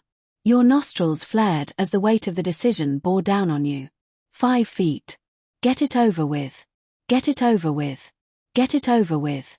Your teeth ground together, your eyes narrowing as you zeroed in on him. His unassuming form. His sweat-soaked determination. And then, his voice startled you out of your thoughts. Your hand snapped away from the revolver instinctively, letting it fall back into the holster as your hand retreated into your pocket. He called suddenly, sitting up and waving toward you. Hey! You watching? I just finished setting a training record for my crunches. He wiped shiny beads of sweat from his forehead. His proud smile beamed at you. Your bones were suddenly locked, muscles stiff and frozen as your stunned emotions were stunned in time. Every part of you rooted to the spot as his voice settled over the space between you like a warm breeze. He was smiling at you. At me. Your throat felt tight. Your grip on the revolver was gone, forgotten, like it had melted away in the warmth of his expression. Why are you smiling at me, you demanded, the words sharp and raw as they fell from your lips. Not a single insulting quip or nonchalance to be displayed. The sight of his face. It wasn't right. Nobody in the 11 years of your pitiful, lonely existence had ever looked at you with a smile like that. He tilted his head, his smiling going lopsided as he blinked at you in surprise. Her. Why wouldn't I smile? He said, his voice as casual as if he'd asked about the weather. Your mouth opened, but no words came out. Your mind reeled, torn between confusion and anger, between everything you'd been taught about people and everything this boy seemed to be. You took a step back, your body trembling with something you couldn't name. Fear. Frustration. Whatever it was, it felt too big, too overwhelming, and it made your feet move without thinking. I've got to go, you mumbled, your voice barely above a whisper. Wait. He called after you, his tone puzzled, concerned. You didn't look back. You couldn't. Your sprint picked up before you hopped into your Quirk and Dove Underground. Musutafu, the Midoriya household, bedroom 7:10 p.m. Izuku Midoriya POV friends. His mind was a busted record that cycled on repeat as if it was waiting for something to click until he'd be freed. His photogenic memory always saved the important moments. Whether it be the voice of his mother, friends, or All Might. It was mainly the voices and faces of those who knew stuck around, people who meant a lot to him or left a notable impression. You were the one that stuck around most, not in his life, but the past month. It went beyond physically, but also mentally. He tossed and turned in his bed, folding his pillow like soundproofing headphones to block out the vocal memories. It was often that he would get these flashbacks during times of importance or struggles. Wasn't always a confidence booster, however. It was like his mind was screaming at him to look at the bigger picture, like he was missing something obvious. Like a slideshow of memories, it just kept swiping through random moments of his life, snippets of his journey as an early hero in training. From his first awkward steps at UA High to the dizzying encounters with villains that came far too early in his career. But there you were, a thread woven into the fabric of his story. You were woven into so many of his memories now, tangled in his story like a thread that didn't belong but refused to be removed. Out of everything you have done, your heists, your taunts, the close calls you orchestrated to toy with him, it wasn't your crimes that lingered. It was you. It didn't make sense. None of it did. You were Poltergeist, the villain that Japan's media loved to fear, a spectre who stole without reason, without mercy, without causality. And yet, when he thought of you, he didn't picture the unstoppable ghost-like thief. He thought of a teenager. A fragmented, confusing person. You weren't like anyone he'd ever met. And then it hit him. If you had no use for money, then what are you doing with the things you steal? And why can't I smile at you? The words hung in the still air of his room, pulling at him with a realization he hadn't noticed before. His breath caught, the words from 1 week ago that caused you to shed a glimmer of fear repeated. It was all a bluff. His eyes widened as the puzzle pieces shifted in his mind, forming a picture he hadn't been able to see before. All right. I'm getting somewhere. Without hesitation, he scrambled across the bed, grabbing his trusty notebook from the edge of the nightstand. Its pages were a chaotic tapestry of scribbled observations, hastily drawn diagrams, costume ideas, theories, and sometimes the scorch marks from Kaken's fiery temper. He flipped through the notebook with practiced speed, bypassing pages on pro-heroes and quirks, until he landed on the only page dedicated to a villain. Your page. Midoriya paused, staring at the hastily scribbled notes and rough sketches. He knew you would hate this. If you ever found out he'd been analyzing you, documenting your quirks and habits, you'd be livid. Most likely probably threaten him, but the venom in your threats would mask something deeper. Fear. Not fear of capture. He'd seen the footage of you slipping through walls and evading pro-heroes with ease, your ghostly form laughing in the face of pursuit. No, it wasn't capture that scared you. It was something else. Something less tangible. His pen hovered over the page, his lips pressing into a thoughtful line. The notes were a mess, your quirk, your tactics, fragments of your behavior, but they didn't answer the questions that mattered most. While scary, your threats were empty lies. He muttered, the pen tapping against his lip. You prioritize stalking me because I saw your face. You're not afraid of getting caught. You're afraid of losing your image as this grand villain. But why? Is it really personal? That can't be it. His brow furrowed, the pen now scratching new thoughts onto the page. Why are you climbing so high in the villain world? What are you trying to prove? The questions churned in his mind, each one drawing him closer to understanding you. Not as a villain. Not as Poltergeist. But as NRN Midoriya sat back, the notebook resting in his lap, his thoughts a storm of curiosity and concern. For all your bravado and power, for all the chaos you caused, he couldn't shake the feeling that you were running from something. I'm really in over my head, aren't I? You are something fragile when it involves your image, his call-out proves this. What are you running from, NRN? He whispered, the question lingering in the quiet room. Izuku. Dinner's ready. His mother's warm voice rang out from the kitchen, breaking through his spiraling thoughts. I'll be there in a minute. Thanks, Mom. He called back, hurriedly jotting a final few notes down. Closing the notebook, Midoriya's gaze lingered on your page for a moment longer. He knew he was treading a dangerous line, between duty and something else he couldn't quite define. But he also knew he couldn't stop now, not because he couldn't, but because he didn't want to. The sports festival is in just 5 days. How exciting. His mother's voice beamed with the kind of forced enthusiasm that didn't quite hide her usual anxiety. He couldn't blame her. After the USJ incident, he wasn't sure if her fears about him being in a hero school had lessened or intensified. So, is training going well? She asked, her voice tinged with that soft, motherly nervousness. She pointed the tip of her fork toward him, gesturing to his hand, which was busy squeezing a grip weight on his lap. The young hero blinked after realizing he'd been spacing out at the dinner table, again. Flashing her a sheepish smile, he eased the tension in his fingers and began eating. Oh, yeah. It's going really well, especially with the help of my friends. I'm focusing on improving control and endurance. You know, making sure I can keep up with everyone. That's great, sweetie. The plump woman nodded, but her fork lingered midair as her expression softened, silently sweeping over the faint scar that stained his once unharmed knuckles. Just don't overwork yourself, all right? You've already come so far. I know how determined you are, but even heroes like All Might need to rest. Her words made his chest constrict. She always believed in him and supported him, even when his dreams seemed impossible. Now that he was living them, he couldn't let her down. But tonight, his mind wasn't just on training himself to become a vessel. He hesitated for a moment, glancing down at the plate of food he'd barely touched. Mom. Yes, honey. If someone you knew wasn't exactly doing the right thing, but maybe they had a good reason, how would you help them? His voice faltered. Gosh, he must sound suspicious and stupid.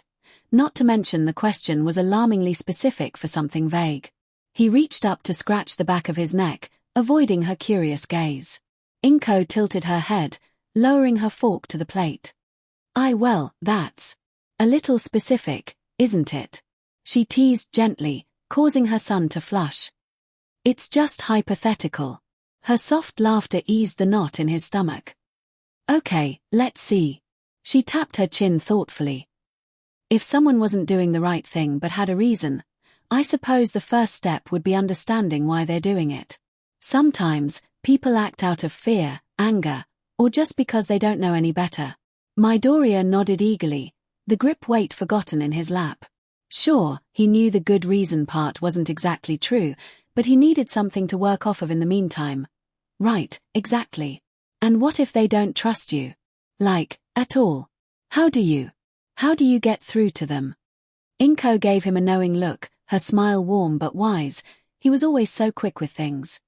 Patience. Izuku. If someone doesn't trust you, it takes time to build that trust. You can't force it. You have to show them, little by little, that you're on their side.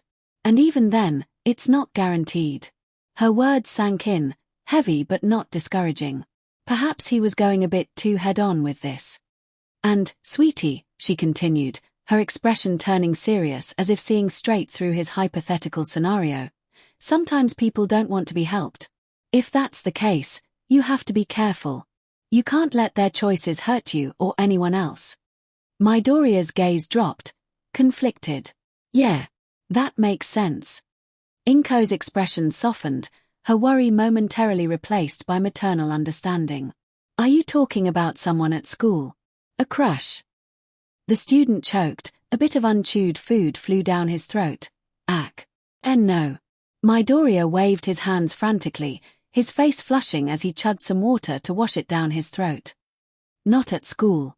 Just, a hypothetical person. Someone who's misunderstood.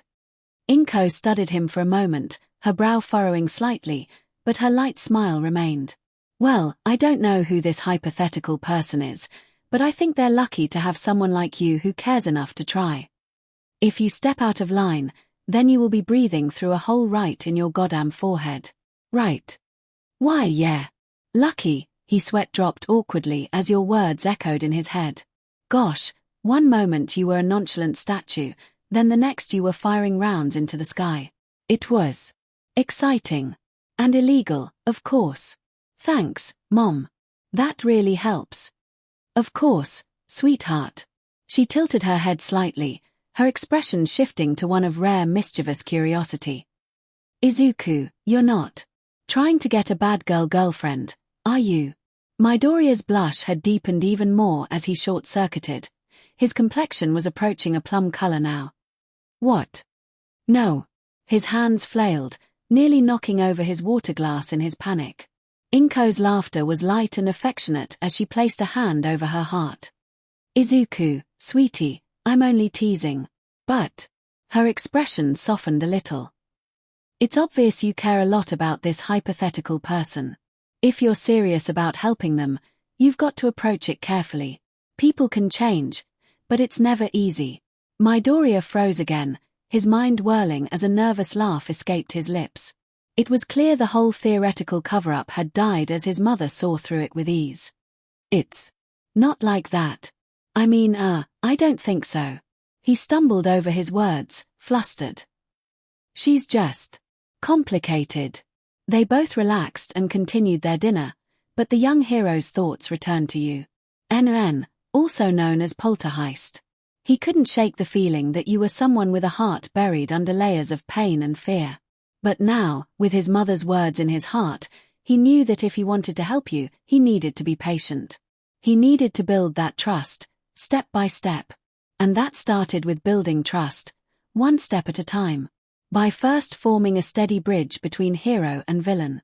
Musutafu, the playground, 8:12 10 years ago. The crisp autumn morning air blew gently through the empty park as the mountain climbers, his excitement building as he reached the top of the structure, where the hexagon roof loomed overhead like a small fortress. The boy hopped up the metal steps, reaching the highest point of the playground with a sense of accomplishment. His eyes twinkled as he looked around, enjoying the view of the empty park. The slides curved down on either side, and the fireman's pole stood nearby, just waiting for a daring descent. It was a perfect day for playing. The breeze was soft, and the chilliness of the morning kept the metal from feeling too hot. Midoriya grinned, ready to explore the rest of the playground. But then, he froze. Just under the hexagon roof, a small figure laid out on the cold metal floor. A girl, perhaps around his age, with messy dirty hair and scratched-up skin. She was sound asleep, a worn backpack resting beneath her head as a makeshift pillow. Oversized holsters were wrapped around her waist, holding two guns that looked way too big for her to possibly carry. As if that wasn't strange enough, her clothes still had the tags on them, as if they were brand new, and she seemed out of place in the otherwise deserted park. Midoriya's curiosity got the better of him, and he hesitated for a moment before stepping forward. Hello, he asked, his voice uncertain but kind as usual. In an instant, your eyes shot open, vivid eyes that blinked wildly, almost like a deer caught in the headlights.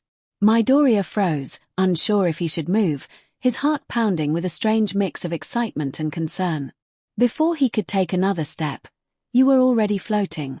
Your body rose off the ground like a spirit, shoes barely grazing the surface as if the air itself was holding you afloat. Whoa! He hummed in clear awe. Must be some sort of flying quirk. Cool. You didn't seem to notice his admiration.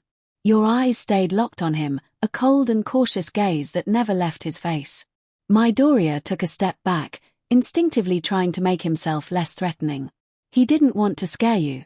I didn't mean to scare you. I'm sorry, he stuttered with a soft tone. So, what's your name? I'm Midoriya. You didn't respond. Your eyes never left him, never even blinked. You looked so nervous. Your fingers curled tightly around the straps of your backpack, almost like a shield. And his frown deepened as he hesitated. Maybe he shouldn't have woken you up. Maybe you had been resting. He never meant to make you uncomfortable. I like your quirk, he said and smiled with genuine awe, not even a hint of envy was present. With the floating and stuff, it's cool. The silence that followed felt heavier now.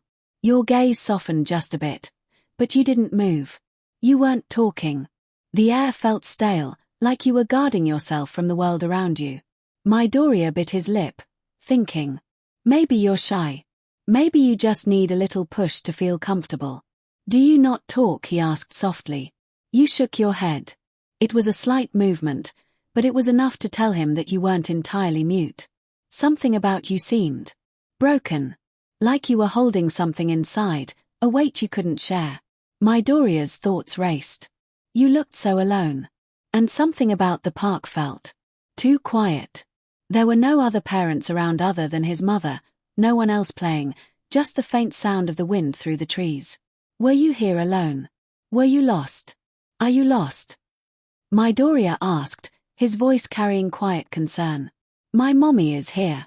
Maybe she can help. Your eyes shifted downward. The sadness in your expression was instantaneous, like a shadow that crossed over your features in an instant. Your fingers tightened around the straps of your backpack, and a new gloss formed in your eyes as you stared at the metal deck beneath your hovering feet. "I know," you muttered softly, so quietly that the boy almost didn't hear it. The word hit him like a punch to the gut. "No. You don't have anyone. No parents. No one to take care of you." His breath caught in his throat. He was speechless for a moment, unsure of what to say or do. The weight of her loneliness settled in his chest, and it felt unbearable. Then, before he could think further, you moved faster than he could follow. In a swift motion, you darted under the square deck as if it weren't a solid object, vanishing from sight like a leaf in the chilly pre-winter breeze. Midoriya's jaw dropped in disbelief. Your movements were so fluid and quick. Your quirk, whatever it was far more than just floating. It was something else entirely. Something almost ghostly. The young boy stood frozen, staring at the space where you had just been. A strange feeling gripped his heart, one he couldn't name. He wanted to help you, he wanted to reach out, but you were already gone. "Wow," he whispered to himself, his voice barely audible. "I hope she'll be okay." It was like meeting a ghost. One moment, you were there, so real and tangible, and the next you're gone, leaving nothing behind but a memory of a soft voice and that fleeting moment of connection. Midoriya stayed there for a long time, his thoughts racing. That girl wasn't just lost in the park. You were lost in a way he couldn't understand. For some reason deep down, he felt as if one day he'd run into you one day. Hope y'all enjoyed the revised chapter. Merry Halloween everyone. A7123, A1325 Chapter 12, Old Habits Die Hard, Musutafu City, Underground Subway 3:32 a.m. Yenpovi. The memory gnawed at you, like a stubborn tick that lingered no matter how much you tried to shove it to the back of your mind. You sat up abruptly on the couch, your tangible body still awkwardly stiff as you clutched your knees to your chest. The faint glow of the twilight diamonds caught your eye, refracting shards of light that painted the dingy train car in faint colors, one of which was the same forest shade as his eyes. That stupid kid. That stupid kid. You didn't want kindness. You didn't want his empathy. Affection was for the weak, for the pathetic. Those humans who needed hugs and sweet words just to make it through the day. The kind of thing therapists wrote about in self-help books. Hugs are essential for survival, growth, maintenance. Blah, blah, blah. What a load of garbage. You hadn't been hugged in over 11 years, and look how you turned out. Just great. The thought was a bitter joke, but it still stung. Your ancestors didn't survive the Ice Age by clinging to each other for comfort. They hunted mammoths with nothing but sharpened sticks and bare teeth. They didn't need soft touches or warm smiles. And neither did you. That's the first problem. I shouldn't forget this. He should have hated you, feared you, treated you like the threat you were. For shooting his classmates, for threatening their lives, and his teacher, it was supposed to be a natural reaction. Instead, he looked at you like you were a puzzle he needed to solve. Am I just not as intimidating anymore? And that smile, that gleeful and genuine smile that was as warm as the sun. It had no business being directed at someone like you. Did he think you were weak? Did he think you needed something bright? Why couldn't he see that you were perfectly fine? You scowled and grabbed the nearest object. A discarded empty water bottle that you pitifully hurled at a cabinet. It bounced with an unsatisfying clink before rolling to a stop. You really need to invest in a stress toy. HMPF. Why can't he fear me properly? You muttered aloud, your voice barely audible over the hum of the distant generator outside the homey train cart. You didn't know why it mattered so much. Heroes never last long in your thoughts. They are just another obstacle to outwit or escape from.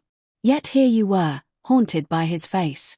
That was basically Eraserface's job, not Midoriya's. Your nails dug into the fabric of your breathes as the memory resurfaced with infuriating clarity, his voice echoing faintly in your ears. Stop. Smash. He didn't have time to hesitate. He shouldn't have had reason to hesitate. Heroes don't hesitate. They fight. They capture. They defeat. That's the whole point. But instead of striking you down after breaking your mask, he just stopped. The student stared at you with wide eyes, his fists slowly lowering, the adrenaline draining from his face. He looked at you not with fear, but with something far worse. Curiosity. This was supposed to be your game. You'd stalk him, intimidate him, force him to regret he ever dared to land a hit on the one and only poltergeist. And when the time came you would end it. You'd put a bullet in him and move on.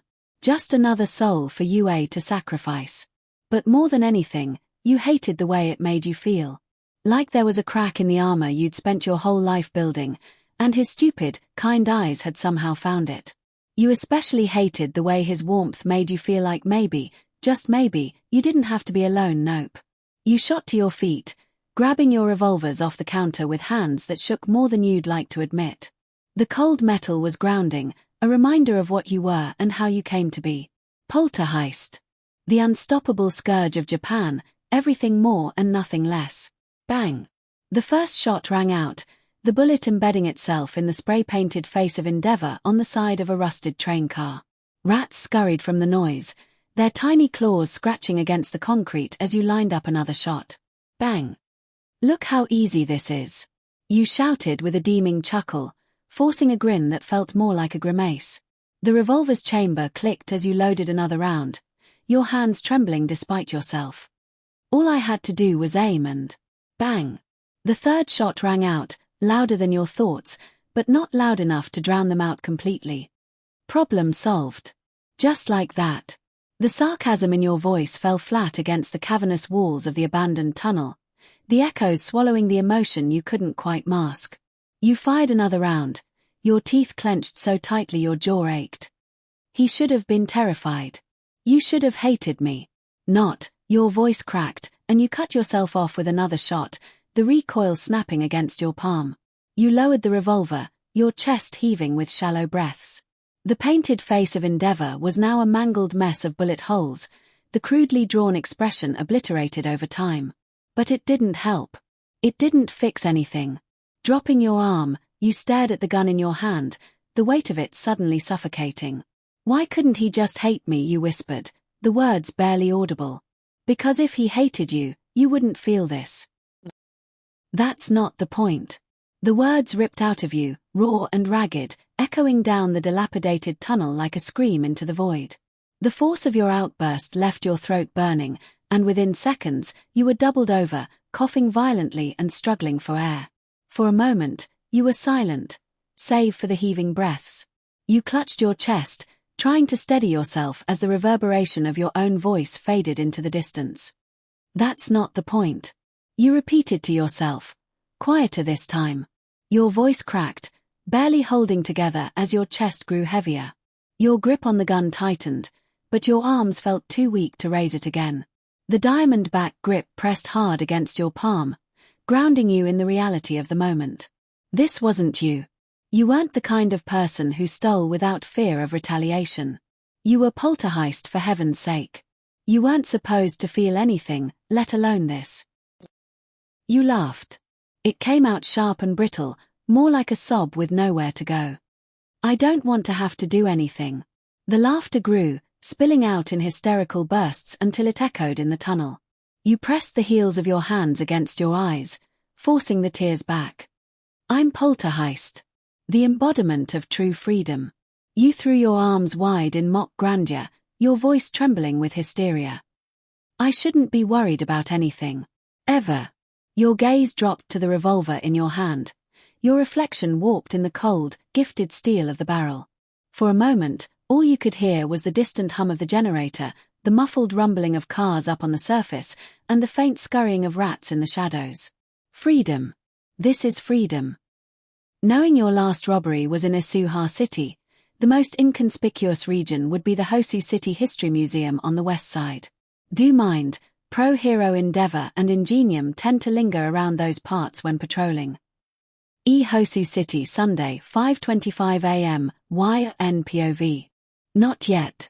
I just can't wear that demon thing right now. Knowing your current situation. You doubted you'd ever forget anything. The black face mask clung tight to half of your face as the wind ripped past you. With a grunt you sprinted across the rooftop. The nighttime ambience of the city hummed below in a symphony of distant chatter, honks, and laughter. The cool air carried the faint scent of street food and rain-soaked concrete, and an all-too-familiar environment as you leaped from rooftop to rooftop. Usually, your expression would consist of a smile and cackling laugh as you enjoyed the thrill of your life. Right now, your expression was silence that hardened into a scowl. A large billboard flickered to life on a skyscraper beside you, its vibrant lights cutting through the darkness. You barely noticed it at first, but then a familiar shade of green caught your eye. You came to a screeching halt, your shoes skidding against the rooftop edge. Your heart lurched as your gaze snapped to the screen, catching what you thought was Midoriya's smiling face in the corner of your vision. "What the?" you muttered, spinning around so quickly the world tilted, leaving you momentarily light-headed with unfocused eyes. But when you focused on the billboard, it wasn't him. Just an ad for some All Might-themed product. The green tones seemed to mock you under the glow of neon lights. "Get a grip," you muttered, smacking your forehead with the palm of your glove-covered hand. The sharp sting of the impact didn't help. "Thanks for the comfort." You grumbled and leaped back into phantom state with a sharp inhale, letting gravity's hold blur around you. The familiar detachment washed over your body, numbing everything but the instinct to keep moving. Your focus narrowed as you vaulted effortlessly between buildings, solidifying in and out to continue running and gaining sprinting momentum. You didn't need to think. You didn't need to feel. Not when there was a job to do. Not when the thrill of the heist was waiting to drown everything else out. Landing on the rooftop of a hotel, the sound of an unoiled door creaked closed, which made your eyes dart to the side. "Midoriya," you blurted with a recoil, shock paling your face as you stared at the frighteningly familiar silhouette. What?" The motion-activated light above the roof's entrance flickered on. It wasn't him. Just some tired brown-haired teen in a maintenance uniform, holding a toolbox and looking thoroughly unimpressed. "Buildings closed, I'm not just you barked, your voice rising an octave as your heart still hammered in your chest. "I'm Poltergeist." With a dramatic flair, you raised your revolver and fired a shot into the sky. The sharp crack of the gunfire echoed through the night, and before the worker could react, you dove back into phantom state and launched yourself into the air, sailing over to the next building and landing with solidifying ease. You didn't look back. You didn't need to. Even now, the faint afterimage of that stupid, infuriating smile, warm and genuine, was something you hadn't seen in years. It was something you didn't even know how to process. He was in places he had no right to be, and it's driving you mad. Now he was in your head, threading himself into every corner of your mind like some relentless weed you couldn't rip out. One you couldn't kill. Your fists clenched as you pushed yourself faster, phasing through obstacles and soaring over alleys. This was supposed to be your escape, your sanctuary. But even here, he haunted you. Your eyes locked on the glowing skyline ahead, the jagged silhouette of the museum standing out against the city lights. You took a deep breath, forcing the frivolous emotions back down. Then you whirled around at the sound of your name, your revolver already drawn as you aimed at nothing. Just the empty rooftop and the distant hum of the city. "Why won't he leave?" You muttered under your breath with grinding teeth. It was more of a plea than a question. You turned back to the skyline, forcing your legs to move, to run faster. As if you could outrun the paranoia. "That museum better be closed," you growled. I just need something to get my mind off this SHT show." Figures. The one thing I forget is that. Maybe I've got some sort of plot-driven Alzheimer's. Or that. You hovered silently atop an office building, blending seamlessly with the shadows cast around you. The cool night air brushed against your skin, though it felt distant, like a biting whisper. You existed in that strange, liminal space, half tethered to the physical world, half unbound, caught in the fragile in-between of solidity and nothingness. Below, the city thrummed with life. Cars honked and beeped, their lights flickering like restless fireflies. Pro-heroes patrolled the streets, their presence a quiet reassurance to the city's citizens. Your gaze flickered over the familiar figure of Ingenium, accompanied by his team, as they methodically swept the area. You stretched your legs, letting the motion transition into a graceful glide as you descended from the rooftop. Hopping across buildings like stepping stones, you navigated Hosu's towering maze with practiced ease. Each building was a step in a giant staircase, taking you from the towering 10-story offices down to a modest 4-story apartment complex just across the street from your target. There it was, the History Museum. Quiet, dark, closed, just as you had hoped. You paused briefly, mentally cataloguing what might fit in your heist, a dinosaur bone, maybe. It'd need to fit in your backpack. Anything too large was impossible to bring into your phantom state. Larger items were out of the question. Your quirk had its limits, and you'd learned the hard way that too much cargo slowed you down. Or its atoms would fail to transfer into static atoms, allowing your phantom touch. You dropped from the rooftop, slipping into an alleyway lined with scaffolding that led to the museum's side entrance. The wide, dimly lit corridor stretched ahead. It was quiet save for the distant hum of the city. "All right, time for a security check," you muttered, reaching for the fuse box nestled in the alley wall. But before your fingers touched the metal, movement caught your eye. A flicker of crimson against the deeper shadows. You froze, tension coiling in your chest as the unmistakable presence of another washed over you. "Not again." "Poltergeist," a voice rasped, sharp and cold as steel it carried. "You dare to fill the streets of my city with your filth." A worn but deadly sword whipped around, stopping just beneath your chin. You glanced down at the blade's edge, then up at the figure wielding it. Hero Killer Stain. TCH. Hiding in your quirk like the crutch that it is. "Pathetic. Once a coward, always a coward," he muttered, his tone dripping with venom. With a quick flick, he retracted the blade and turned his back, as if you weren't even worth the effort. "Noted. Starring," you drawled, voice laced with false cheer as if he didn't give your nerves a run for their money, the villainous Voldemort of the streets. "What's up? Stab anyone annoying lately?" His scarred face betrayed no amusement, though his eyes narrowed dangerously behind his tattered bandage mask. "Humorous how you'd be the one to say that. If only I were so fortunate." Ouch. You pressed a hand to your chest in mock injury. "You cut me real deep just now." "I'll cut you deeper than a metaphorical mark ever could," he spat, his voice dripping with its usual venom. You raised your hands, palms out in mock surrender. Now this was an amusing distraction. "Whoa, easy there, perv." The best way to face an opponent is to confuse them. For a split second, his mask of composure faltered, a hint of shock flashing across his face before he quickly shook it off. "Committing another delinquent act of crime, I see," he said, his voice hard and unamused. "How original. Going to steal another diamond, I reckon." You squinted at him, crossing your arms. "You're not exactly one to talk, Judge Judy." You squinted at him, irritation mixing with curiosity. This wasn't your first encounter with the hero killer, and you doubted it would be the last. He was an anomaly, a villain who hunted false heroes and rogue criminals alike, someone who acted as judge, jury, and executioner in his own twisted court.